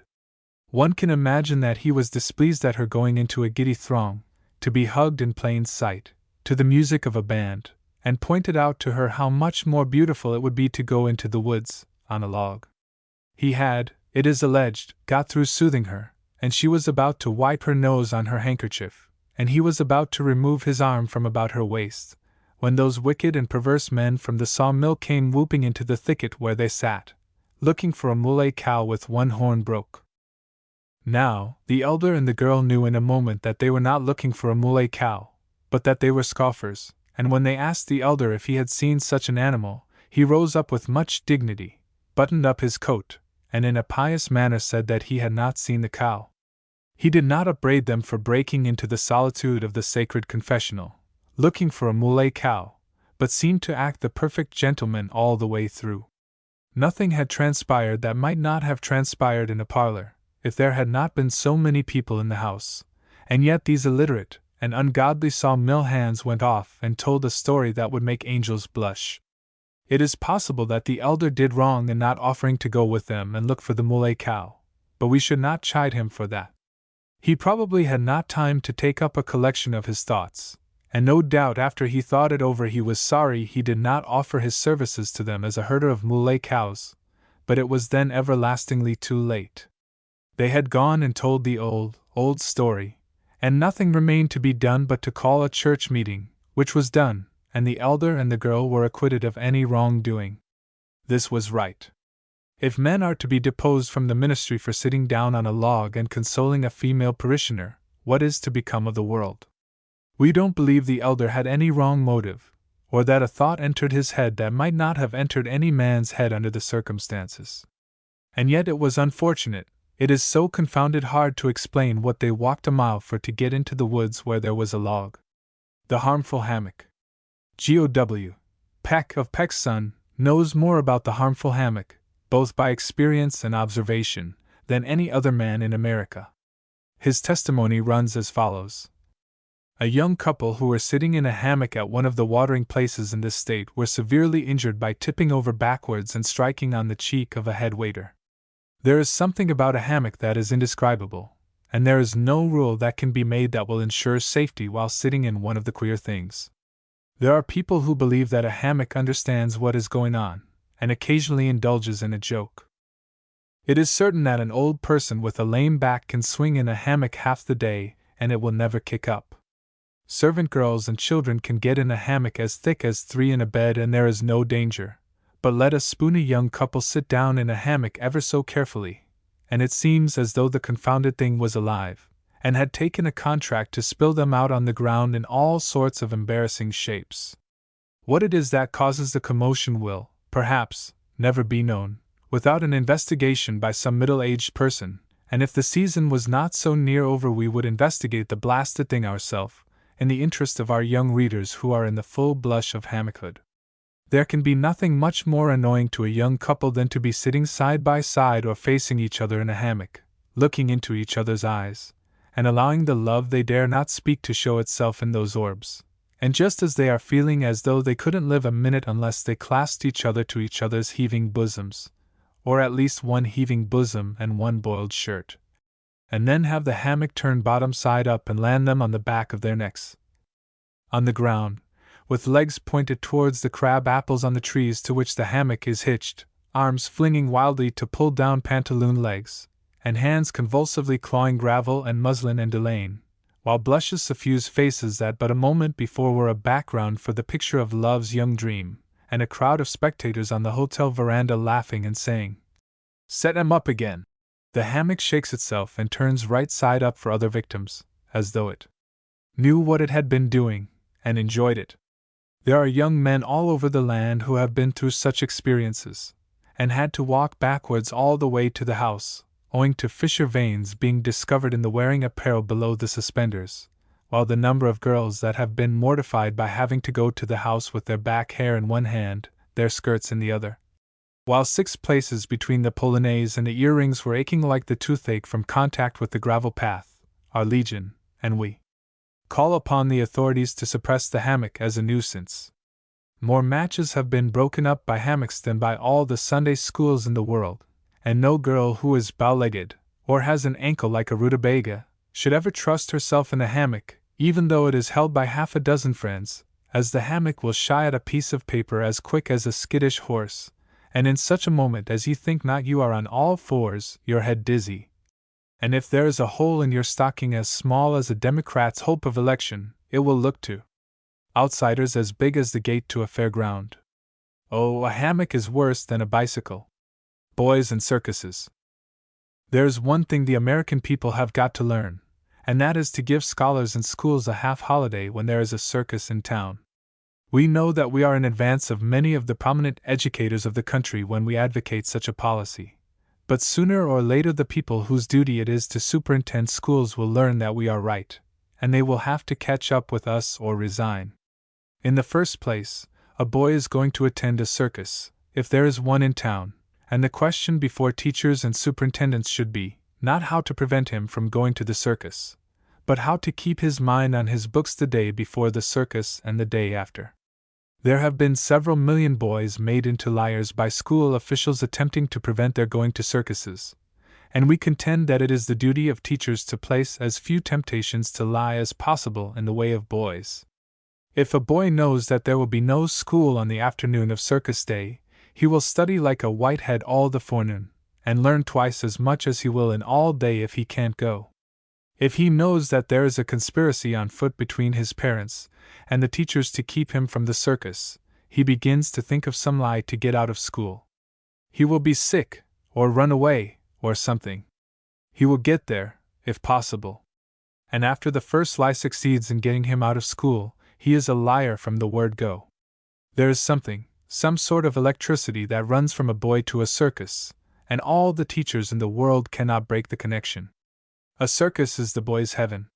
You may talk to him about the beautiful gates ajar, and the angel band in heaven that plays around the great white throne, and he can't understand it, but the least hint about the circus tent, with the flap pulled to one side to get in, and the band wagon, and the girls jumping through hoops, and the clown, and he is on to your racket at a jump. You may try to paralyze him by the story of Daniel in the den of lions, and how he was saved by his faith in a power above, and the boy's mind will revert to the circus, where a man in tights and spangles goes in and bosses the lions and tigers around, and he will wonder if Daniel had a rawhide, and backed out of the cage with his eye on the boss lion. At a certain age a circus can hold over heaven or anything else, in a boy's mind, and as long as the circus does not hurt him, why not shut up shop a half a day and let him go?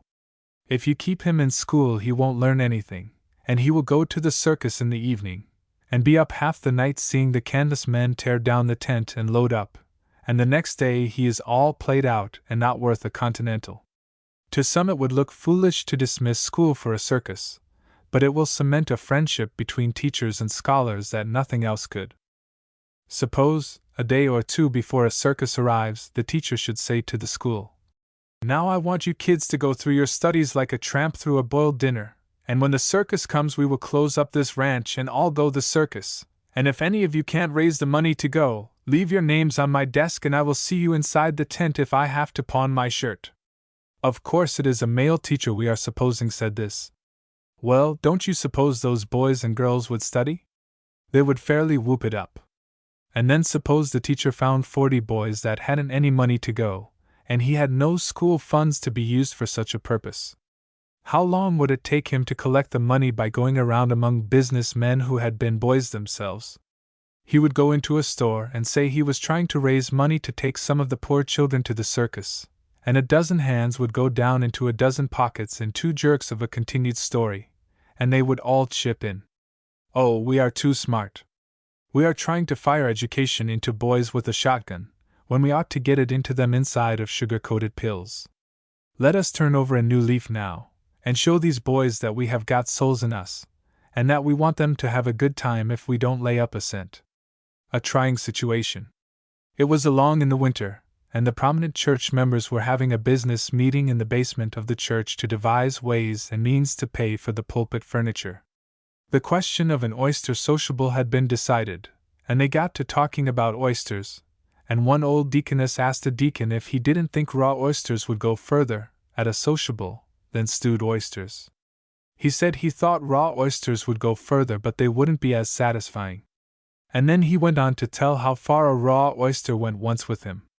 He said he was at a swell dinner party, with a lady on each side of him, and he was trying to talk to both of them, or carry on 2 conversations, on 2 different subjects, at the same time.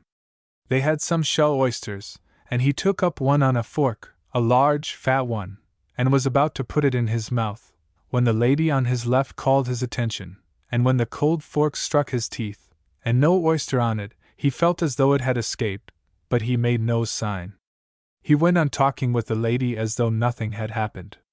He glanced down at his shirt bosom, and was at once on the trail of the oyster, though the insect had got about 2 minutes' start of him. It had gone down his vest, under the waistband of his clothing, and he was powerless to arrest its progress. He said he never felt how powerless he was until he tried to grab that oyster by placing his hand on his person, outside his clothes. Then, As the oyster slipped around from one place to another, he felt that man was only a poor, weak creature. The oyster, he observed, had very cold feet, and the more he tried to be calm and collected, the more the oyster seemed to walk around among his vitals. He says he does not know whether the ladies noticed the oyster when it started on its travels, or not, but he thought as he leaned back and tried to loosen up his clothing, so it would hurry down towards his shoes, that they winked at each other, though they might have been winking at something else.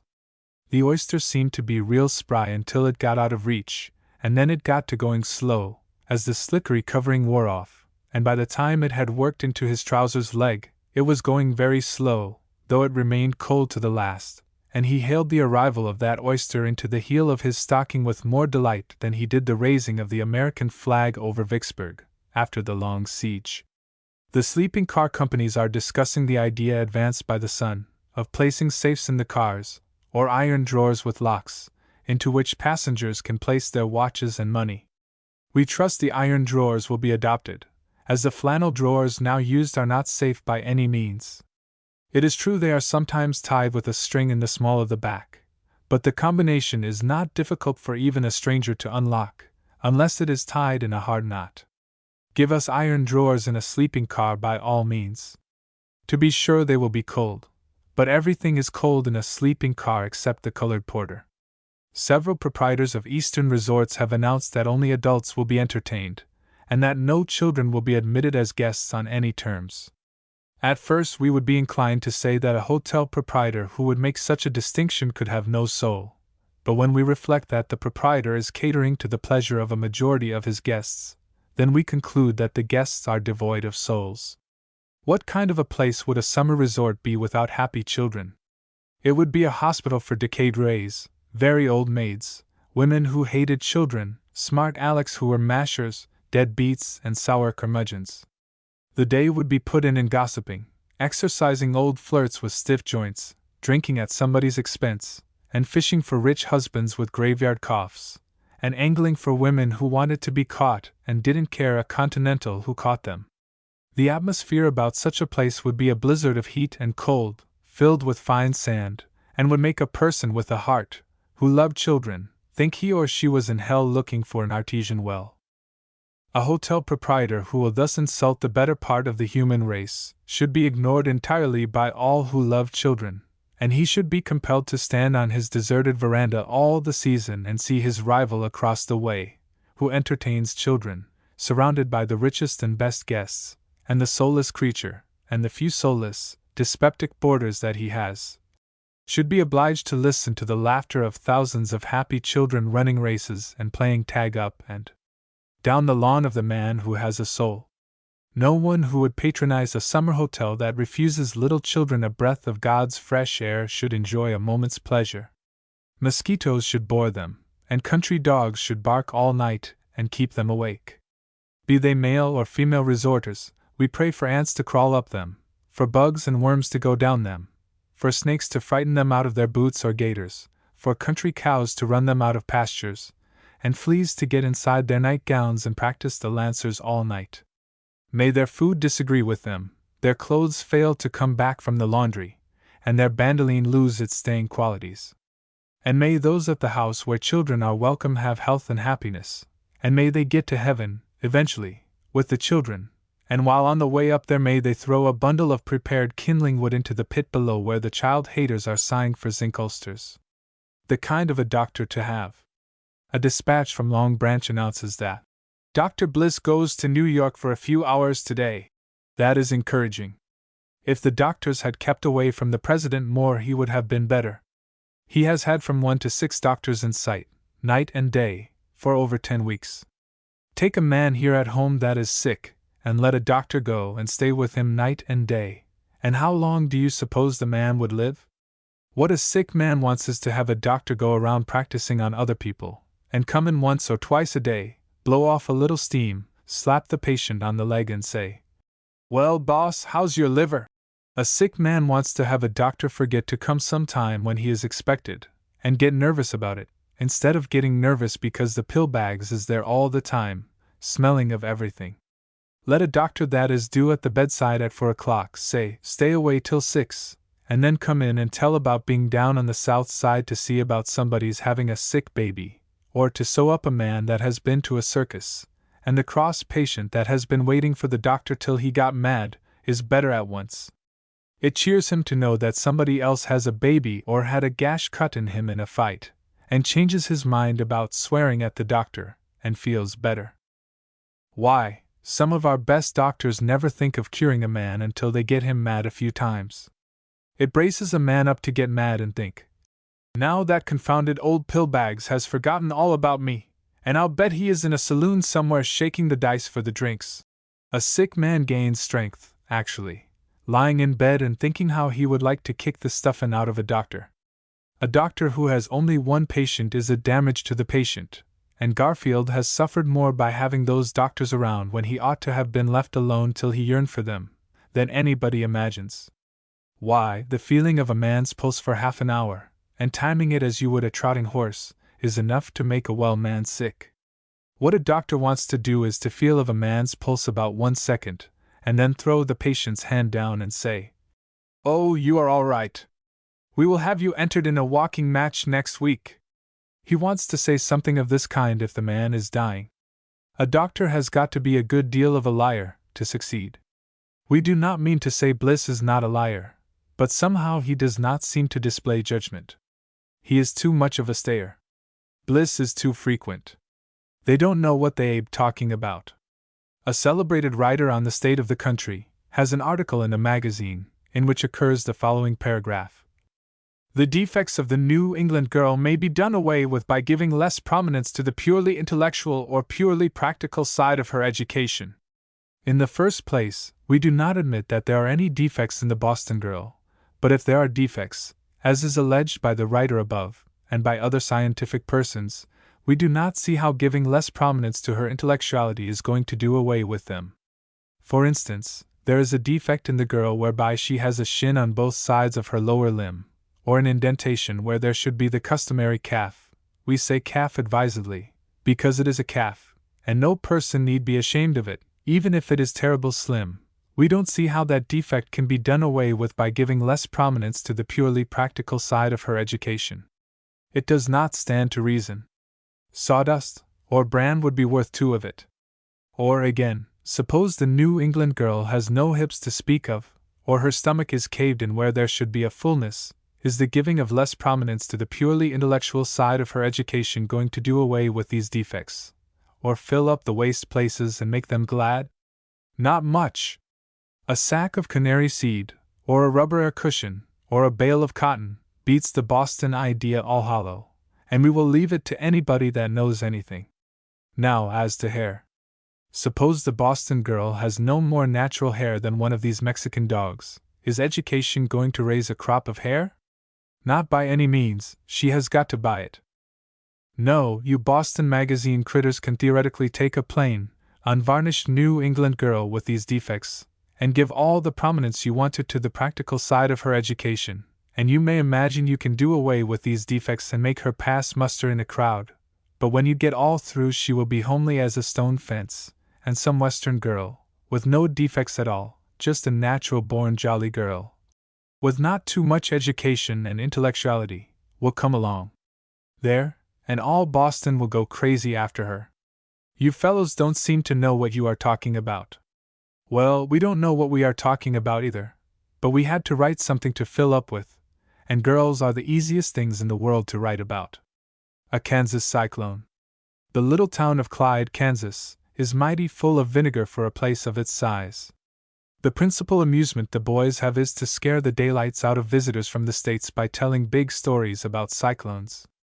There are 2 young fellows in business there named Will May and Charlie Armstrong. They have a store where they buy butter, and eggs, and things, and pack them for the Eastern market.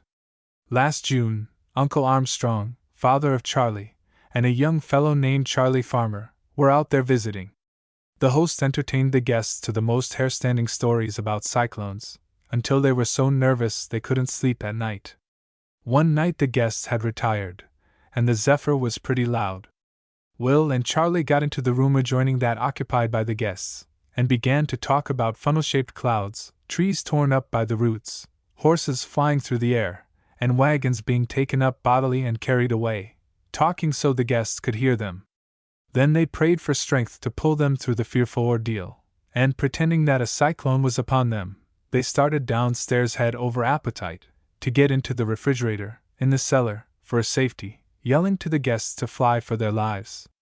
Uncle Armstrong is getting pretty well along in years, but he got down to the cellar about 10 stairs ahead of young Farmer, and asked to be allowed to get into the refrigerator first. It seemed a little cruel to the boys to let the guests get in there with nothing on but their undershirts, but they were going to have some fun, so they put them in among the cakes of ice, and Uncle Armstrong sat down on the zinc floor and allowed that if his life was spared till morning, he would never set foot in Kansas again. Young Farmer sat on a firkin of butter, and leaned against the zinc-lined side of the refrigerator, and tried to pray, but he had forgotten the combination, and couldn't make a first payment.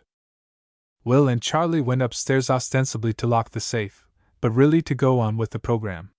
The first thing they did was to fire off a shotgun, and roll a keg of shingle nails down the cellar stairs, and yell to the guests in the refrigerator to look out for God's sake, as the house was struck by lightning. Young Farmer got down off the firkin, and got on his knees, and tried to repeat some Sunday school lesson, but all he could think of was, "Evil communications corrupt too in the bush." The old gentleman, who was struck in the small of the back by a piece of ice that fell off some butter, thought he was struck by lightning, so he began to sing, "A charge to keep I have." The boys upstairs got a bag of buckshot, and opened it, and every little while would throw a handful onto the outside cellar door, right above the heads of the freezing occupants of the refrigerator, at the same time pounding a piece of sheet iron to make thunder. They kept this up for an hour, and then got a barrel and filled it with broken glass and pieces of crockery, and they would roll it across the floor above, while one would take an axe and pound on some bar iron that was leaning against the wall, making a most hideous noise. Charlie Farmer said he supposed he was as well prepared to die as he ever would be, but he said he would give $10 if he had his pants down there. Uncle Armstrong asked him what difference it made whether he had his pants on or not, and Charlie said he didn't want to be ushered into the New Jerusalem with all his sins on his head, before the angels, and nothing on but a knit undershirt. They were discussing this question when they gave vent to a dying groan, closed their eyes, and then all was still. The prisoners thought it was all over, and they didn't stir for about 10 minutes. They thought the house had blown away, and left them alive, and they were inclined to be thankful even for that, when Charlie and Will came down and opened the refrigerator, and told them the storm was over, but that it was the almightiest cyclone that ever passed over Kansas. How Jeff Davis was captured. The accounts of the capture of Jeff Davis, in his wife's clothes, which have been published ever since the war, have caused many to laugh, and has surrounded the last days of the Confederacy with a halo of ludicrousness that has caused much hard feeling between Mr. Davis and the American people. His friends would have been much better pleased if he had bared his breast to the cavalrymen who captured him, and been run through with a saber, and died with some proud last words on his lips, such as, "Who will care for mother now?" or, "The cause is lost. Send out a search warrant to find it." It was a terribly ridiculous ending to a great struggle, the way we have been in the habit of reading the story, but now we have a new light on the subject. Mr. Davis has written a book on the war, and in it he gives the following particulars of his capture and the bravery he displayed. Instead of sneaking off in his wife's petticoat, after a pail of spring water, Mr. Davis describes that escape as being almost a bloody encounter. He says, "I had gone perhaps 15 or 20 yards when a trooper galloped up and ordered me to halt and surrender, to which I gave a defiant answer, and, dropping the shawl and raglan from my shoulders, advanced toward him. He leveled his carbine at me, but I expected if he fired he would miss me, and my intention was, in that event, to put my hand under his foot, tumble him off on the other side, spring into his saddle and attempt to escape. My wife, who had been watching, when she saw the soldier aim his carbine at me, ran forward and threw her arms around me. Success depended on instantaneous action, and recognizing that the opportunity had been lost, I turned back, and, the morning being damp and chilly, passed on to a fire beyond the tent." This puts an entirely different face on the affair, and instead of being a childish coward, He represents himself to have been an arch-conspirator, who disguised himself as a female to get a good chance to throw a boy off his horse and steal the horse. We can only admire the calm determination of the man, as he stood there waiting for the boy to shoot, so he could rush up, unarmed, put his hand under the soldier's foot, tip him off the horse, get on himself, without receding to the government for the horse, and skedaddle. It is not necessary to inquire what the boy would have been doing all the time Jeff was pulling him off the horse. We all know how easy it is for an unarmed old man to spill a healthy soldier off a horse. We can readily see that the soldier could not have whacked the old fellow over the head with the empty carbine, or drawn his saber and run him through, or given him a few shots out of a revolver. Jeff had, no doubt, arranged in his own mind to chloroform the bold Michigan cavalryman, but his wife broke it all up by throwing her arms around him at an inopportune moment, thus pinioning the President of the Confederacy so he could not whip the Union Army. And so, like Adam, Jeff lays the whole business to the woman. What would we do without women to lay everything to? And while Jeff must ever doubt the judgment of his wife in breaking up his plans at that trying moment, when so much was at stake, how that soldier, whose life was saved by her act, must revere her memory. Had the woman not held Jeff, the soldier must have been pitched off his horse, and striking on his head, he must have been killed. Mr. Davis does not say so, but we have no doubt his plan was to have the soldier strike on his head on a projecting root or stone, so he would be killed. If there should be another war, we should never join the cavalry branch of the service unless there was an understanding that no old men, armed with petticoats and tin water pails, should be allowed to charge on cavalrymen and throw them off their horses.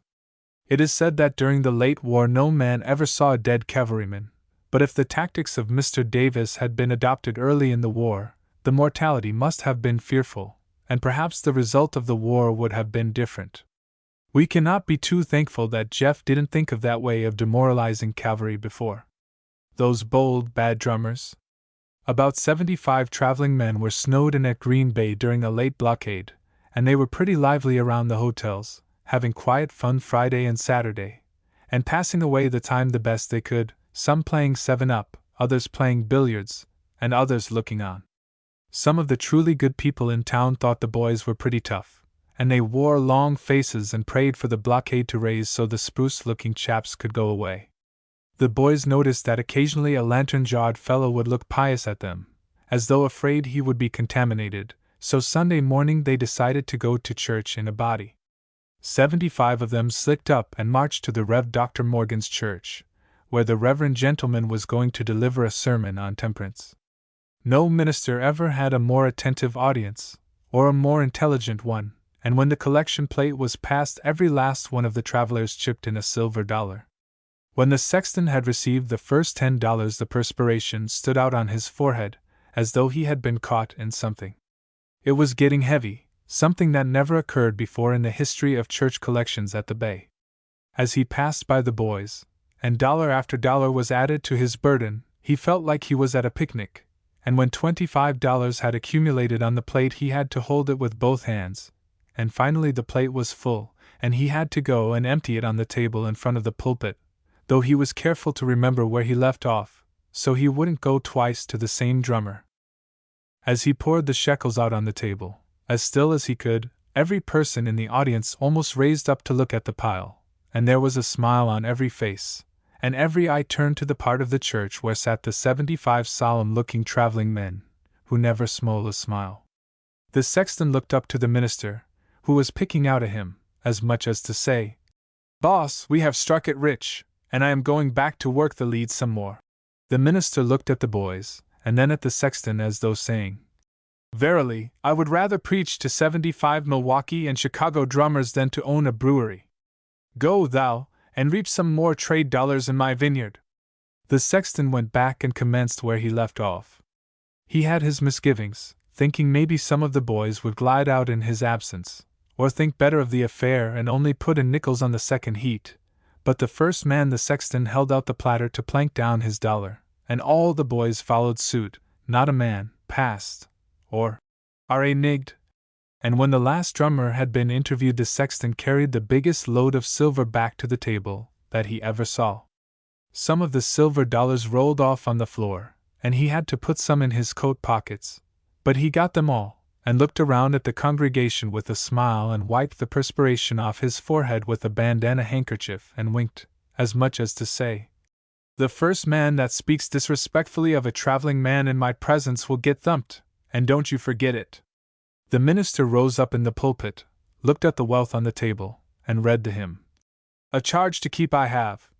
And the congregation joined, the travelers swelling the glad anthem as though they belonged to a pinafore chorus.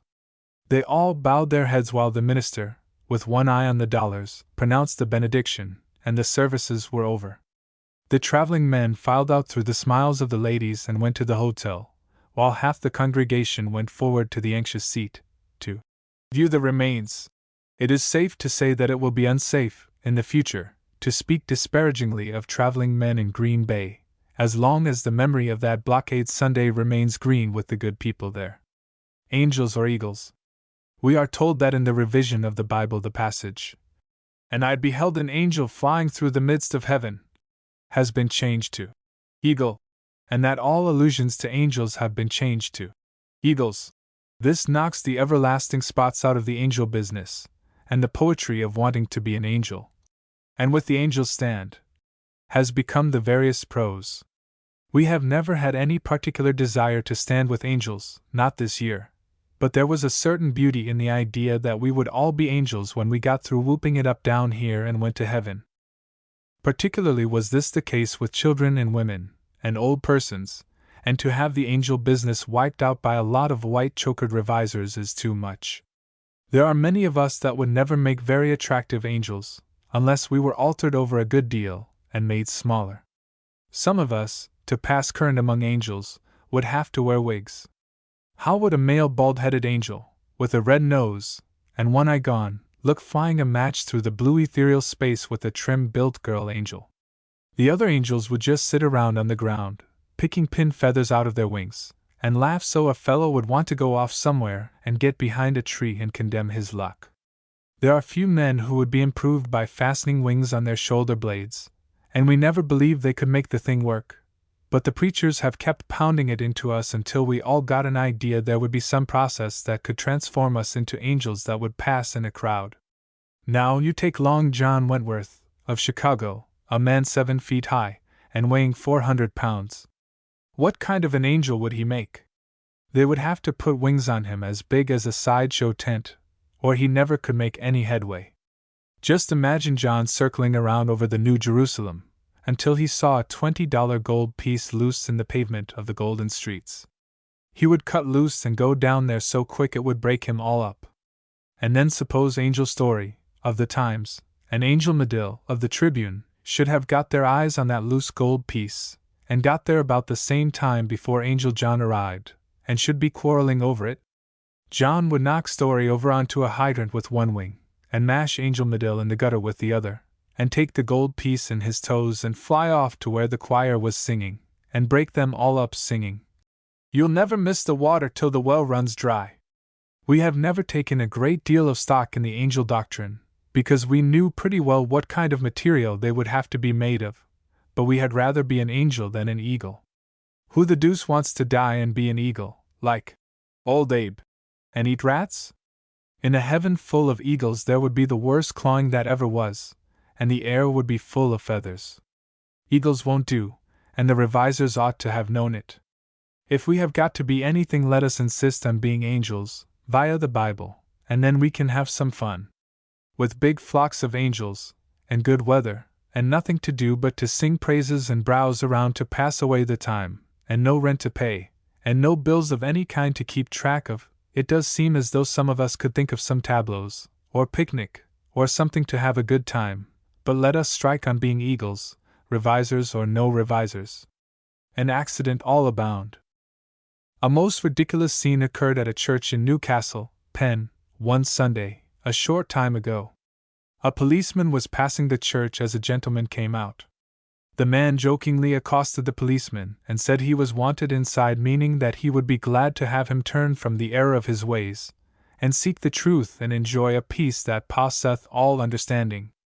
The stupid policeman thought there was some trouble in the church, so he went in. The sexton, seeing a policeman, was anxious to give him a favorable seat, so he said, "Come right in here." And he took him into a pew and waved his hand as much as to say, "Help yourself." There was another man in the pew, a deacon with a sinister expression, as the policeman thought, and he supposed that was the man they wanted arrested, so he tapped the deacon on the arm and told him to go into the aisle. The deacon struggled, thinking the policeman was crazy, and tried to get away, but he was dragged along. Many of the congregation thought that the deacon had been doing something wrong, and some of them got behind the deacon and helped the officer fire him out. Arriving at the lockup, the policeman saw the man who told him he was wanted in the church and asked him what the charge was against the deacon, and he didn't know, so the sexton was appealed to, and he didn't know, and finally the prisoner was asked what it was all about, and he didn't know. The policeman was asked what he arrested the man for, and he didn't know, and after a while the matter was explained, and the policeman, who had to arrest somebody, took the man into custody who told him he was wanted in the church, and he was fined $5 and costs. He says he will never try to convert a policeman again, and the policeman says he will never go into a church again if they get to knocking each other down with them books. Prize fighting and Mormonism.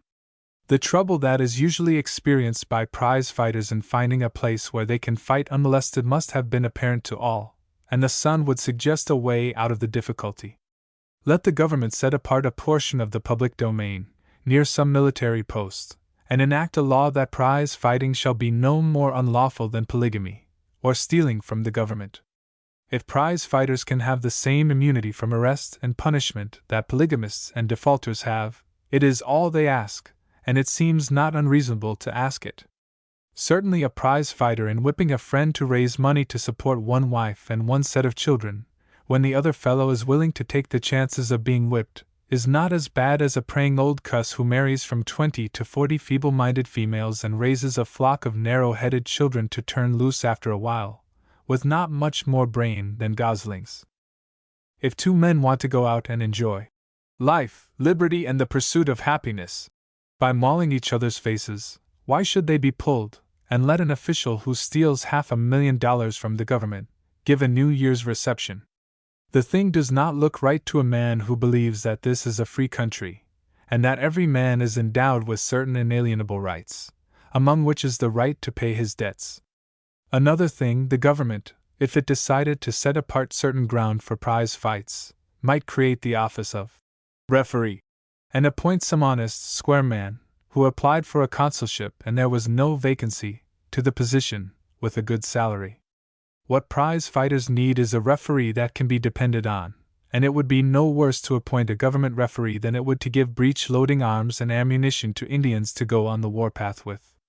Prize fighting does not do any harm. If one of the principals is killed, which does not often occur, the government is so much ahead. The government would furnish the poison if Mormons would kill themselves. Why not furnish prize fighters an opportunity to climb the golden stairs? The fact of it is, as a people we oppose prize fighting because it is brutal, and we go to a wrestling match where men hurt themselves twice as much as they would if they stood up and knocked each other down. We cry out against prize fights, and yet a majority of the male population would walk 10 miles to see a prize fight when they wouldn't ride a mile to attend church. We wish men would not fight, but if they want to they should either be allowed to, or else all other kinds of foolishness should be suppressed. If every respectable businessman in this country could box as well as Sullivan, there would not be as much crime as there is today. Suppose all the men that have been robbed in the past year by cowardly sandbaggers could have put up their hands and knocked the robbers into the middle of next week, wouldn't there be fewer headaches and heartaches, fewer widows mourning their murdered husbands, and fewer orphans? It is against the law to carry weapons, and yet if a man opens a boxing school to teach men to defend themselves, and fit them so they can knock the hindsights off a robber, he is frowned upon. We want to see the time when every young man has got muscle, and knows how to use it, and then there will be fewer outrages. If a respectable citizen has a daughter that is the pride of his heart, he had rather she would go to a theater or a party with a man who can protect her with his strong arm than with an effeminate curiosity that has his brain parted in the middle, and who would be afraid to meet a dwarf in the dark. We advise every boy who reads The Sun to throw away the revolver he has bought to carry in his pistol pocket, or sell it to some coward, and use the money to hire somebody to teach him to box, and to strike a blow that will make any person sick to his stomach who insults the boy's sister. Just depend your muscle to get through the world. If the boy's people are truly good and want him to go to Sunday school, he should do it, and learn all that is good, but he should want a little exercise with his hands between meals, and learn the efficacy of 2 fists, for sometimes they come handy. We have heard of cases in prayer meetings where deacons got to fighting, even in this state, and a fellow that could use his fists best stood up the longest, though a chair was used by the opponent. We know ministers in Wisconsin who are good boxers, and while they would not teach boxing from the pulpit, they would not object to see every boy know how. Since the tramps have been knocking people down in Indianapolis, we have been anxious to hear that one of them has tackled our old friend, Rev. Myron Reed, as we know that tramp would go to the hospital dead sure. Boys, learn to box. Miss Deal in a sleeping car. There is one thing about sleeping cars that should be changed, and that is the number of the berths should be on the curtain, so when a man gets up in the night to go out to the back end of the car and look out into the night to see if the stars are shining, and he gets through seeing if the stars are shining, and goes back, he will not get into the wrong berth. Since the other night we have not wondered that on a similar occasion, at the dead hour of night, as it is reported, the truly good Mr. Beecher, who left his berth to see the porter, and asked him about how long it would be before they got there, returned to what he supposed was his own berth, and sat down on the side of it to remove his trouserlands, and by a scream was notified that he was in the wrong pew. We attach no blame to Mr. Beecher, and would defend him to the last breath, because to a man whose mind is occupied with great thoughts, the berths all look alike. Neither do we blame Miss Anthony for screaming. She could not know in the imperfect light that was vouchsafed her in a sleeping car, that it was a mistake. She had no time to argue. It was a case where immediate decision was necessary, and she did right to scream. She could not do otherwise. But when vile men tell us, as they draw down their eyelids and wink, that it was a mistake the way the woman kept tavern in Michigan, they do an injustice to a noble preacher who has been lied about, and who has better judgment than to do so knowingly. So we say that anybody is liable to err, but if anybody had told us, when that woman from Pere Marquette, with a hare lip, and a foot like a fiddle box, got into the berth next to ours, that in the dead hour of night we should be sitting down on the selvage of her berth, we should have killed him. We are more than ever struck by the old adage that the ways of Providence are inscrutable, and past finding the right berth. We had gone out to the back part of the car, and stood in our stocking feet on the cold zinc floor for a couple or 3 minutes, looking out upon the beautiful Michigan landscape and waterscape, as the train passed Michigan City, and had asked the porter if there was any bar on the train, and had returned up the aisle to find our berth. Pulling aside the curtains we sat down, and were about to throw our hind leg up into the sheets, when a cold, hard hand, callous like a horn spoon, grabbed hold of the small of our back, and 2 piercing eyes shot sharp glances at our human frame. One look was enough to show that we had opened the wrong curtains.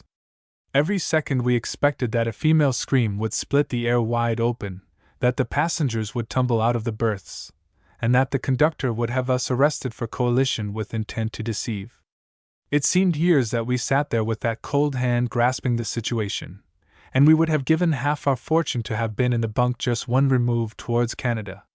All things have an end, and just as we were imagining that the woman with the hare lip was feeling around with her disengaged hand to draw from its concealment in her corset a carving knife, with which to cut a couple of slices off our liver, a voice said, "Well, what in Kalamazoo are you doing in this berth, anyway?"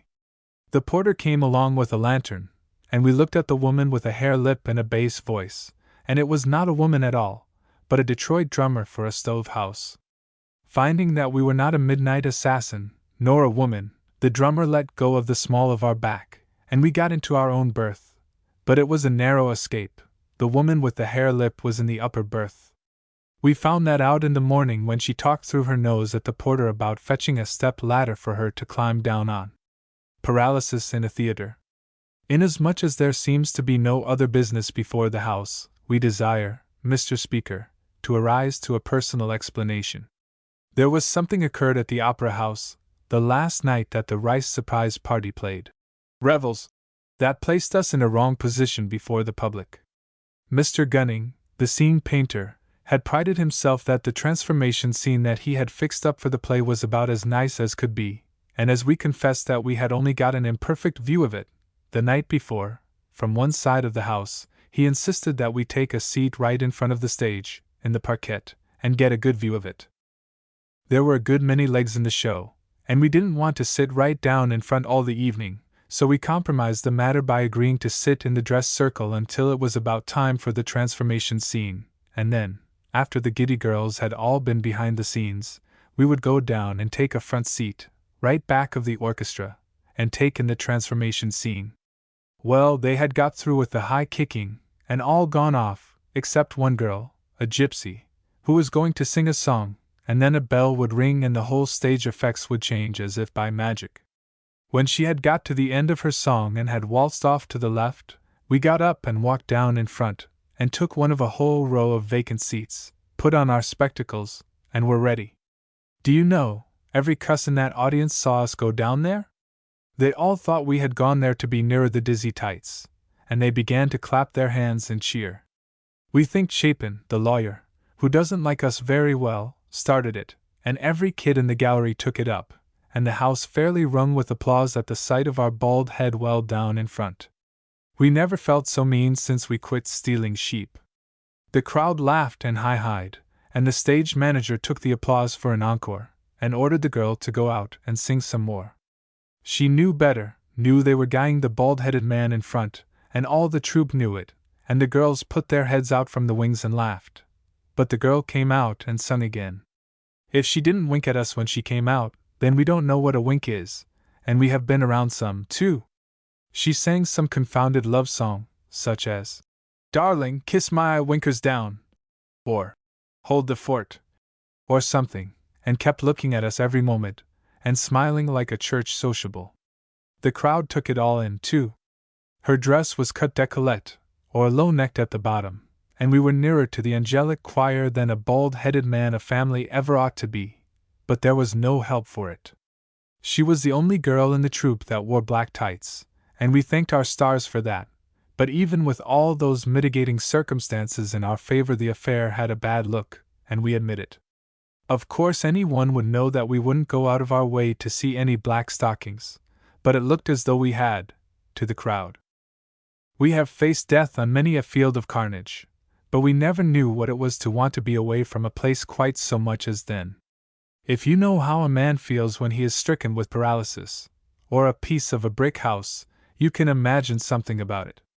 We tried to put on a pious look, a deaconish sort of expression, like a man who is passing a collection plate in church, but the blushes on our face did not look deaconish at all. We tried to look far away, and think of the hereafter, or the heretofore, but that gypsy warbling, "Darling eyes of marine blue," and 40 girls in the wings making up faces, and 500 people back of us having fun at our expense was too much, and we just wanted to die. If there had been a trap door to let us down into the beer saloon below, we would have taken passage on it in a minute. But she finally got through singing, the transformation scene came on, and we went back to our seat in the dress circle, a changed man, and we never looked at a person in the audience after that. But when the performance was over and we came out, and Chapin said, "Hello, old man, guess we got even with you that time," we felt like murdering somebody in cold blood and feathers. Hereafter, if anybody ever catches us taking a front seat at a leg drama, they can take it out of our wages. Mr. Speaker, we have spoken. The queerest name. There is a case in Chicago where a young man is going to apply to have his name changed. The man's name is Isis, and he is now about 18 years old, and just beginning to go into society. It is alleged that he was engaged to be married to an heiress, but she has broken off the engagement until he can get his name changed. She was not very much mashed on the name, anyway, and Monday night, as she was with him coming out of Haverly's Theater, something happened that broke her all up. The young man's father was a pious man, and he named his son Abijah. His companion nicknamed him Bige. Coming out of the theater with his intended on his arm, an old friend, a drummer for a Chicago grocery house, happened to see him, and he went up to him and said, "Why, by Jesus, how are you?"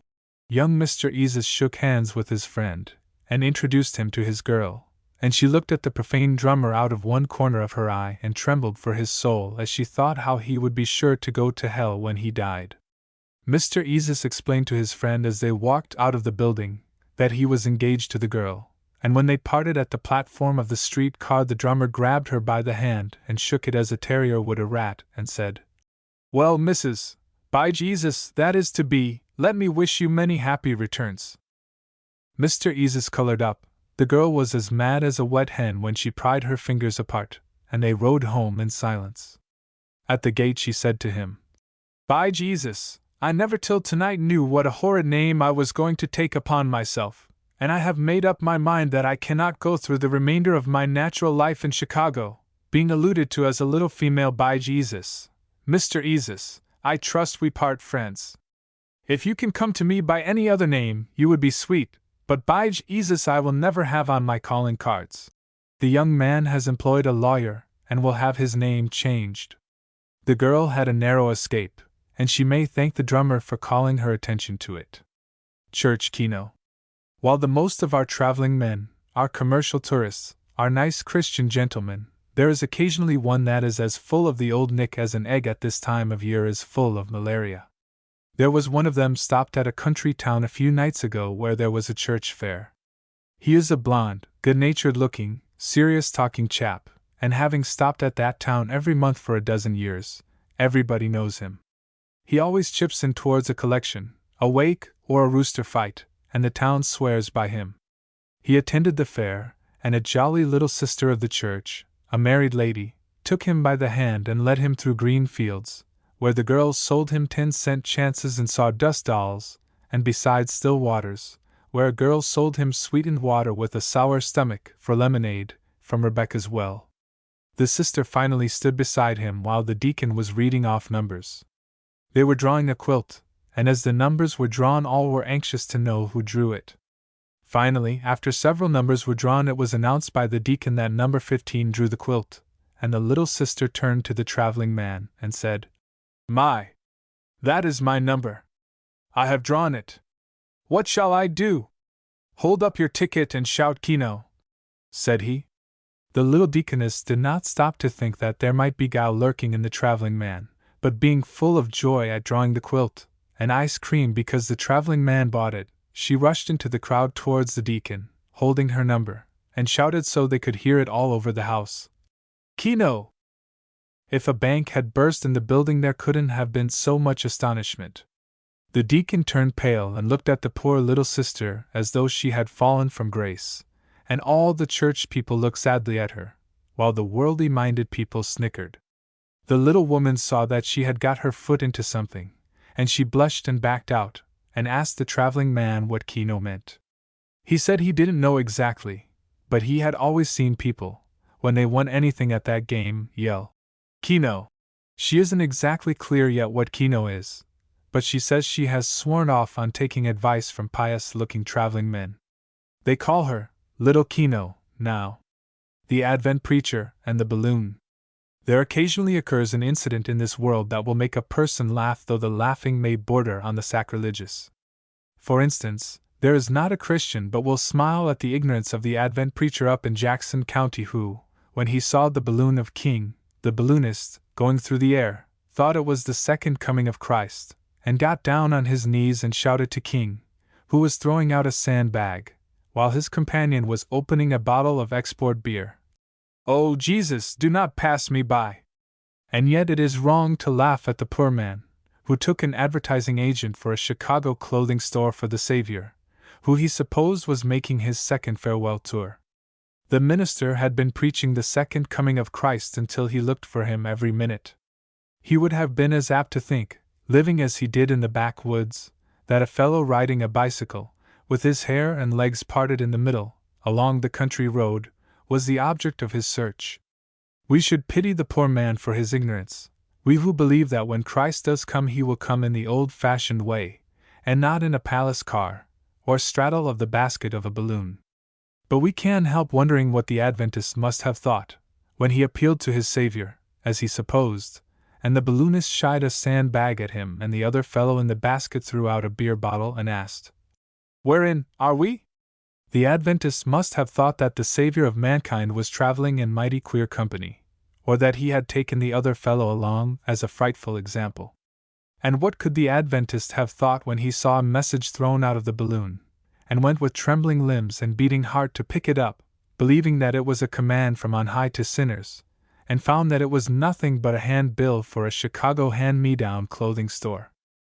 He must have come to the conclusion that the son-o' man had got pretty low down to take a job of bill posting for a reversible ulster and paper collar bazaar.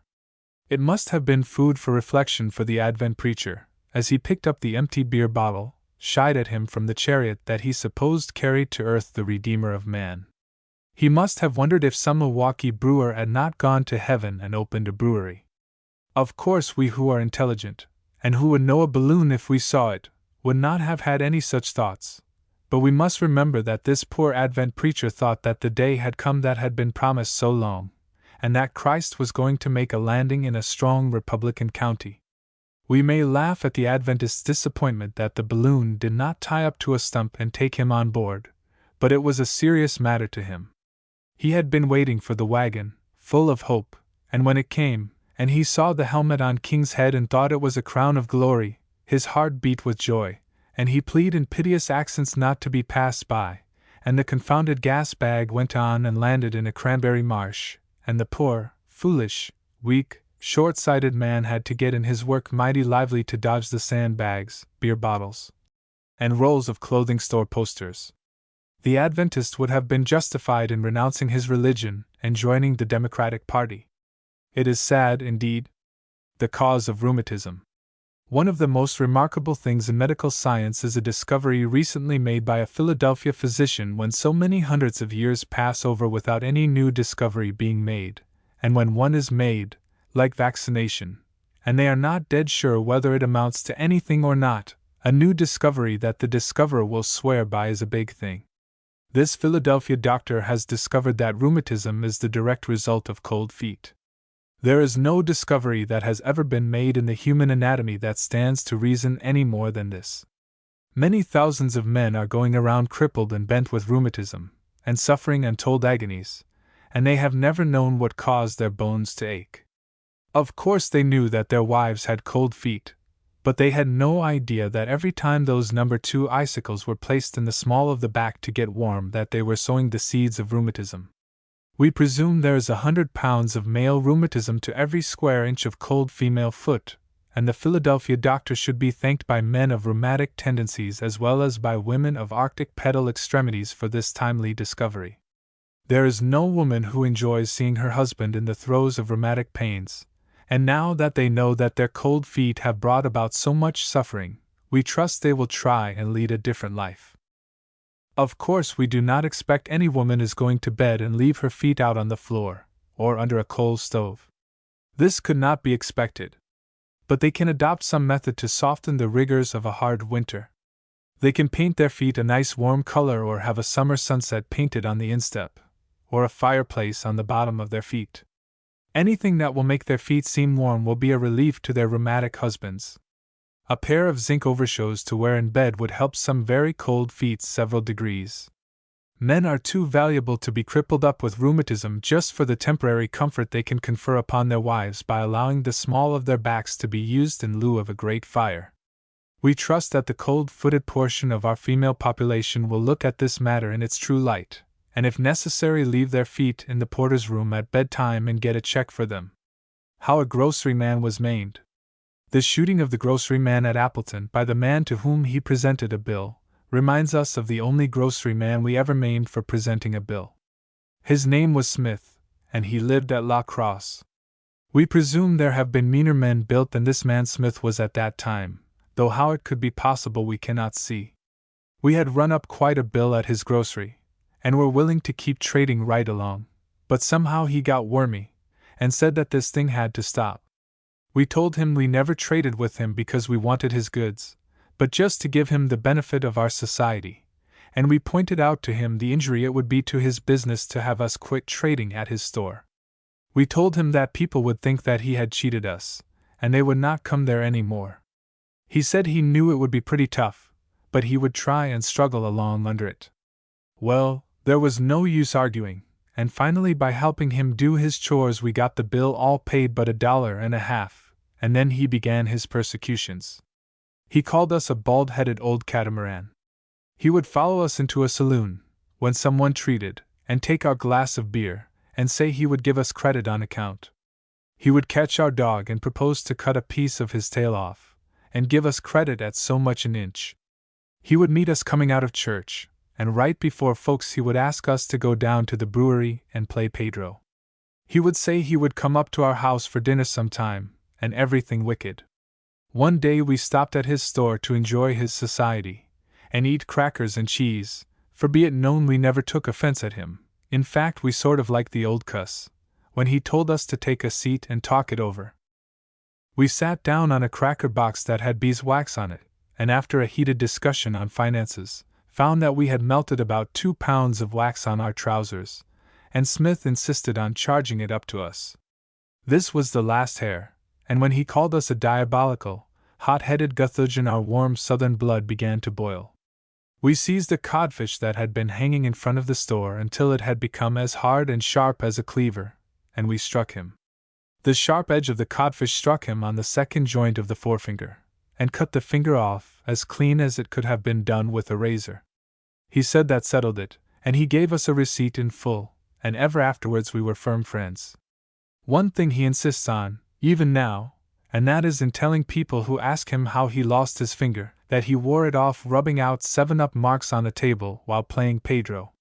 He is now trying to lead a different life, being city clerk of La Crosse, but this article will remind him of old times, and he can remember with what an air of injured innocence we wiped the blood off that codfish and hung it up for a sign, and how Smith sold it the next day to Frank Hatch for a liver pad. No, thank you, we don't drink. Camp meeting in the dark of the moon. A Dartford man, who has been attending a camp meeting at that place, inquires of the Brandon Times why it is that camp meetings are always held when the moon does not shine. The Times man gives it up, and refers the question to the Sun. We give it up. It does not seem as though managers of camp meetings deliberately consult the almanac in order to pick out a week for camp meeting in the dark of the moon, though such meetings are always held when the moon is of no account. If they do, then there is a reason for it. It is well known that pickerel bite best in the dark of the moon, and it is barely possible that sinners catch on better at that time. There may be something in the atmosphere, in the dark of the moon, that makes a camp meeting more enjoyable. Certainly brethren and sisterin can mingle as well if not better when there is no glaring moon to molest and make them afraid, and they can relate their experience as well as though it was too light. The prayers of the righteous avail as much in the darkness of the closet as they do in an exposition building, with an electric light, and as long as sinners will do many things which they ought not to do, and undo many things that they never ought to have done, the dark of the moon is probably the most healthy.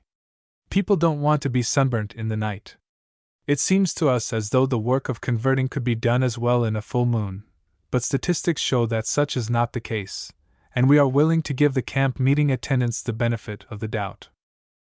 Again, it may be that the moon is to blame.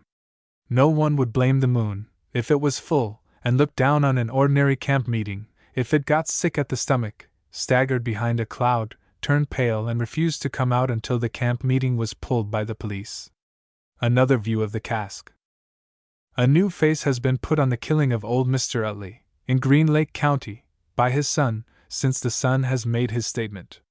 At the time the first news was received we felt inclined to lay it up against young Mr. Utley, as there is nothing that hurts our feelings worse than to hear that a boy in the first flush of manhood, when the pin feathers are just appearing on his upper jaw and when the world is all before him to conquer and lay at his feet, has deliberately shot 6 No. 40 caliber bullets into various places in the person of his venerable father, who has nurtured him from childhood, stored his mind with useful knowledge, or perchance played mumblety peg with a shingle across the place where in later years another father may plant oblong pieces of leather, because of his habit of leaning his youthful stomach across the gate whereon swings a gentle maiden belonging to this other father, the while giving her glucose in regard to a beautiful castle that he will rear with his own hands on a commanding eminence, surrounded with vines and roses, into the golden portals of which he will usher her and empty into her lap the precious treasures of the Orient, when the cuss knows that he will never be able to earn more than 12 shillings a day on a farm the longest day he lives, and that if she marries him she will have to take in stairs to scrub and cook liver over an oil stove, and wear the same dress she is married in till it will stand alone. We say that we are opposed to young men killing their fathers. It has never seemed right to us. But since the supplemental returns in this case are all in, and we learn that old Mr. Utley was a drunken bulldozer who would take the farm horses and go off to town on a 3 days drunk, leaving the young man to do all the work, and come back complaining because the work was not done, and if the boy attempted to explain, he would be knocked down with a stick of cord wood, and that on this occasion he was engaged in trying to dissect young Utley with a butcher knife, claiming that he was going to hang his hide on the fence, and cut out his liver and stomach, and other things that Dr. Tanner has given a furlough, and that the young man shot his father just to keep peace in the family, and to save his own life, and that there were 4 quarts of raw whiskey in the old man's panjandrum when he turned up his toes. We feel like apologizing to the young man and telling him that he did his country a great service in wiping out his sire, baby mine. When an old man gets so he can't enjoy himself without filling up with whiskey and cutting slices off the livers of live people, the sooner he climbs the golden stair the better. The pious deacon and the worldly cow. One of those incidents that cause a pious man to damn the whole animal creation occurred at Janesville last week. A business man that we all know got up last Tuesday morning and took a walk down by Monterey to view the beauties of nature and get up an appetite for breakfast. He is a man who weighs close onto 150 pounds, though he is as kitteny as anybody when occasion calls for kittenishness. Gazing into the crystal waters of Rock River, it occurred to him that he would take a bath, so he disrobed himself, laid his clothes upon the ground and plunged in. He had been sporting with the wavelets, and waving with the sportlets for some minutes, when he heard a bellowing on shore, and he looked up to see a cow pawing the ground and running her horns into his clothes. You know how the smell of blood or carrion will cause the mildest mannered cow to get on her ear and paw the ground and bellow. Not that there was any blood or carrion there, but the cow acted that way. She may have got the smell of a Democrat from his clothes. Anyway, she made Monterey howl, and the large man in the water dove down for stones to throw at the cow. She had run one horn through one leg of his pants, and the other horn through the broad part, and was engaged in chewing his shirt, when a rock struck her on the rump and she started off with those 2 garments for the blind asylum, where she evidently belonged, shaking her head to get the pants off her horns, and chewing the shirt as though it was a bran mash. The pious man rushed out of the water towards the cow and said, "Co boss, co boss." But she took one look at his shape and turned away and didn't co boss very much. A war map of the thoughts of this Janesville businessman, as he saw the cow go away, would sell well, if it was illustrated by a picture of a native Zulu picking buchu leaves. He said he was a pious man, and had always tried to lead a different life, and do the fair thing, but hereafter he would be blanked if he wouldn't kill every blanked cow that he came across. The only things the cow had left were his hat, vest, and shoes and stockings. He put them on and started after the cow. The vest was one of these grandfather's clock vests, that stop short, never to go again, a sort of emigrant vest that comes high. It was not a long, lingering, emotional vest. It was not what would be called a charitable vest, because charity begins at home, and covers a multitude of back pay into the treasury. He tried to remember some of the 10 Commandments, to repeat, but the only one he could call to mind was, "Pull down thy vest." His eyes swept the horizon to see if anybody was looking, and he could see that the grounds about the blind asylum were alive with people of both sexes. He thanked heaven that by the inscrutable ways of Providence, people were made blind, but his joy at the calamity was mingled with sorrow when he thought that the teachers at the asylum were endowed with the most perfect eyesight. As the cow neared the gate of the grounds he made one effort to head her off, but she run by him, and then he attempted to take his pistol from the hind pocket of his pants to kill himself, when he realized again that he was indeed barefooted from his vest to his stockings, and he sat down under a tree to die of slow starvation. But before he began to starve he got up again and resumed an upright attitude, on account of ants. It is a picnic for a nest of ants to partake of a human being who has lost his or her trousers, as the case may be, and he followed the cow, saying, "Co boss," in the most pitiful accents that were ever used by a Janesville man. The cow looked around, and as she did so the pants caught on a sapling and were pulled off her horns and dropped upon the ground. The pious man looked upon this as a direct interposition of Providence, and he was sorry, he swore. He got into his trousers so quick that it made his head swim, and just as the crowd at the asylum had come down to the gate to see what strange-looking calf was following the cow home, the man started on a run for town, leaving the shirt with the cow. The people at the asylum have the shirt, and it has the initials of the man worked in the neckband, but he will never call for it. One sleeve is chewed off, and the bosom is rent with conflicting emotions and cow's teeth. The man sells nails and skimmers with a far-off expression, and don't want cows to run at large anymore. The question of cats.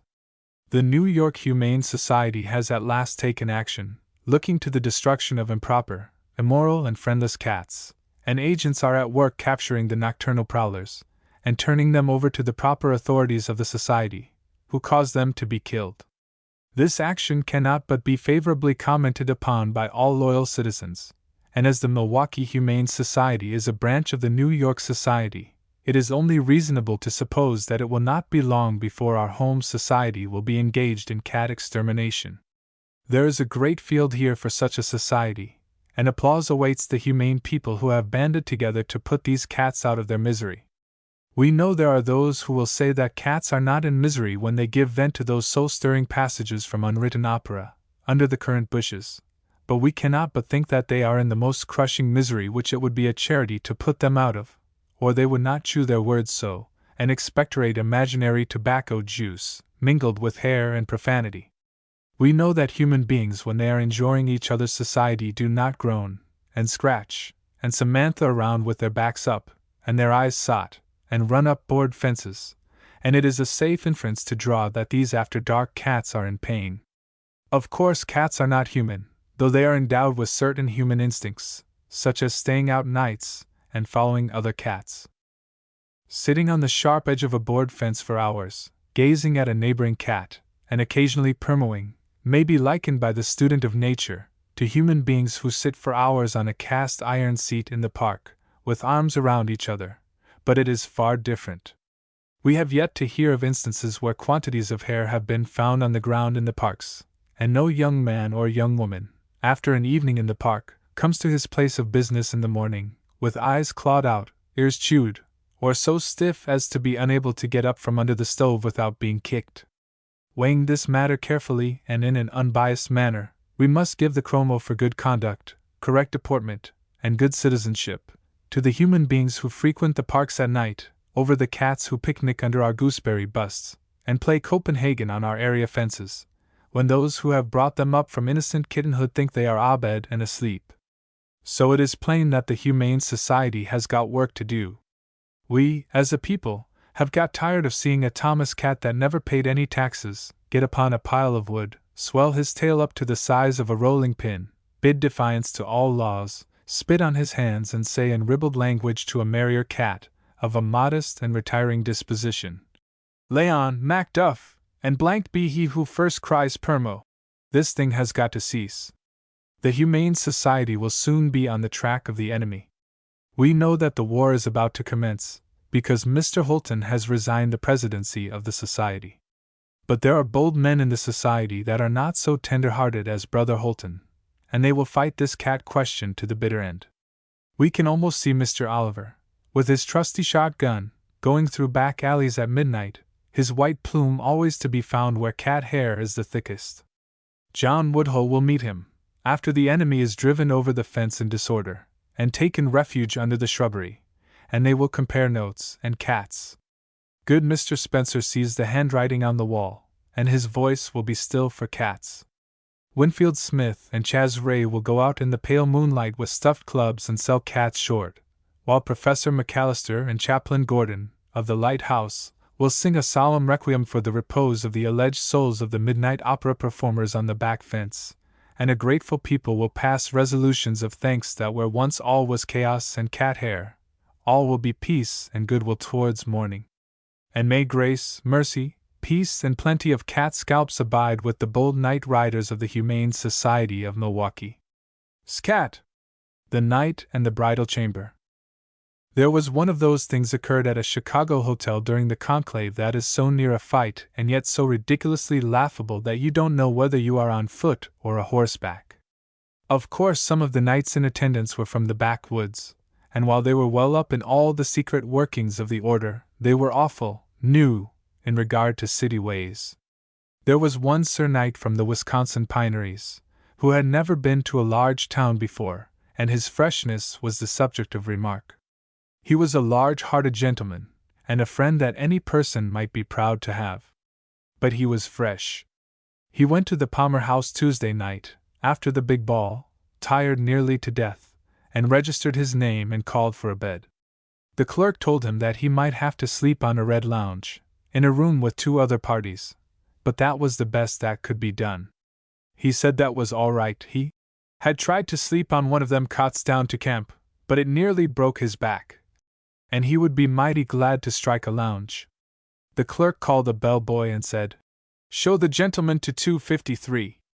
The boy took the knight's keister and went to the elevator. The door opened and the knight went in and began to pull off his coat, when he looked around and saw a woman on the plush-upholstered seat of the elevator, leaning against the wall with her head on her hand.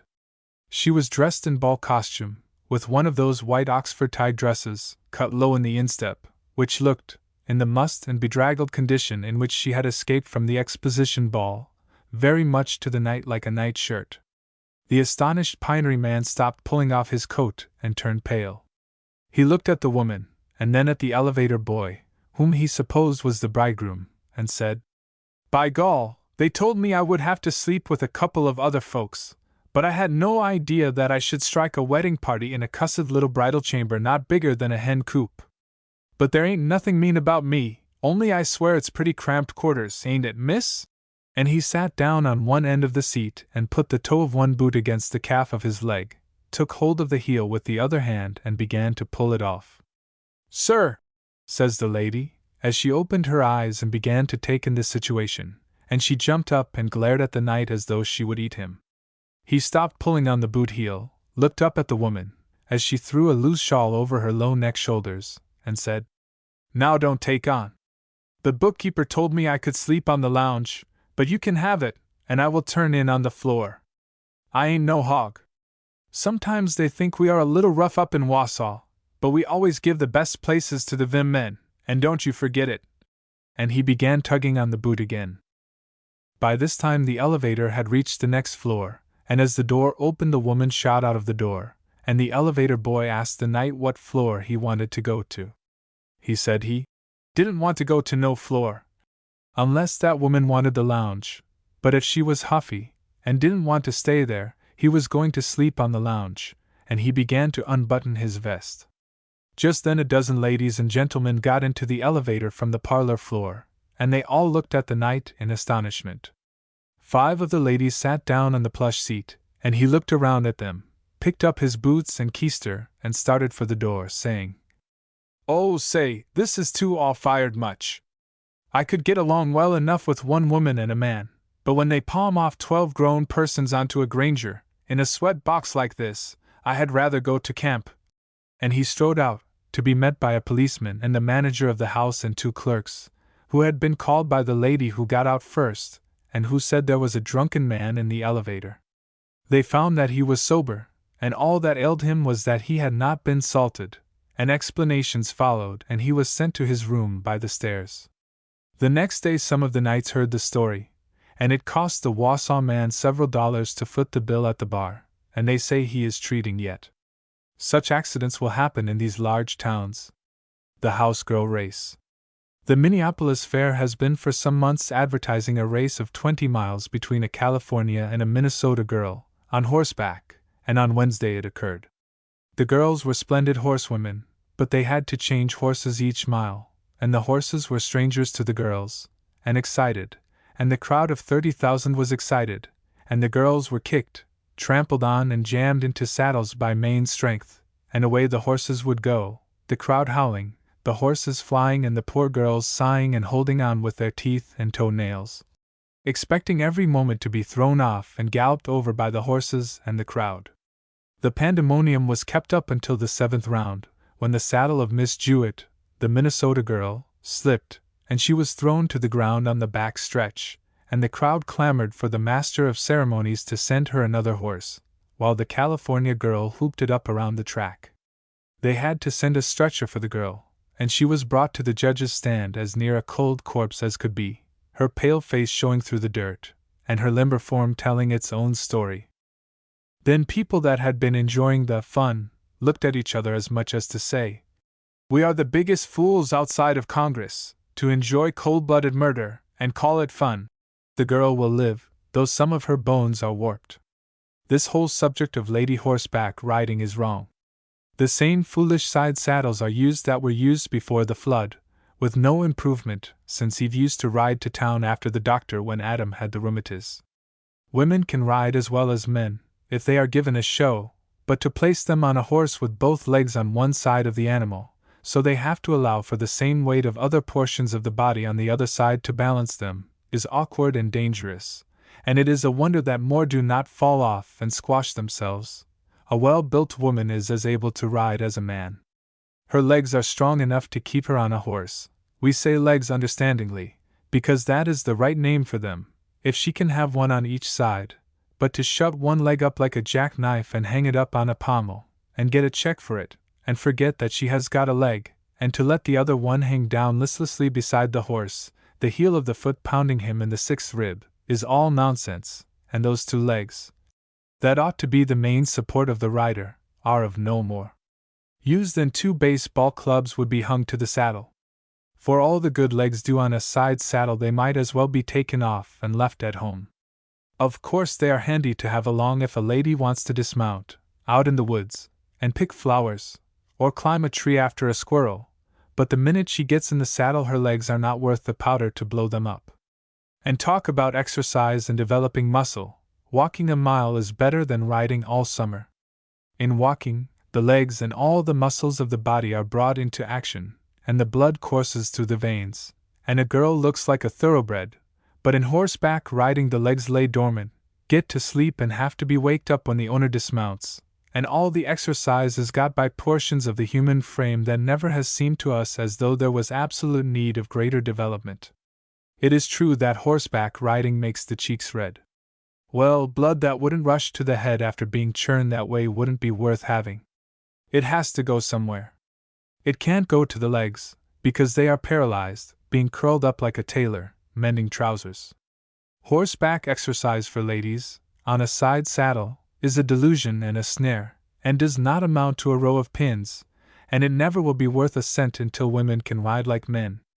Then the lower limbs, now it is limbs, will be developed and health will be the result, and there will be no danger of a saddle turning and a helpless woman being dragged to her death. There is nothing indelicate about riding on both sides of a horse, if they once get used to it. But they have got to get over this superstition that to ride on horseback a woman must put her limbs up in curl papers. The trouble Mr. Story has. A dispatch from Chicago says that Wilbur F. Story of the Times is in a bad state, and that he gets around by leaning on his young wife with one hand and a cane with the other, that he believes his latter end is approaching, and that he is giving liberally to churches and has quit abusing ministers, and is trying to lead a different life. We should have no objections to Mr. Story's going to heaven. However much he might try to revolutionize things there, and run the place, there will be enough of us there to hold the balance of power and prevent him from doing any particular damage. Besides, we do not believe he is responsible for the cussedness of his newspaper. It is the wicked young men he keeps. The 4 that we know, Wilkie, Snowden, Seymour, and Doc Hinman, are enough to make the truly good Mr. Story have night sweats. They never refuse when you ask them up, and they are full of guile. Story got fooled the worst on Snowden. Snowdon is a graduate of a nice Christian college at Ripon, a beautiful blond young man with the most resigned and pious countenance we ever saw, one that seems to draw people to him. His heart is tender, and he weeps at the recital of suffering. A stranger, to look at his face in repose, would say that he was an evangelist and the pillar of some church, and that he associated only with the truly good, but he plays the almightiest game of draw poker of any man in Chicago.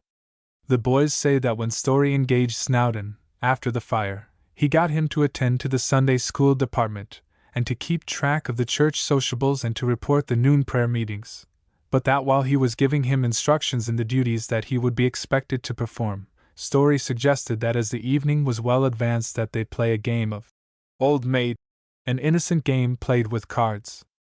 Mr. Snowden hesitated at first, said it was something he never allowed himself to do, to touch a card, as he had promised his old professor, Mr. Merrill, of Ripon College, that he never would do anything that would bring reproach upon his alma mater, but seeing it was Story he would play one game, just for luck. Well, you know how it is. One word brought on another, they drifted, by easy stages, into draw poker, and before Snowden left he had won $280 and an oroide watch chain of Story. Mr. Story told his wife the next morning that he never was so deceived in a pious-looking young person in his life. "Why," said he, as he was thumbing over the Bible to read a chapter before morning prayers, "the tow-headed cuss would draw to a pair of deuces and get an ace full. Let us unite in prayer." However, he was not going to see any other paper secure Snowden's talent, so he gave him a box stall up in the top of the Times building, and any day, after 3 o'clock in the afternoon, you can go there and borrow a couple of dollars of him, if you are in Chicago hard up. The Sun hopes Mr. Story may live as long as he can make it pay, and when he dies that he may go to the celestial regions, but he must not go and build any temporary seats and charge $1 a head for us fellows from the country to see the procession go by. We can stand those things here on earth, but when we get over there we must have a square deal, or jump the game. Tragedy on the stage. The tendency of the stage is to present practical, everyday affairs and plays, and those are the most successful which are the most natural. The shoeing of a horse on the stage in a play attracts the attention of the audience wonderfully, and draws well. The inner workings of a brewery, or a mill, is a big card, but there is hardly enough tragedy about it. If they could run a man or two through the wheel, and have them cut up into hash, or have them crowned in a beer vat, audiences could applaud as they do when 8 or 9 persons are stabbed, poisoned or beheaded in the Hamlets and 3 Richards, where corpses are piled up on top of each other. What the people want is a compromise between old tragedy and new comedy. Now, if some manager could have a love play, where the heroine goes into a slaughterhouse to talk love to the butcher, instead of a blacksmith shop or a brewery, it would take. A scene could be set for a slaughterhouse, with all the paraphernalia for killing cattle, and soup butchers to stand around the star butcher with cleavers and knives. The star butcher could sit on a barrel of pig's feet, or a pile of heads and horns, and soliloquize over his unrequited love, as he sharpened a butcher knife on his boot. The hour for slaughtering having arrived, cattle could be driven upon the stage, the star could knock down a steer and cut its throat, and hang it up by the hind legs and skin it, with the audience looking on breathlessly. As he was about to cut open the body of the dead animal, the orchestra could suddenly break the stillness, and the heroine could waltz out from behind a lot of dried meat hanging up at one side, dressed in a lavender satin princess dress and train, with a white reception hat with ostrich feathers, and wading through the blood of the steer on the carpet, shout, "Stay your hand, Reginald!" The star butcher could stop, wipe his knife on his apron, motion to the soup butchers to leave, and he would take 3 strides through the blood and hair, to the side of the heroine, take her by the wrist with his bloody hand, and shout, "What wiltest thou, Mary Anderson de Montmorency?" Then they could sit down on a box of intestines and liver and things and talk it over, and the curtain could go down with the heroine swooning in the arms of the butcher. 7 years could elapse between that act and the next, and a scene could be laid in a boarding house, and some of the same beef could be on the table, and all that. Of course, we do not desire to go into details. We are no playwrighter, but we know what takes. People have got tired of imitation blood on the stage. They kick on seeing a man killed in one act, and come out as good as new in the next. Any good playwrighter can take the cue from this article and give the country a play that will take the biscuit. Imagine John McCullough, or Barrett, instead of killing Roman soups with nightgowns on, and bare legs, killing a Texas steer. There's where you would get the worth of your money. It would make them show the metal within them, and they would have to dance around to keep from getting a horn in their trousers. It does not require any pluck to go out behind the scenes with a sword and kill enough soups for a mess. Give us some slaughterhouse tragedy, right away. The mistake about it. There is nothing that is more touching than the gallantry of men, total strangers, to a lady who has met with an accident. Any man who has a heart in him, who sees a lady whose apparel has become disarranged in such a manner that she cannot see it, will, though she be a total stranger, tell her of her misfortune, so she can fix up and not be stared at. But sometimes these efforts to do a kindly action are not appreciated, and men get fooled. This was illustrated at Watertown last week. People have no doubt noticed that one of the late fashions among women is to wear at the bottom of the dress a strip of red, which goes clear around. To the initiated it looks real nice, but a man who is not posted in the fashions would swear that the woman's petticoat was dropping off, and if she was not notified and allowed to fix it, she would soon be in a terrible fix on the street. It was a week ago Monday that a lady from Oshkosh was at Watertown on a visit, and she wore a black silk dress with a red strip on the bottom. As she walked across the bridge, Mr. Calvincini, a gentleman whose heart is in the right place, saw what he supposed would soon be a terrible accident, which would tend to embarrass the lady, so he stepped up to her in the politest manner possible, took off his hat and said, "Excuse me, madam, but I think your wearing apparel is becoming disarranged. You might step right into Clark's here and fix it." And he pointed to the bottom of her dress. She gave him a look which froze his blood, and shaking her dress out she went on. He said it was the last time he would ever try to help a woman in distress. She sailed along down to a grocery store and stopped to look at some grapes, when the practiced eye of Peter Brooks saw that something was wrong. To think is to act with Peter, and he at once said, "Miss, your petticoat seems to be dropping off. You can go in the store and get behind that box of codfish and fix it if you want to." Now that was a kind thing for Peter to do, and an act that any gentleman might be proud of, but he was amazed at her when she told him to mind his own business, and she would attend to her own petticoat, and she marched off just a trifle mad. She went into the post office to mail a postal card, just as Mr. Moak, the postmaster, came out of his private office with L. B. Caswell, the congressman. Mr. Moak, without the aid of his glasses, saw that there was liable to be trouble, so he asked Caswell to excuse him a moment, and turning to the delivery window where she was asking the clerk what time the mail came in, he said, "I beg 1,000 pardons, madam. It ill becomes a stranger to speak to one so fair without an introduction, but I believe that I am not violating the civil service rules laid down by Mr. Hayes for the guidance of postmasters when I tell you, lady, that something has broke loose and that the red garment that you fain would hide from the gaze of the world has asserted itself and appears to the naked eye about 2 chains and 3 links below your dress. I am going abroad to visit Joe Linden, the independent candidate for sheriff, and you can step into the back office and take a reef in it." He did not see the look of fire in her eyes as he went out, because he was not looking at her eye. She passed out, and Doc Spaulding, who has got a heart in him as big as a box car, saw it, and touching his broad-brimmed felt hat he said, in a whisper, "Madam, you better drop into a millinery store and fasten up your—" But she passed him on a run, and was just going into a hardware store, with her hand on her pistol pocket, when Jewel Keyes happened along. Now, Jewel would consider himself a horse thief if he should allow a woman to go along the street with anything the matter with her clothes, and he not warn her of the consequences. So he stopped and told her that she must excuse him, a perfect stranger, for mentioning her petticoat, but the fact was that it was coming off. By this time the woman was mad.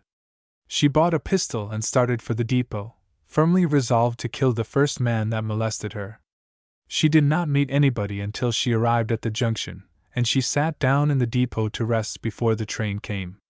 Pierce, the hotel man, is one of the most noticing persons anywhere, and she hadn't been seated a York minute before his eye caught the discrepancy in her apparel.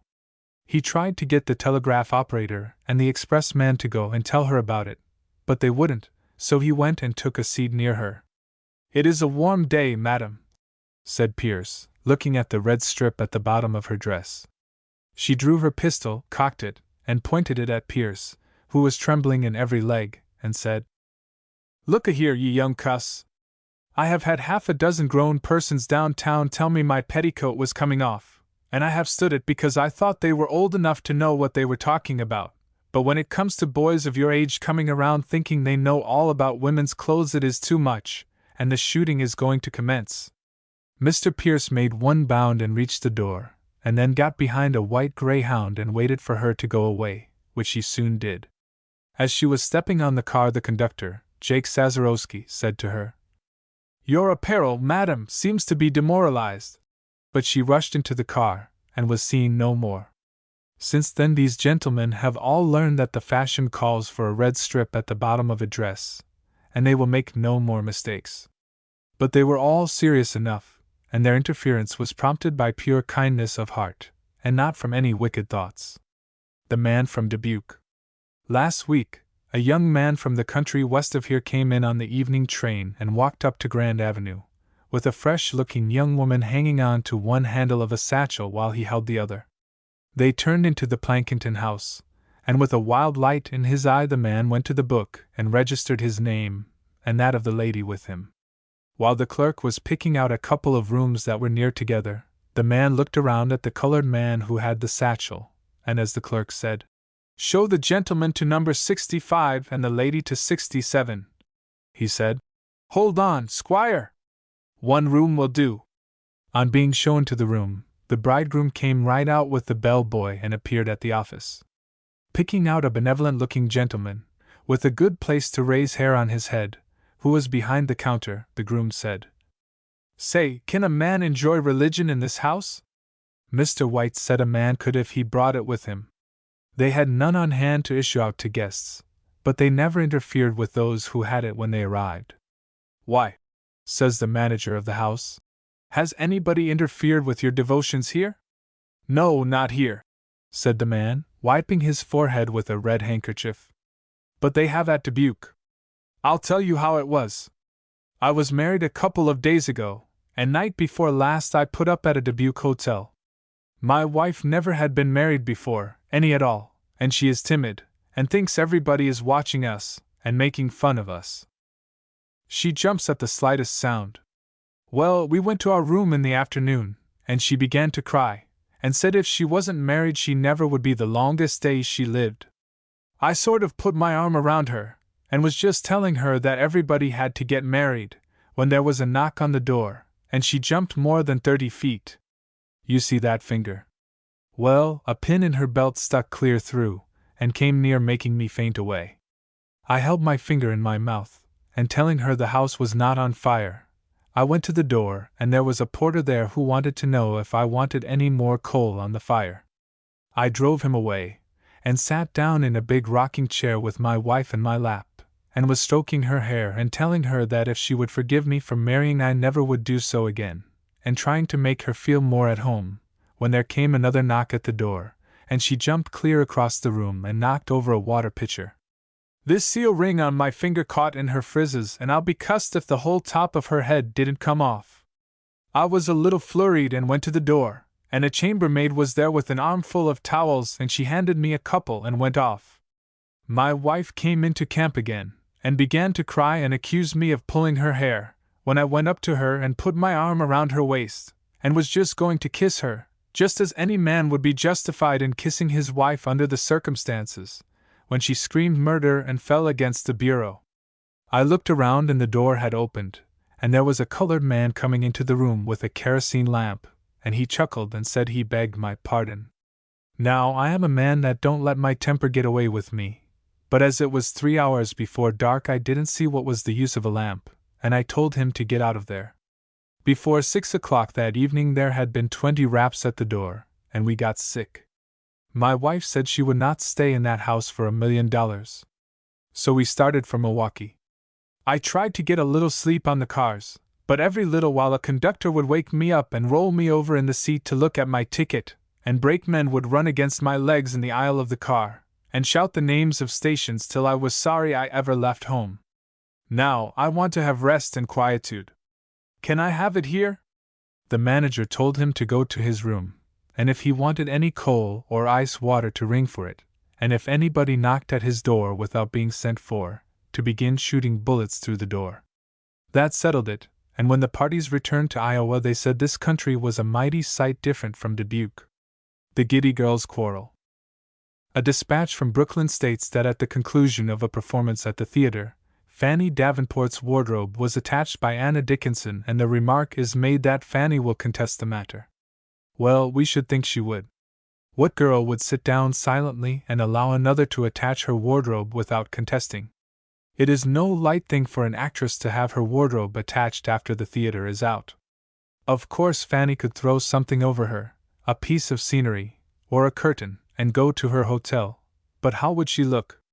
Miss Davenport always looked well with her wardrobe on, but it may have been all in the wardrobe. Without a wardrobe she may look very plain and unattractive. Anna Dickinson has done very wrong.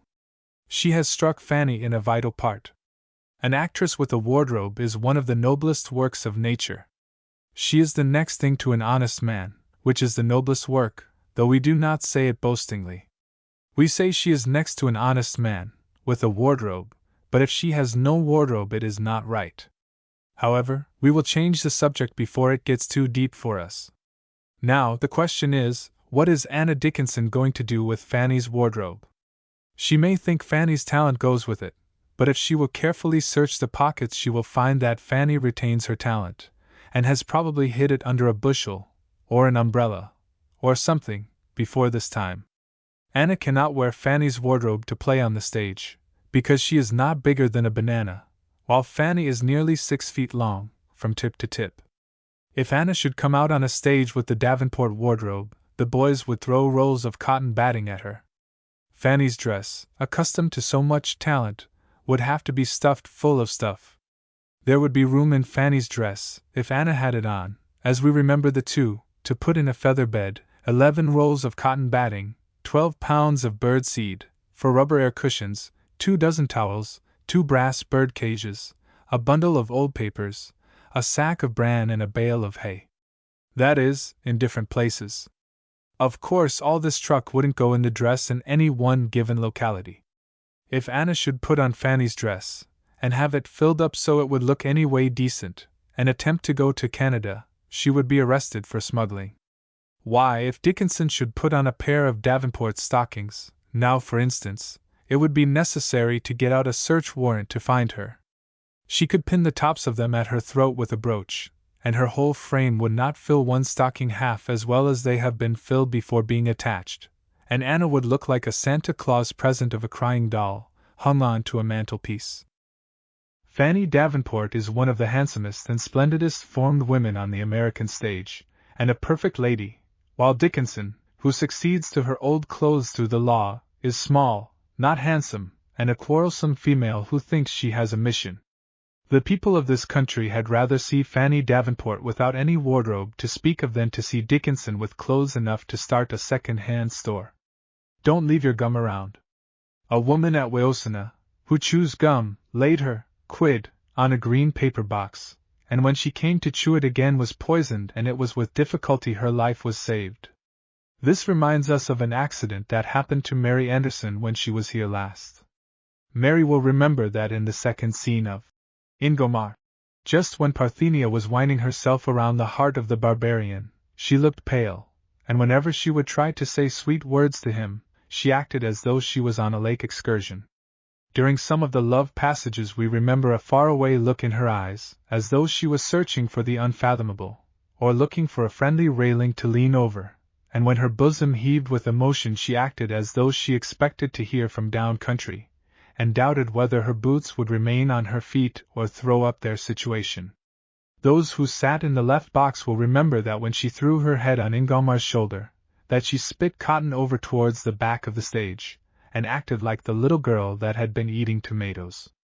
Ingomar seemed to notice that something was the matter, and he kept his face as far from Parthenia as the rules of polite society would admit, and the theory that she had been eating onions, which was advanced by a bald-headed man in the dress circle, found many believers. However, that was not the case, as we found by inquiring of a gentlemanly soup. It is well known that Miss Anderson is addicted to the gum-chewing habit, and that when she goes upon the stage she sticks her chew of gum on an old castle painted on the scenery.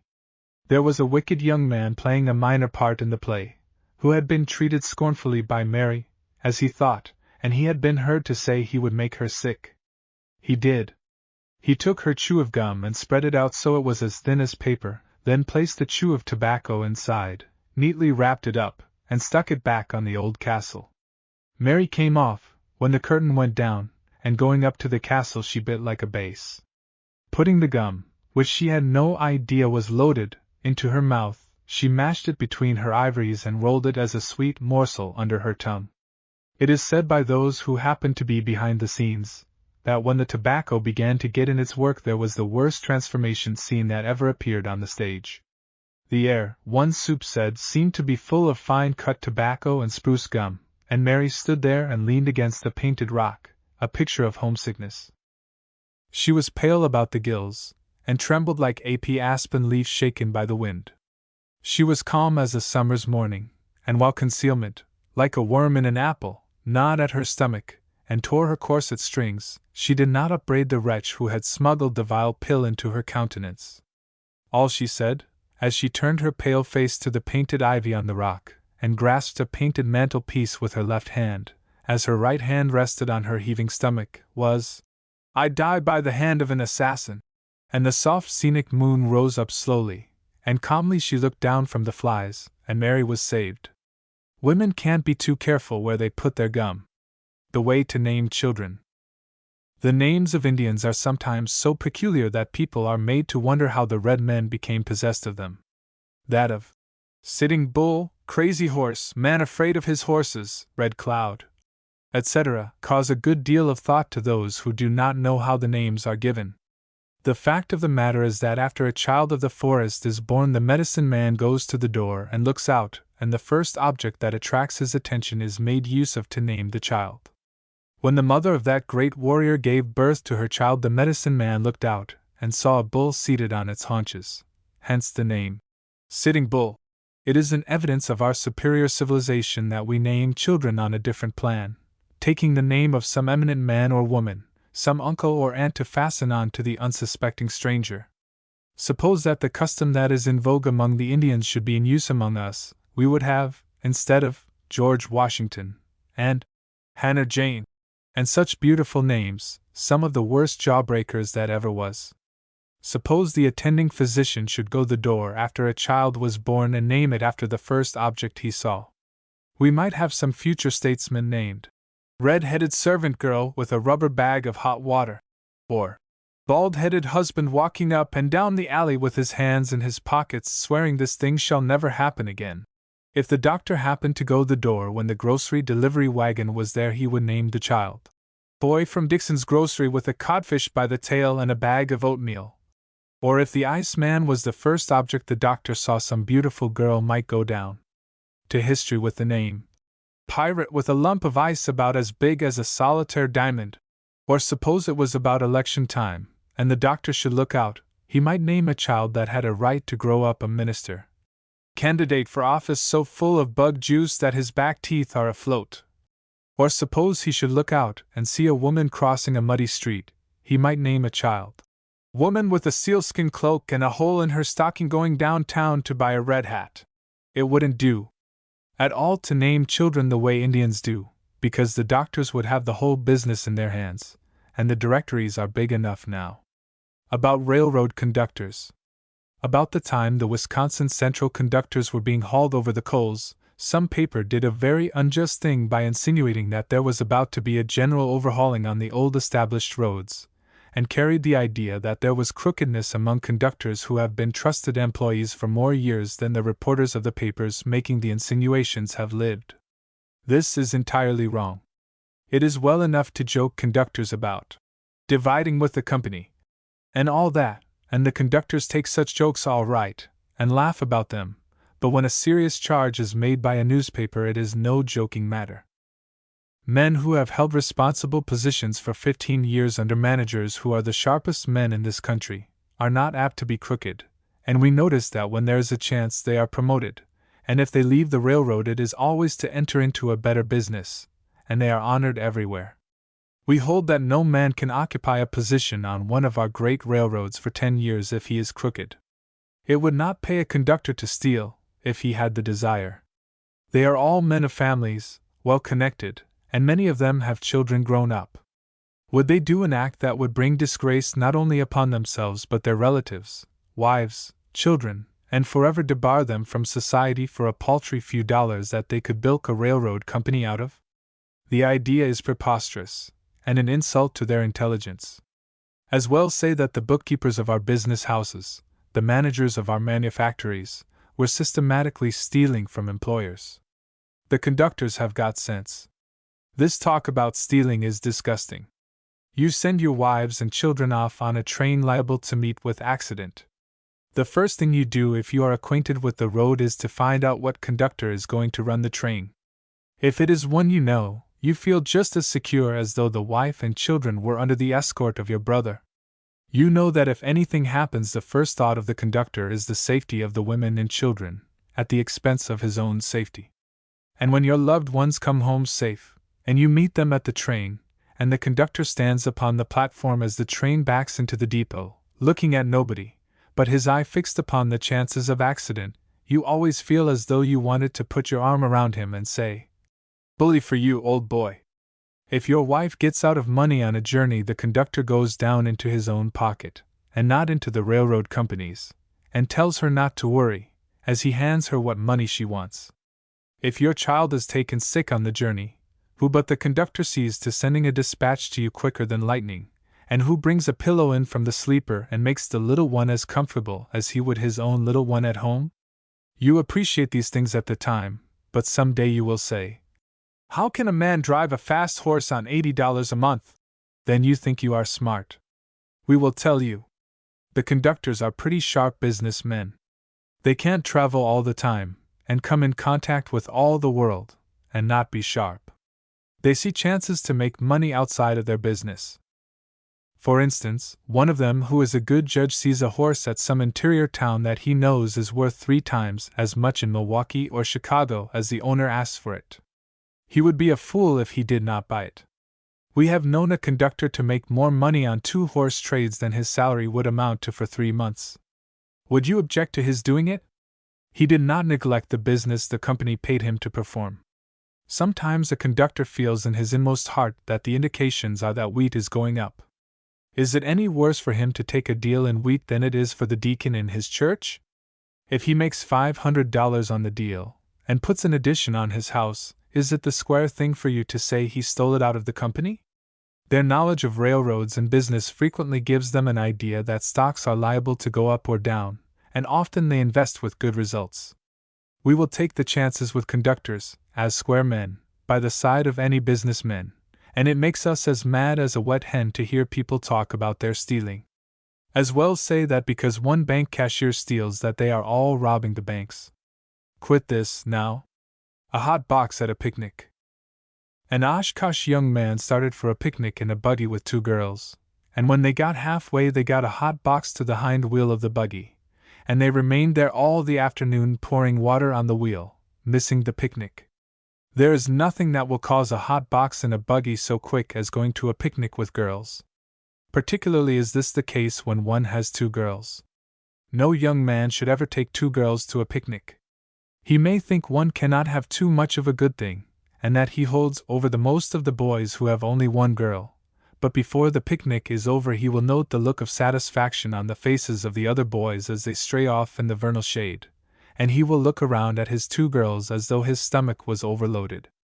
We don't care how attractive the girls are, or how enterprising a boy he is, or how expansive or far-reaching a mind he has, he cannot do justice to the subject if he has 2 girls. There will be a certain clashing of interests that no young boy in his goslinghood, as most boys are when they take 2 girls to a picnic, has the diplomacy to prevent. Now, this may seem a trifling thing to write about and for a great pious paper to publish, but there is more at the bottom of it than is generally believed. If we start the youth of the land out right in the first place, they will be all right, but if they start out by taking 2 girls to a picnic, their whole lives are liable to become acidulated, and they will grow up hating themselves. If a young man is good-natured and tries to do the fair thing, and a picnic is got up, the rest of the boys are liable to play it on him. There is always some old back number of a girl who has no fellow, who wants to go, and the boys, after they all get girls and buggies engaged, will canvass among themselves to see who shall take this extra girl, and it always falls to the good-natured young man. He says of course there is room for 3 in the buggy. Sometimes he thinks maybe this old girl can be utilized to drive the horse, and then he can converse with his own sweet girl, with both hands, but in such a moment as ye think not he finds out that the extra girl is afraid of horses, dare not drive, and really requires some holding to keep her nerves quiet. The young man begins to realize by this time that life is one great disappointment. He tries to drive with one hand, and consoles his good girl, who is a little cross at the turn affairs have taken, with the other, but it is a failure, and finally his good girl says she will drive, and then he has to put an arm around them both, which will give more or less dissatisfaction, the best way you can fix it. If we had a boy that didn't seem to have any more sense than to make a hat rack of himself to hang girls on in a buggy, we should labor with him and tell him of the agonies we had experienced in youth, when the boys palmed off 2 girls on us to take to a country picnic, and we believe we can do no greater favor to the young men who are just entering the picnic of life than to impress upon them the importance of doing one thing at a time, and doing it well. Start right at first, and life will be one continued picnic buggy ride. But if your mind is divided in youth, you will always be looking for hot boxes and annoyance. Broke up a prayer meeting. A few months ago, the spectacle presented itself of a very respectable lady of the 7th Ward, wearing a black eye. There never was a case of anti-election that was any more perfect than the one this lady carried. We have seen millions of black eyes in our time, some of which were observed in a mirror, but we never saw one that suggested a row any plainer than the one the 7th Ward lady wore. It was cut biased, that being the latest style of black eye, and was fluted with purple and orange shade, and trimmed with the same. Probably we never should have known about the black eye had not the lady asked, as she held her hand over one eye, if there was any truth in the story that a raw oyster would cure a black eye. She came to us as an expert. When we told her that a piece of beefsteak was worth 2 oysters, she uncovered the eye. It looked as though painted by one of the old masters. Rather than have anybody think she had been having a row, she explained how it happened. She was sitting with her husband and little girl in the parlor, and while the 2 were reading, the little one disappeared. The mother went to the girl's room, on tiptoe, to see if she was asleep. She found the girl with all her dolls on the floor, having a dolls' prayer meeting. She had them all down on their knees, and would let them pray one at a time, then sing. One of the dolls that squeaked when pressed on the stomach was leader of the singing, and the little girl bossed the job. There was one old maid doll that the little girl seemed to be disgusted with because the doll talked too much, and she would say, "There, miss, you sit down and let some of the other sisters get in a word edgeways. Sister Perkins, won't you relate your experience?" After listening to this for a few moments, the mother heard the girl say, "Now, Polly, you pass the collection plate, and nobody must put in lozenges, and then we will all go to the dancing school." The whole thing was so ridiculous that the mother attempted to rush downstairs 3 at a time, to have her husband come up to prayer meeting, when she stubbed herself on a stair rod, and well, she got the black eye on the journey downstairs, though what hit her she will probably never know. But she said when she began to roll downstairs she felt in her innermost soul as though she had broke up that prayer meeting prematurely. Shooting on Sunday, with the mouth. There is nothing in the world that is so beautiful as to see a sporting man, one who loves to shoot the wild prairie chicken and chase the bounding duck over the plains, have a respect for the Sabbath day. There are too many of our sporting friends who, if they are out for a week's shooting, forget that they should lay away the deadly breech loader on Sunday, after oiling it, and busy themselves reading good books, or loading cartridges. However, we are proud to number among our acquaintances one sporting gentleman who would sooner cut a dog in 2 than to hunt on Sunday.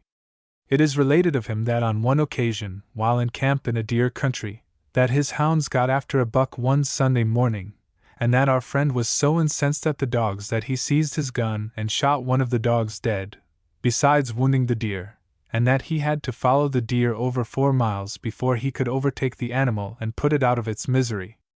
A wicked companion said that he shot at the deer and killed the dog accidentally, but those who know Mr. Van Brunt would not believe the story for a moment. Not long since this gentleman left his home at Horicon and went to Owatonna, Minnesota, for a few weeks' hunt. He hunted a good deal in town, and became somewhat acquainted with the fair sex as well as the chickens and other ducks of the prairies. However, Sunday came, and while the other wretches went out snooting on Sunday, our friend hied himself to the Sabbath school. His presence was observed by a teacher, and he, by the way, observed her presence, and being a stranger and a pious-looking man, she invited him to help her teach her class. He accepted, and seated beside the fair teacher, he chipped in an occasional remark to the class, while he looked into the soulful, pious eyes of the handsome teacher. She introduced him to the superintendent as a pious young man from Wisconsin, and the superintendent invited him to address the school. It was new business to our friend, but he said he never had anything sawed off onto him unless he stood it like a man, so he got up, with the girls' eyes on him, and told the children the beautiful story of the cross, and how Samson went up in a chariot of fire, and Adam was found in the bulrushes by a Sunday school teacher, while he was shooting blue-winged teal, and how Noah and Sat Clark built an ark and coasted around Horicon Lake and landed on Iron Ridge and sent out a canvasback duck to see if there was any living thing this side of Schleisingerville, and how the duck came back with a sprig of wild celery in its bill which it had found at Lake Koshkonong. He told how the locust came down on the Democratic Party and elect Garfield, and counseled the children to be good and they would have a soft thing. He said evil communications corrupted two of a kind, and they could not be too careful with their pennies, and advised them to give up the soul-destroying habit of buying taffy, and try and lead a different life, and put their money into the missionary box, where the wicked cease from troubling, and give us a rest. He would have gone on all the afternoon, only the superintendent of the Sunday school told the children that the exercises would close with little drops of water, and our friend sat down and wiped the perspiration from his brow. The teacher said that his words had opened new beauties to her in the scriptures, though he was a little off on some of his statistics. He told her, by way of apology, that she couldn't expect much religion from a man that came from so strong a Democratic county as Dodge County. This may be all a lie, but if it is, we got it from one of the best liars of the state. A Washington surprise party. When Mr. and Mrs. Hayes returned to Washington from the far west, their Ohio friends got up a surprise party for them. They had just retired for the night, rather early on account of fatigue, when the door bell rung violently. Mr. Hayes put on his pants, and throwing one suspender over his shoulder and holding on to it with his hands, he went to the door and asked who was there. On being answered that John Sherman was there, Mr. Hayes supposed there was something important, and he opened the door. Mr. Sherman came in with a market basket of sandwiches, followed by about 100 ladies and gentlemen, loaded down with articles usually taken to surprise parties. Mr. Hayes was taken entirely by surprise, and as he buttoned his trousers and tucked in his night shirt behind, he said he hoped they would excuse him for a moment till he went upstairs and put on a collar and some stockings, and called Mrs. Hayes, who was in bed. Matt Carpenter said never mind, he would call Mrs. Hayes, and he gave a hop, skip, and jump and went upstairs 3 at a time, followed by Mr. Hayes, who was shivering from the contact of his bare feet with the oilcloth in the hall. "What is the trouble, Rutherford?" said Mrs. Hayes, as Mr. Carpenter rushed into the room. "Get up and dress yourself, you are surrounded, and escape is impossible." Mrs. Hayes screamed as she saw the bold buccaneer, pulled the bedclothes over her head and said, "We are lost." At this point Hayes, who had got on a pair of woolen stockings, and was buttoning on a paper collar, said, "I say, Matt, of course this is all right, and I don't want you to be offended, but won't you just step out into the hall so Mrs. Hayes can get her clothes on?" "Why, to be sure," said Matt, as he got up out of a rocking chair, on which there were 3 skirts, a red petticoat, an emancipation corset, and a pair of striped stockings with long suspenders arranged to button on the waist. "Of course I will go out, but you need not mind me. I am near-sighted." Matt went downstairs with the crowd, and when he was gone Mrs. Hayes got her head out from under the clothes and wanted to know what the trouble was, and if they could not fly. Hayes told her not to be alarmed, as it was only one of those D surprise parties. He said there were 200 hungry people downstairs, with baskets of sandwiches and pickles, and the chances were that they would eat up everything there was in the house, and mash crumbs and cold tongue into the carpet. Mrs. Hayes got up and sent Rutherford into the linen closet after a clean white skirt, and he returned with a nightgown and had to be sent back. While she was taking her hair down out of the curl papers, and putting bandoline over her ears, she gave Mr. Hayes her opinion of surprise parties. She said that little shrimp, Alexander Stevens, would sit on the piano keys, and knock his boot heels against the piano case, and that Dave Davis would fall over the music rack, and sit down in her best rocking chair and break it. Just then she touched her nose with a curling iron that she had heated in a gas jet, and screamed and woke Mr. Hayes up, and he wanted to know what was the matter. She rolled over in bed, felt of her nose to see if it was there, and told Mr. Hayes she had been dreaming there was a surprise party came to the house. He said, "My dear, I trust there is no such fate in store for us. You are nervous. Try a little of that crab apple cider, and lay on your face, and see if you can't go to sleep." The difference in clothes. There is something about the practice of practical joking that is mighty pleasant and enjoyable if the joke is on somebody else. It was about 6 years ago that we quit practical joking, and the reason was that the boys played one on us that fairly broke our back. We had always been full of it, and an opportunity to play a joke on a friend was a picnic for us, but this time we had all the tuck taken out and fairly unraveled. A party consisting of Hogan, Hatch, Root, Wood and Webb had been down from La Crosse to the marshes shooting ducks for a week. We had prepared to break camp and take the train to Brownsville at 2 o'clock, from which we took a little steamer for La Crosse. We were out shooting and did not get to camp until everything was packed up, and just had time to catch the train with our hunting clothes on. The rest of the fellows had been in camp an hour, and had put on their good clothes, and washed up and looked like gentlemen, as they were, while we looked like a tramp, which we were not. All got on the little steamboat, and hugged around the boiler with the other passengers, for it was a cold night. We felt a little ashamed of the old hunting clothes that had been worn so many years, and were covered with blood and dirt, but there was no chance to change, and we sat down with the boys. Finally Root, who was the biggest Hector in the world, and a fine-looking gentleman, turned to the captain of the boat and said, pointing to us, "I wish, Captain, you would ask this red-headed muskrat trapper to sit on the other side of me. He smells bad." If lightning had struck us, we could not have been more astonished. The passengers all looked at the dirty-looking muskrat trapper, and stuck up their noses. The captain asked us in a polite manner if we would not please move and get on the lee side of the passengers. He said he didn't mean any offense, but the smell of muskrats oftentimes made people sick. Well, it was a pretty tight fix, but we forced a laugh and looked around at the rest of the boys in a familiar way, and began talking to them. Not a man of them would recognize us. The captain turned to Hogan and said, "Is this a friend of yours?" Hogan put on a look of disgust, and said he had never seen us before. "However," says Jim, "he may be a very deserving person of his class." The captain said we had better go to the other end of the boiler, and lay down with the dogs where it was warm. We tried to pass it off as a joke, and turned to Hatch and tried to get into conversation with him about a goose he had killed the day before, but he wouldn't have it. He said we could get the smell out of our clothes by burying them, and then he went on to tell how he shot a skunk once, and spoiled a suit of clothes.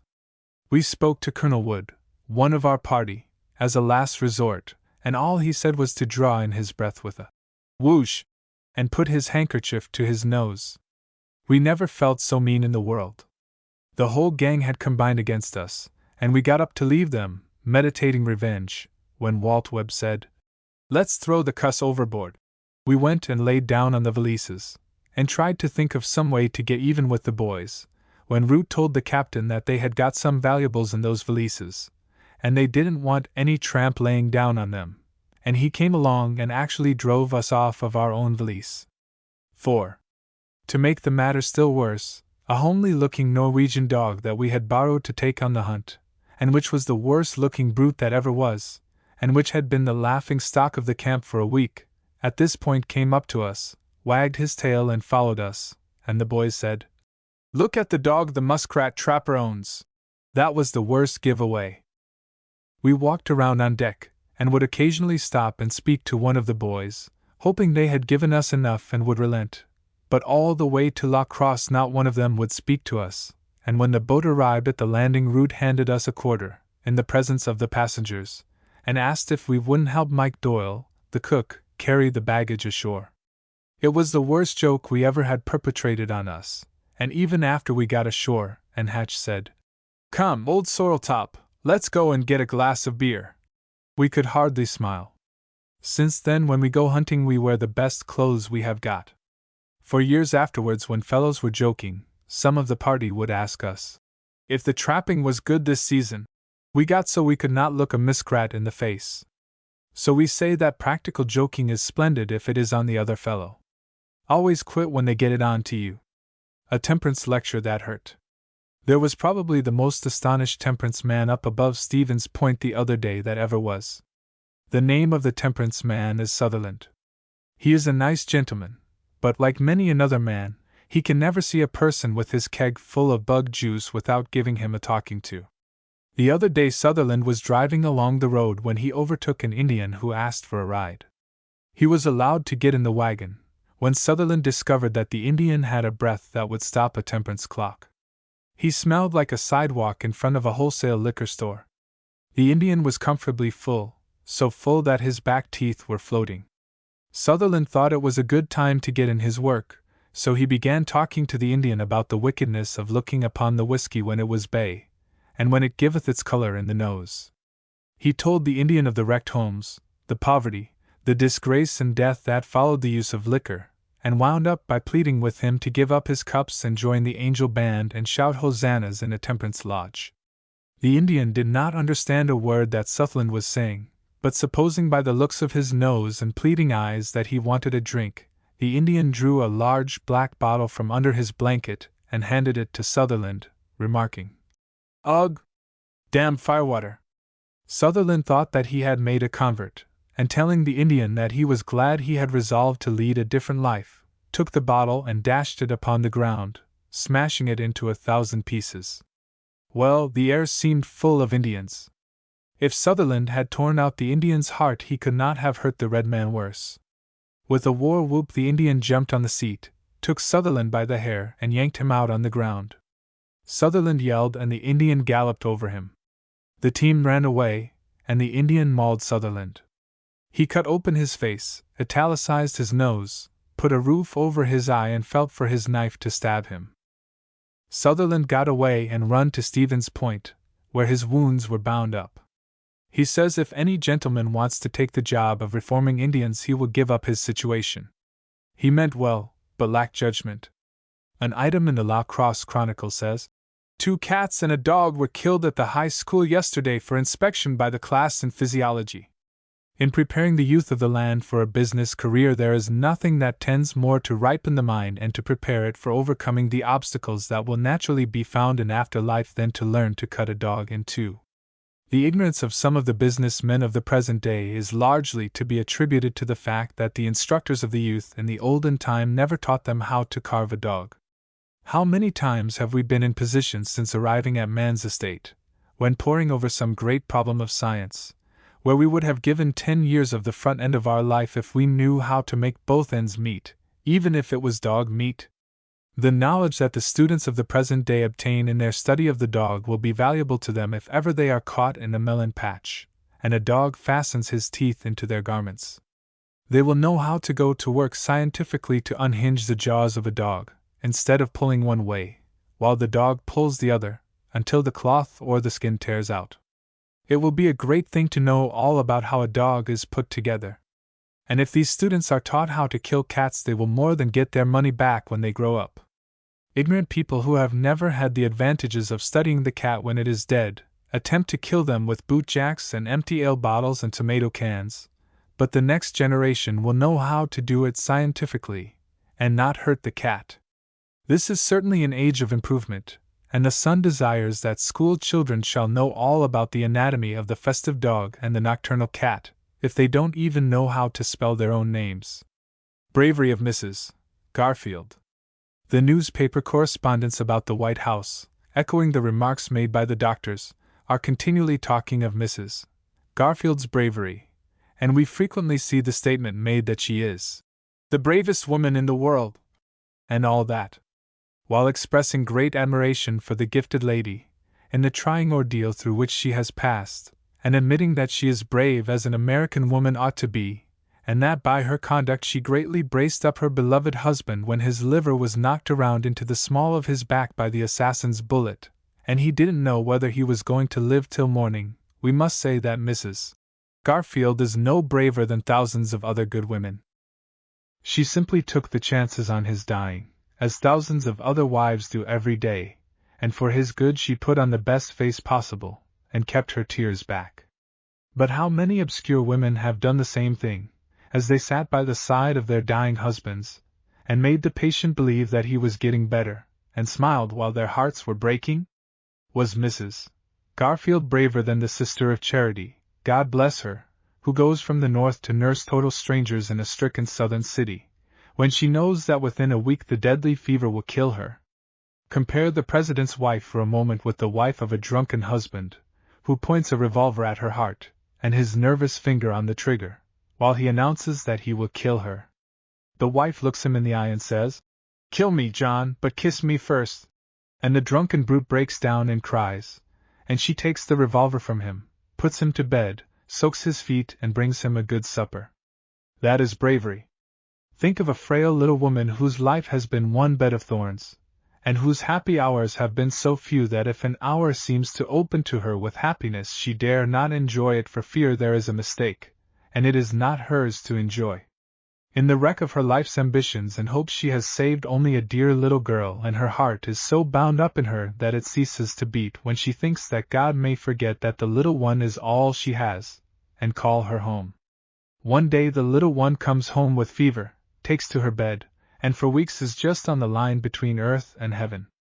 The little mother, hardly able to be upon her feet, believes as firmly as she believes that she lives, that her darling will die, and that two hearts will be buried in the coffin, and yet she watches beside her night and day with smiles on her face, sings to her as though her heart were filled with happiness, and occasionally gives expression to a jolly laugh, just to brace up her little darling, and make her believe there is no danger.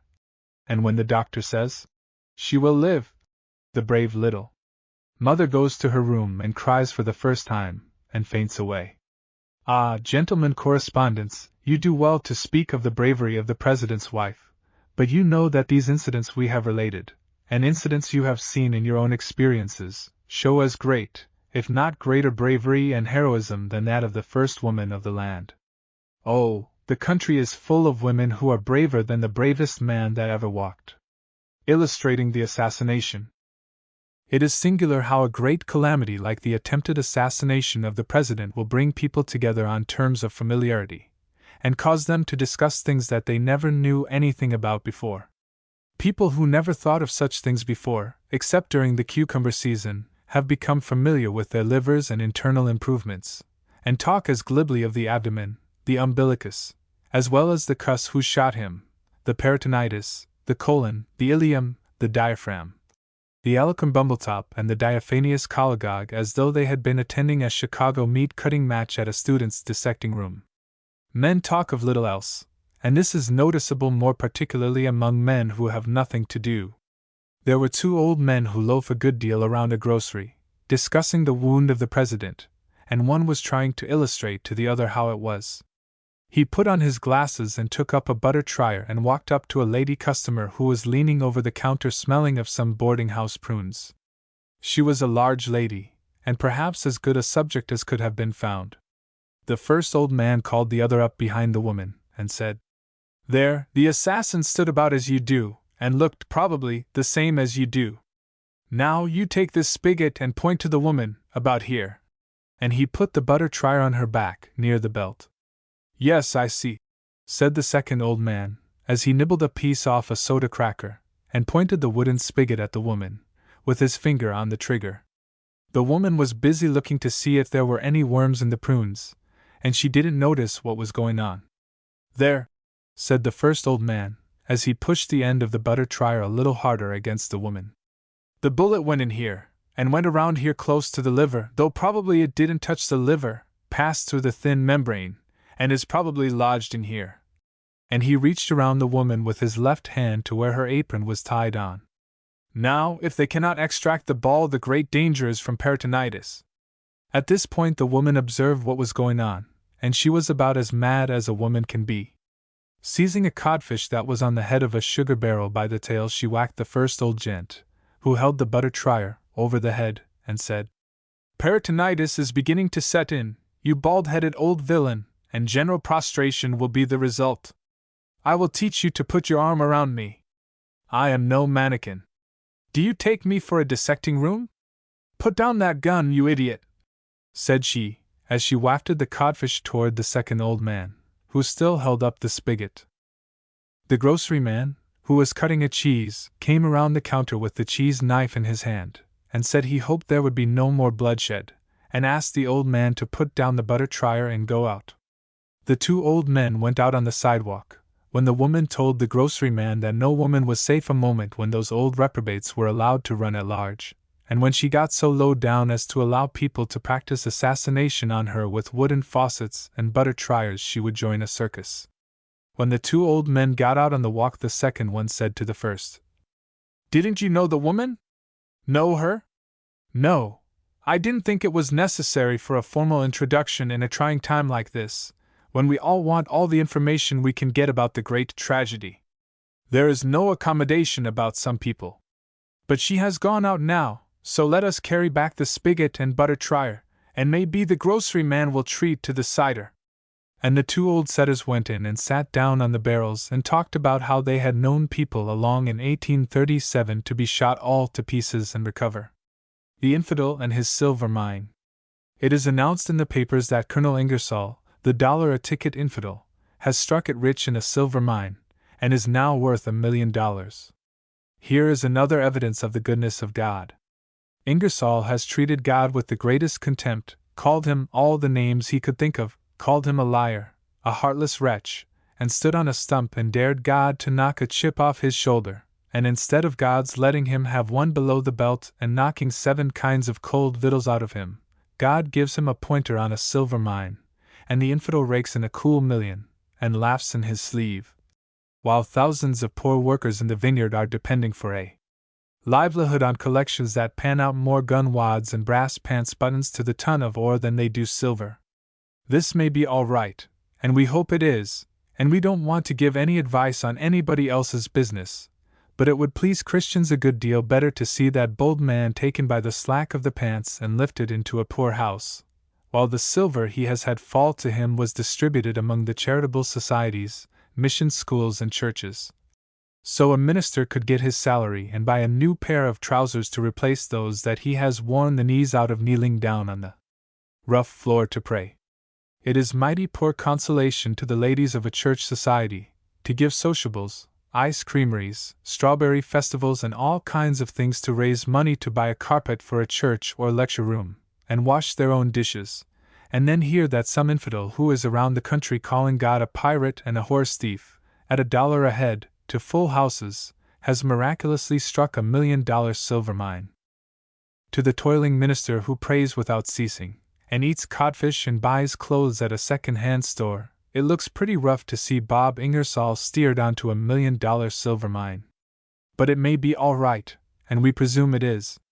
Maybe God has got the hook in Bob's mouth, and is letting him play around the way a fisherman does a black bass, and when he thinks he is running the whole business, and flops around and scares the other fish, it is possible Bob may be reeled in, and he will find himself on the bottom of the boat with a finger and thumb in his gills and a big boot on his paunch, and he will be compelled to disgorge the hook and the bait and all. And he will lay there and try to flop out of the boat, and wonder what kind of a game this is that is being played on him. Everything turns out right sometime, and from what we have heard of God, off and on, we don't believe he is going to let no ordinary man, bald-headed and apoplectic, carry off all the persimmons, and put his fingers to his nose and dare the ruler of the universe to tread on the tail of his coat. Bob Ingersoll has got the bulge on all the Christians now, and draws more water than anybody, But he who notes the sparrow's fall has no doubt got an eye on the fat rascal, and some day will close 2 or 3 fingers around Bob's throat, when his eyes will stick out so you can hang your hat on them, and he will blat like a calf and get down on his knees and say, "Please, Mr. God, don't choke so, and I will give it all back and go around and tell the boys that I am the almightiest liar that ever charged $1 a head to listen to the escaping wind from a blown-up bladder. Oh, good God, don't hurt so. My neck is all chafed." And then he will die, and God will continue business at the old stand. The great monopolies. There is an association of old fossils at New York calling themselves the Anti-Monopoly League, that has taken the job on their hands of saving the country from eternal and everlasting ruin at the hands of the gigantic monopolies, the railroads, and this league, through its president, L. E. Chittenden, is sending editorials and extracts from speeches delivered by great men who have been refused passes, or who have not been retained by railroads to conduct lawsuits as much as they think they ought to be, to newspapers all over the country requesting their publication. The Sun gets its regular share of these documents each week, which go into the waste basket with a regularity that is truly remarkable, considering that we are not a railroad monopoly. But there is something so ridiculous about these articles that one cannot help laughing. They claim that the country is in the grasp of the gigantic monopolies, and that they will choke the country to death and ruin everybody, though what the object can be in running the country and everybody in it is not stated. These monopolies have taken the country when it was as weak as gruel, and hoisted it by the slack of the pants to the leading position among nations. The monopolies have built their track all over God's creation, where land could not be given away, have hauled emigrants out there and set them up in business, and made the waste land of the government valuable. They have made transportation so cheap that the emigrant from Germany of last year can send wheat from Dakota to the fatherland, and Bismarck and King William can get it cheaper than they can wheat grown within a mile of their castles. These monopolies that the played-out 9-spot anti-monopoly leagues are howling against have made the country what it is, and if there is anybody in this country that don't like it, they can get emigrant tickets and go to Germany or Norway and take the places of the men that the monopolies are causing to settle here.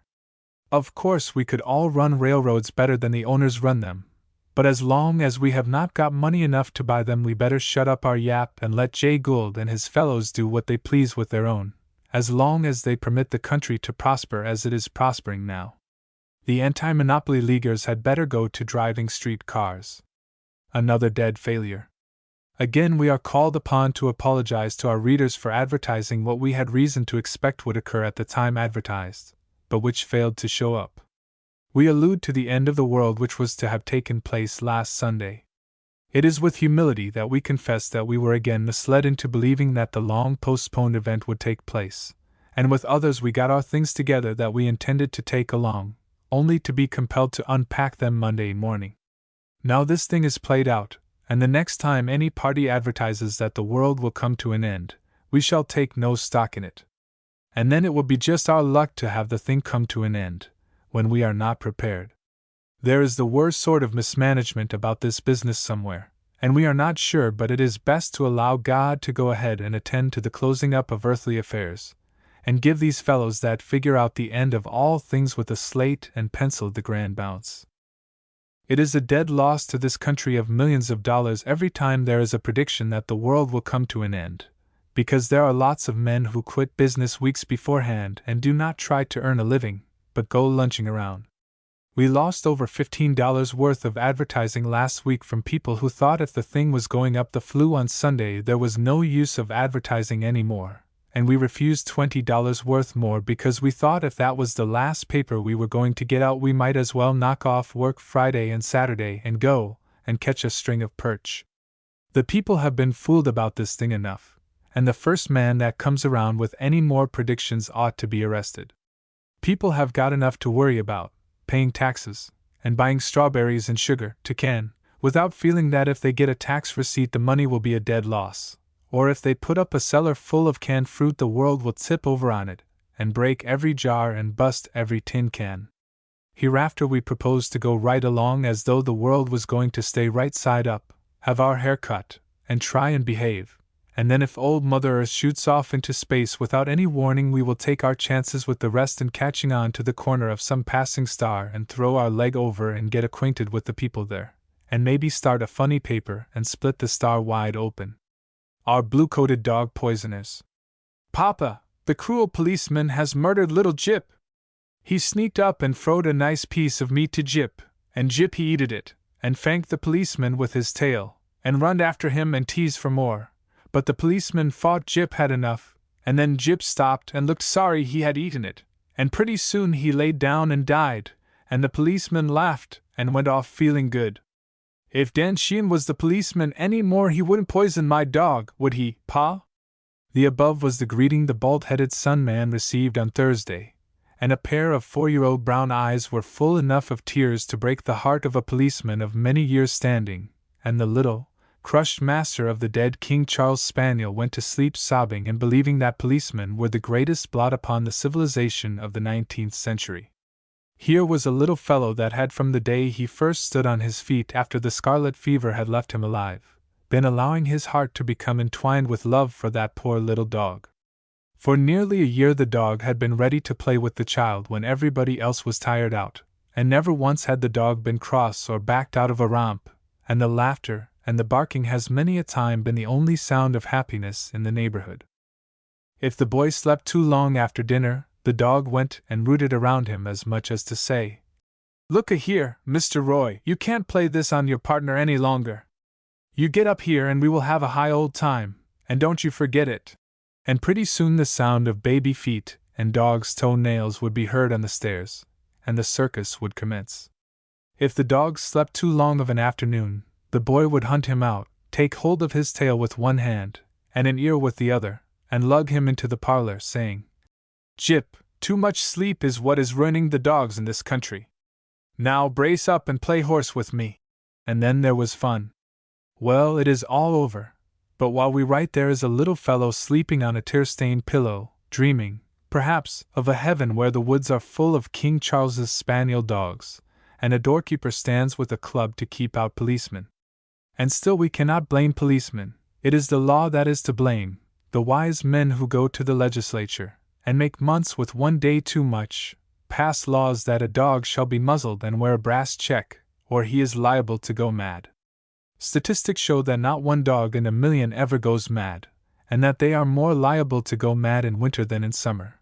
But several hundred years ago somebody said that summer was dog days, and the lawmakers of this enlightened 19th century still insist on a wire muzzle at a season of the year when a dog wants air and water, and wants his tongue out. So we compel our guardians of the peace to go around assassinating dogs.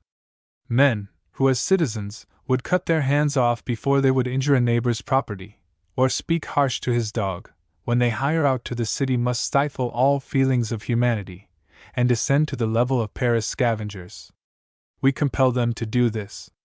If they would get on their ears and say to the city of Milwaukee, "We will guard your city, and protect you from insult, and die for you if it becomes necessary, but we will see you in Hades before we will go around assassinating dogs," we as a people would think more of them, and perhaps build them a decent station house to rest in. The dog law is as foolish as the anti-treating law, and if it were not enforced, no harm would be done. Our legislators have to pass about so many laws anyway, and we should use our judgment about enforcing them. But the dog is dead, and the little man meditates a terrible revenge. He is going to have a goat that can whip a policeman, he says. Then there will be fun around the parsonage. And he rose up and spake. As a general thing, railroad men are pretty fly, as the saying is, and not very apt to be scared. But a case occurred up on the La Crosse division of the St. Paul Road last week that caused a good deal of hair to stand. The train from St. Paul east runs to La Crosse, where all hands are changed, and the new gang run to Chicago. On the trip of which we speak there was placed in the baggage car at St. Paul a coffin, and at Lake City a parrot in a cage was put in. Before the train got to Winona other baggage was piled on top, so the coffin only showed one end, and the parrot cage was behind a trunk, next to the barrel of drinking water, out of sight, and where the cage would not get jammed. At La Crosse the hands were changed, and conductor Fred Corns, as 6:35 arrived, shouted his cheery, "All aboard!" and the train moved off. The coffin was seen by all the men in the baggage car, and a solemnity took possession of everybody. Railroad men never feel entirely happy when a corpse is on the train. The run to Sparta was made, and Fred went to the baggage car, and noticing the coffin and the mournful appearance of the boys, he told them to brace up and have some style about them. He said it was what we had all to come to, sooner or later, and for his part a corpse or two, more or less, in a car made no difference to him.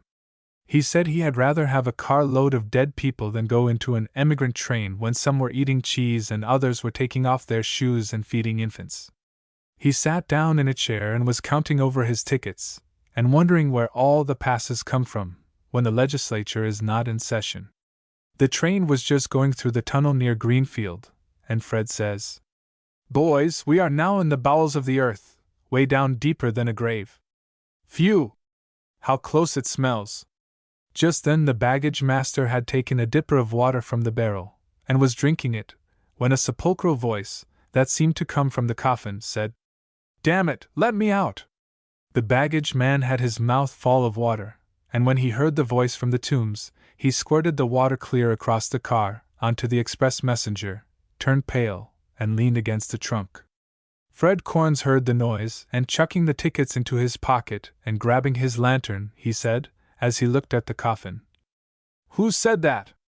Now, no ventriloquism on me, boys. I'm an old traveler, and don't you fool with me."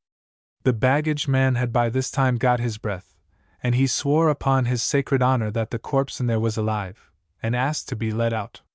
Fred went out of the car to register at Greenfield, and the express messenger opened the door to put out some egg cases, and the baggage man pulled out a trunk.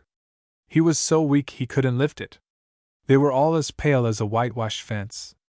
After the train left Greenfield, they all gathered in the car and listened at a respectful distance from the coffin. All was as still as a car can be that is running 25 miles an hour.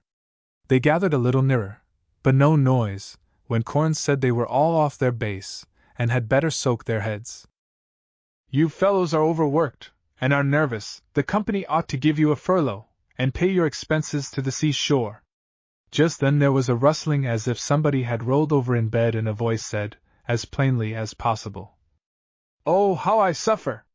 If a nitroglycerin bomb had exploded there could not have been more commotion. The expressman rushed forward, and was going to climb over into the tender of the engine. The baggage man started for the emigrant car to see if there was anybody from the place in Germany that his hired girl came from, and Corns happened to think that he had not collected fare from an Indian that got on at Greenfield with a lot of muskrat skins. In less than 4 seconds the corpse and parrot were the sole occupants of the car. The 3 train men and a brakeman met in the emigrant car and looked at each other. They never said a word for about 2 minutes, when Fred opened the ball. He said there was no use of being scared. If the man was dead he was not dangerous, and if he was alive the 4 of them could whip him, if he undertook to run things. What they were in duty bound to do was to let him out. No man could enjoy life screwed down in a sarcophagus like that. "Now," says Corns, "there is a doctor from Milwaukee in the sleeper. I will go and ask him to come in the baggage car, and you fellows go in and pull the trunks off that coffin, and we will take a screwdriver and a can opener and give the man air. That's doing as a fellow would be done by." So he went and got the doctor and told him he had got a case for him. He wanted him to practice on a dead man. The doctor put on his pants and overcoat, and went with Fred. As they came into the baggage car the boys were lifting a big trunk off the coffin, when the voice said, "Go easy. Glory hallelujah!" Then they all turned pale again, but all took hold of the baggage and worked with a will, while the doctor held a screwdriver he had fished out of a toolbox. The doctor said the man was evidently alive, but the chances were that he might die from suffocation before they could unscrew all the screws of the outside box in the coffin, and he said he didn't know but the best way would be to take an axe and break it open. Fred said that was his idea, and he was just going for the axe when the brakeman moved the water barrel, tipped over the parrot cage, and the parrot shook himself and looked mad and said, "There, Butterfingers! Polly wants a cracker." Corns had just come up with the axe, and was about to tell the brakeman to chop the box, when the parrot spoke. "Well, by dash," said the baggage man. The doctor laughed, the brakeman looked out the door to see how the weather was, and the conductor said, "I knew it was a parrot all the time, but you fellows were so anxious to chop into the box that I was going to let you. I never saw a lot of men with so much curiosity." Then they all united in trying to bribe the doctor not to tell the story in Milwaukee. Got in the wrong pew.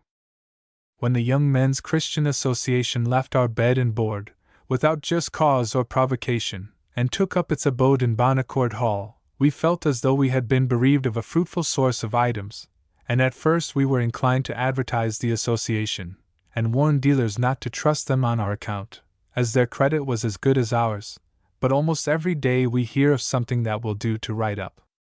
The new hall of the association was formerly used by Professor Sherman as a dancing academy, and the other night when young Mr. Collingborn agreed to go around to the dancing school and escort a lady friend home, about 9:30, he did not know of the change.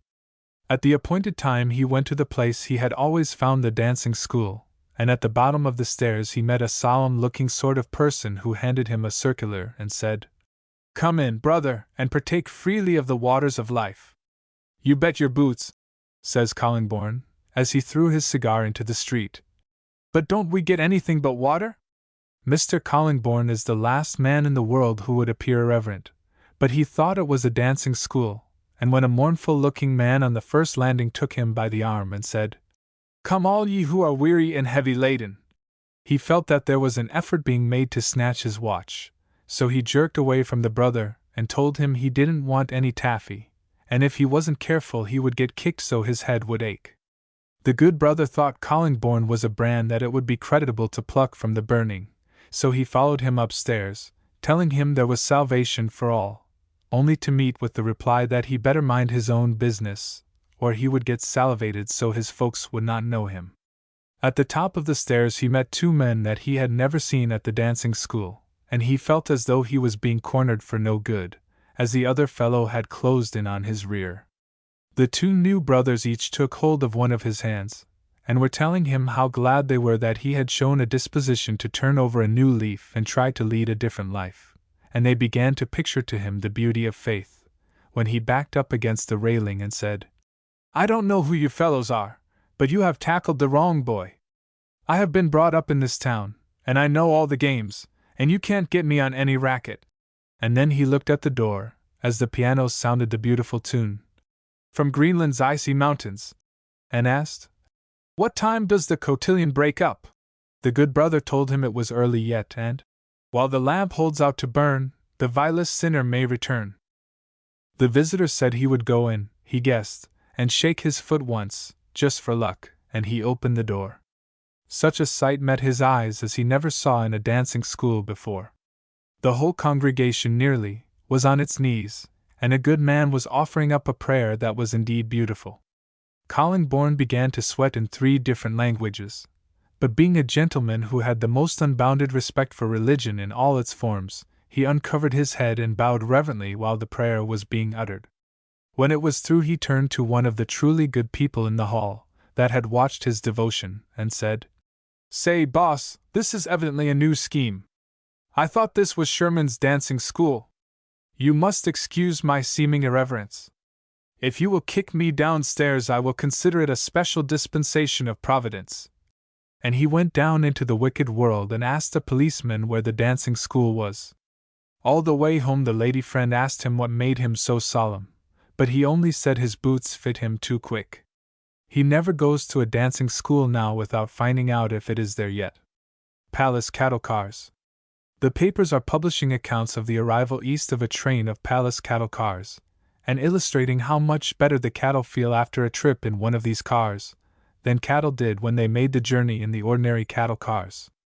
As we understand it, the cars are fitted up in the most gorgeous manner, in mahogany and rosewood, and the upholstering is something perfectly grand, and never before undertaken except in the palaces of the old world.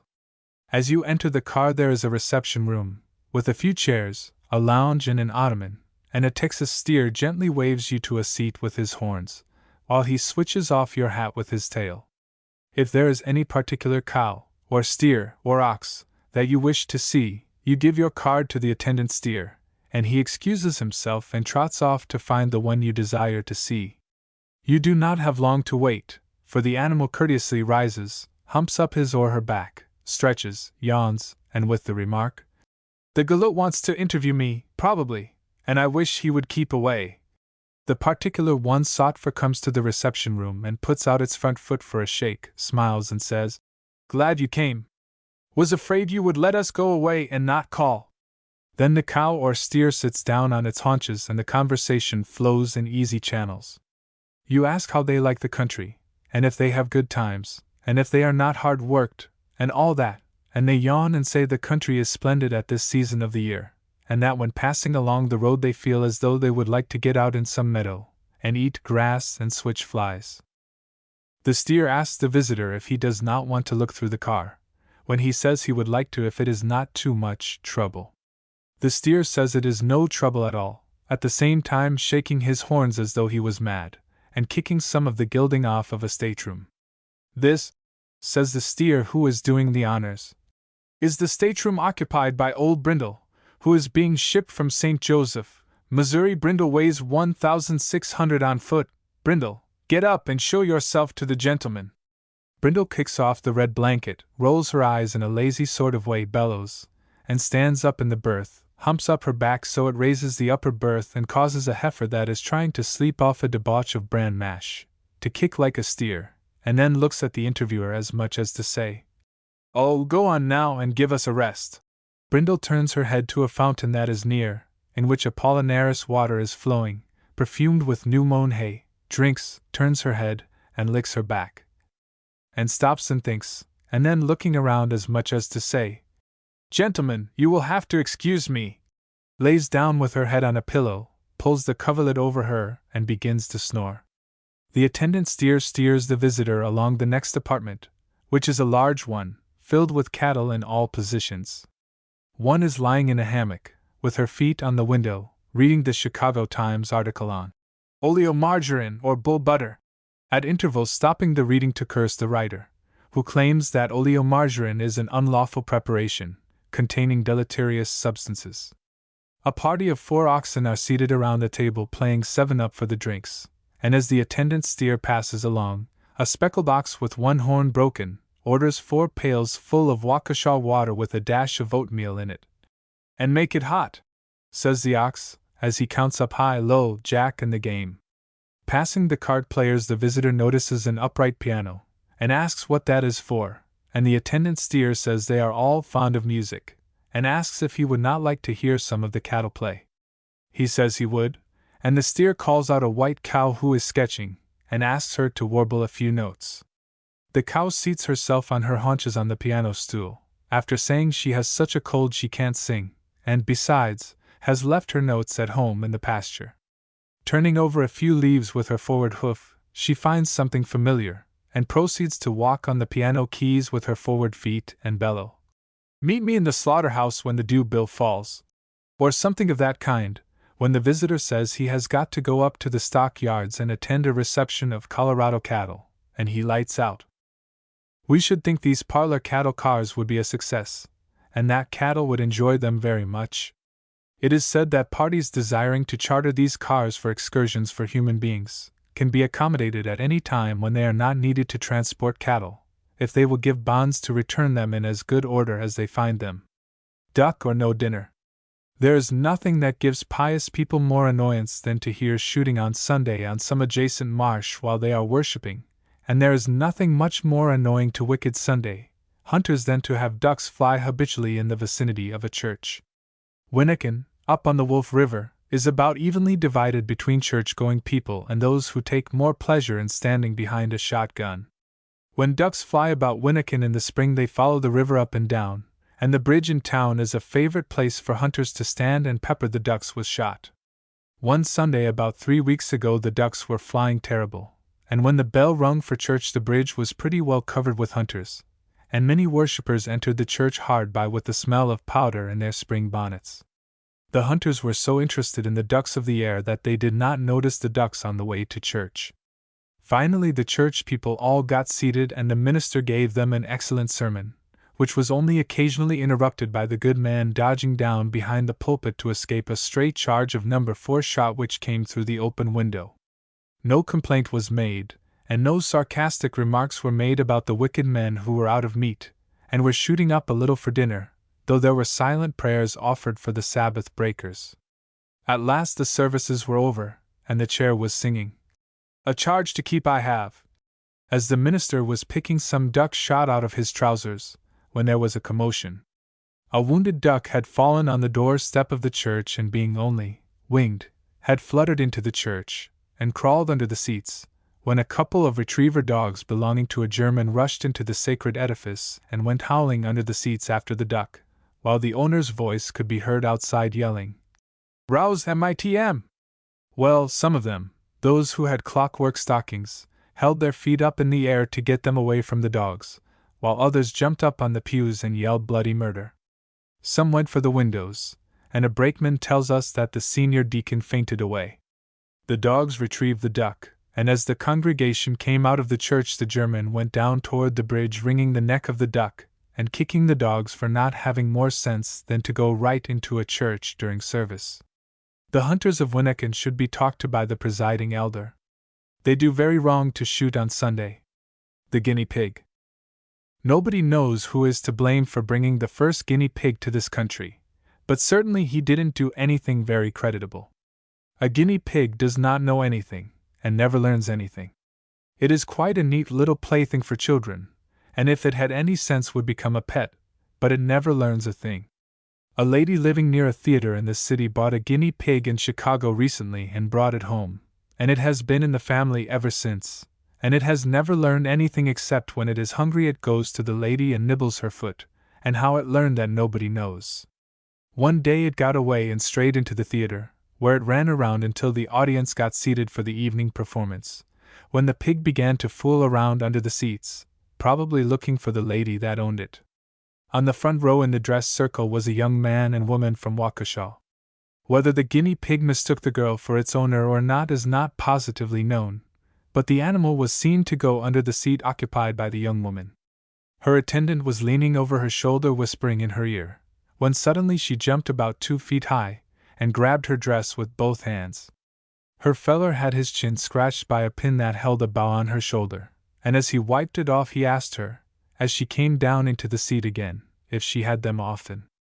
A bald-headed citizen who sat next to her looked around at the woman in astonishment, and took up his overcoat and moved to another seat. She looked sassy at the bald-headed man, and told her escort the man had insulted her. He said he would attend to the man after the show was out.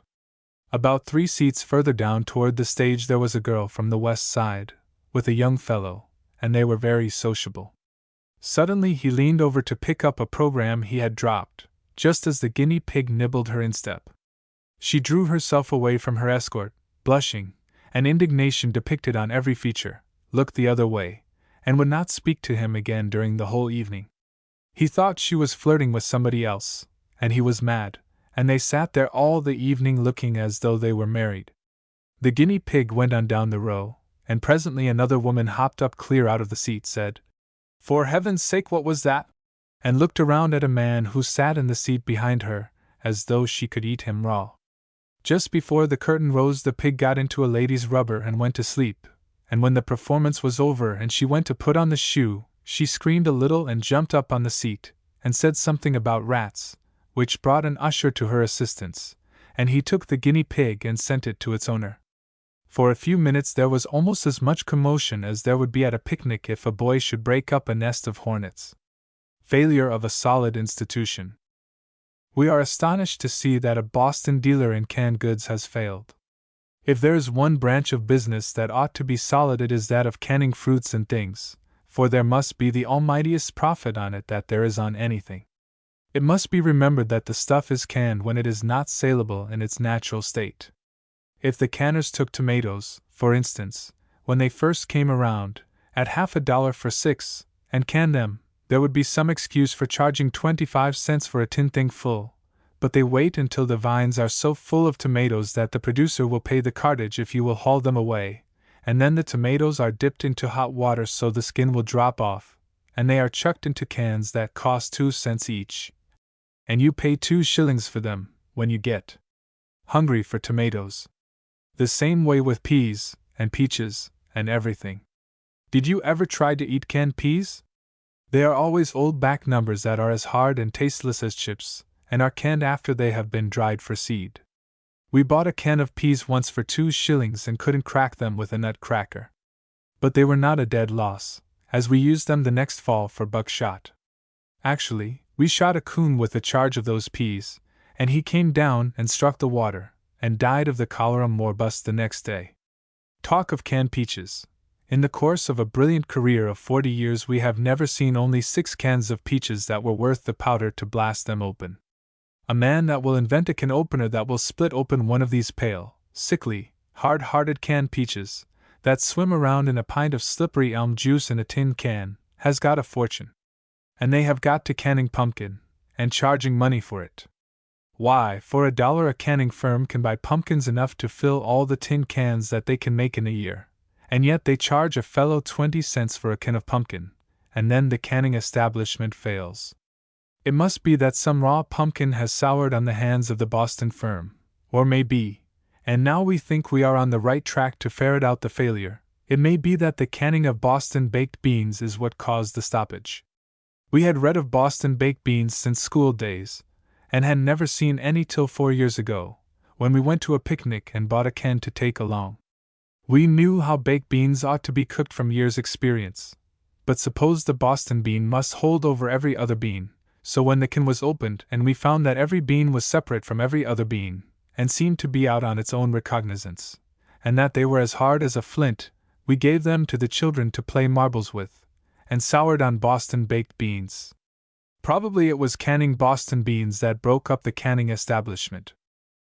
The Decoration Day exercises at Appleton were somewhat marred by a discussion as to whether the graves of Confederate soldiers should be decorated, and one man, Professor Sawyer, a soldier who lost a leg in the army, said that if anybody should attempt to decorate a rebel soldier's grave in his vicinity, it would have to be done over his, Sawyer's, dead body. Notwithstanding this heartrending recital, the graves of rebel soldiers in many places in this state and throughout the North were decorated by Union soldiers. What hurt does it do to throw a few flowers on the clay that covers one who was once your enemy? Nobody thinks less of the Union soldier for it, and it would make the Southern mother or sister of the dead boy feel so much better to know that kind hands at the North had done a noble act. Suppose this Professor Sawyer had been killed and buried down South, and the Confederate people should be decorating the graves of their own dead, and they should throw a few flowers on his grave, and some hot-headed vindictive rebel should get on his ear and say that the man who laid that bouquet on the Yankee's grave would have to take it off or fight. The professor, if he laid there and heard it, would feel like getting out of the grave, and taking a crutch and mauling the liver out of the bigoted rebel. It is not the rebel's cause that we decorate, but we put a few flowers above his remains to show the people who loved him at home that there is nothing so confounded mean about us after all, and that we do as we would be done by, and that while we were mad, and sassy, and full of fight 18 years ago, we want to be friends, and shake hands over the respective graves of our loved ones, and quit making fools of ourselves. A ridiculous scene occurred at Palmyra the other day. The furnace in the basement of the church is reached by a trapdoor, which is right beside the pulpit. There was a new preacher there from abroad, and he did not know anything about the trapdoor, and the sexton went down there to fix the fire, before the new minister arrived.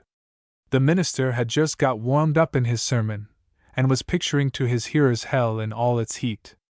He had got excited and told of the lake of burning brimstone below, where the devil was the stoker, and where the heat was 10,000 times hotter than a political campaign, and where the souls of the wicked would roast, and fry, and stew until the place froze over. Wiping the perspiration from his face, he said, pointing to the floor, "Ah, my friends, look down into that seething, burning lake, and—" Just at this point the trap door raised a little, and the sexton's face, with coal smut all over it, appeared. He wanted to come up and hear the sermon. If hell had broke loose, the new minister could not have been more astonished. He stepped back, grasped his manuscript, and was just about to jump from the pulpit, when a deacon on the front seat said, "It's all right, brother, he has only been down below to see about the fire." The sexton came up and shut down the trap door. The color came back to the face of the minister, and he went on, though the incident seemed to take the tuck all out of him. A traveling man who happened to be at the church tells us that he knows the minister was scared, for he sweat so that the perspiration run right down on the carpet and made a puddle as though a dipper of water had been tipped over there. The minister says he was not scared, but we don't see how he could help it.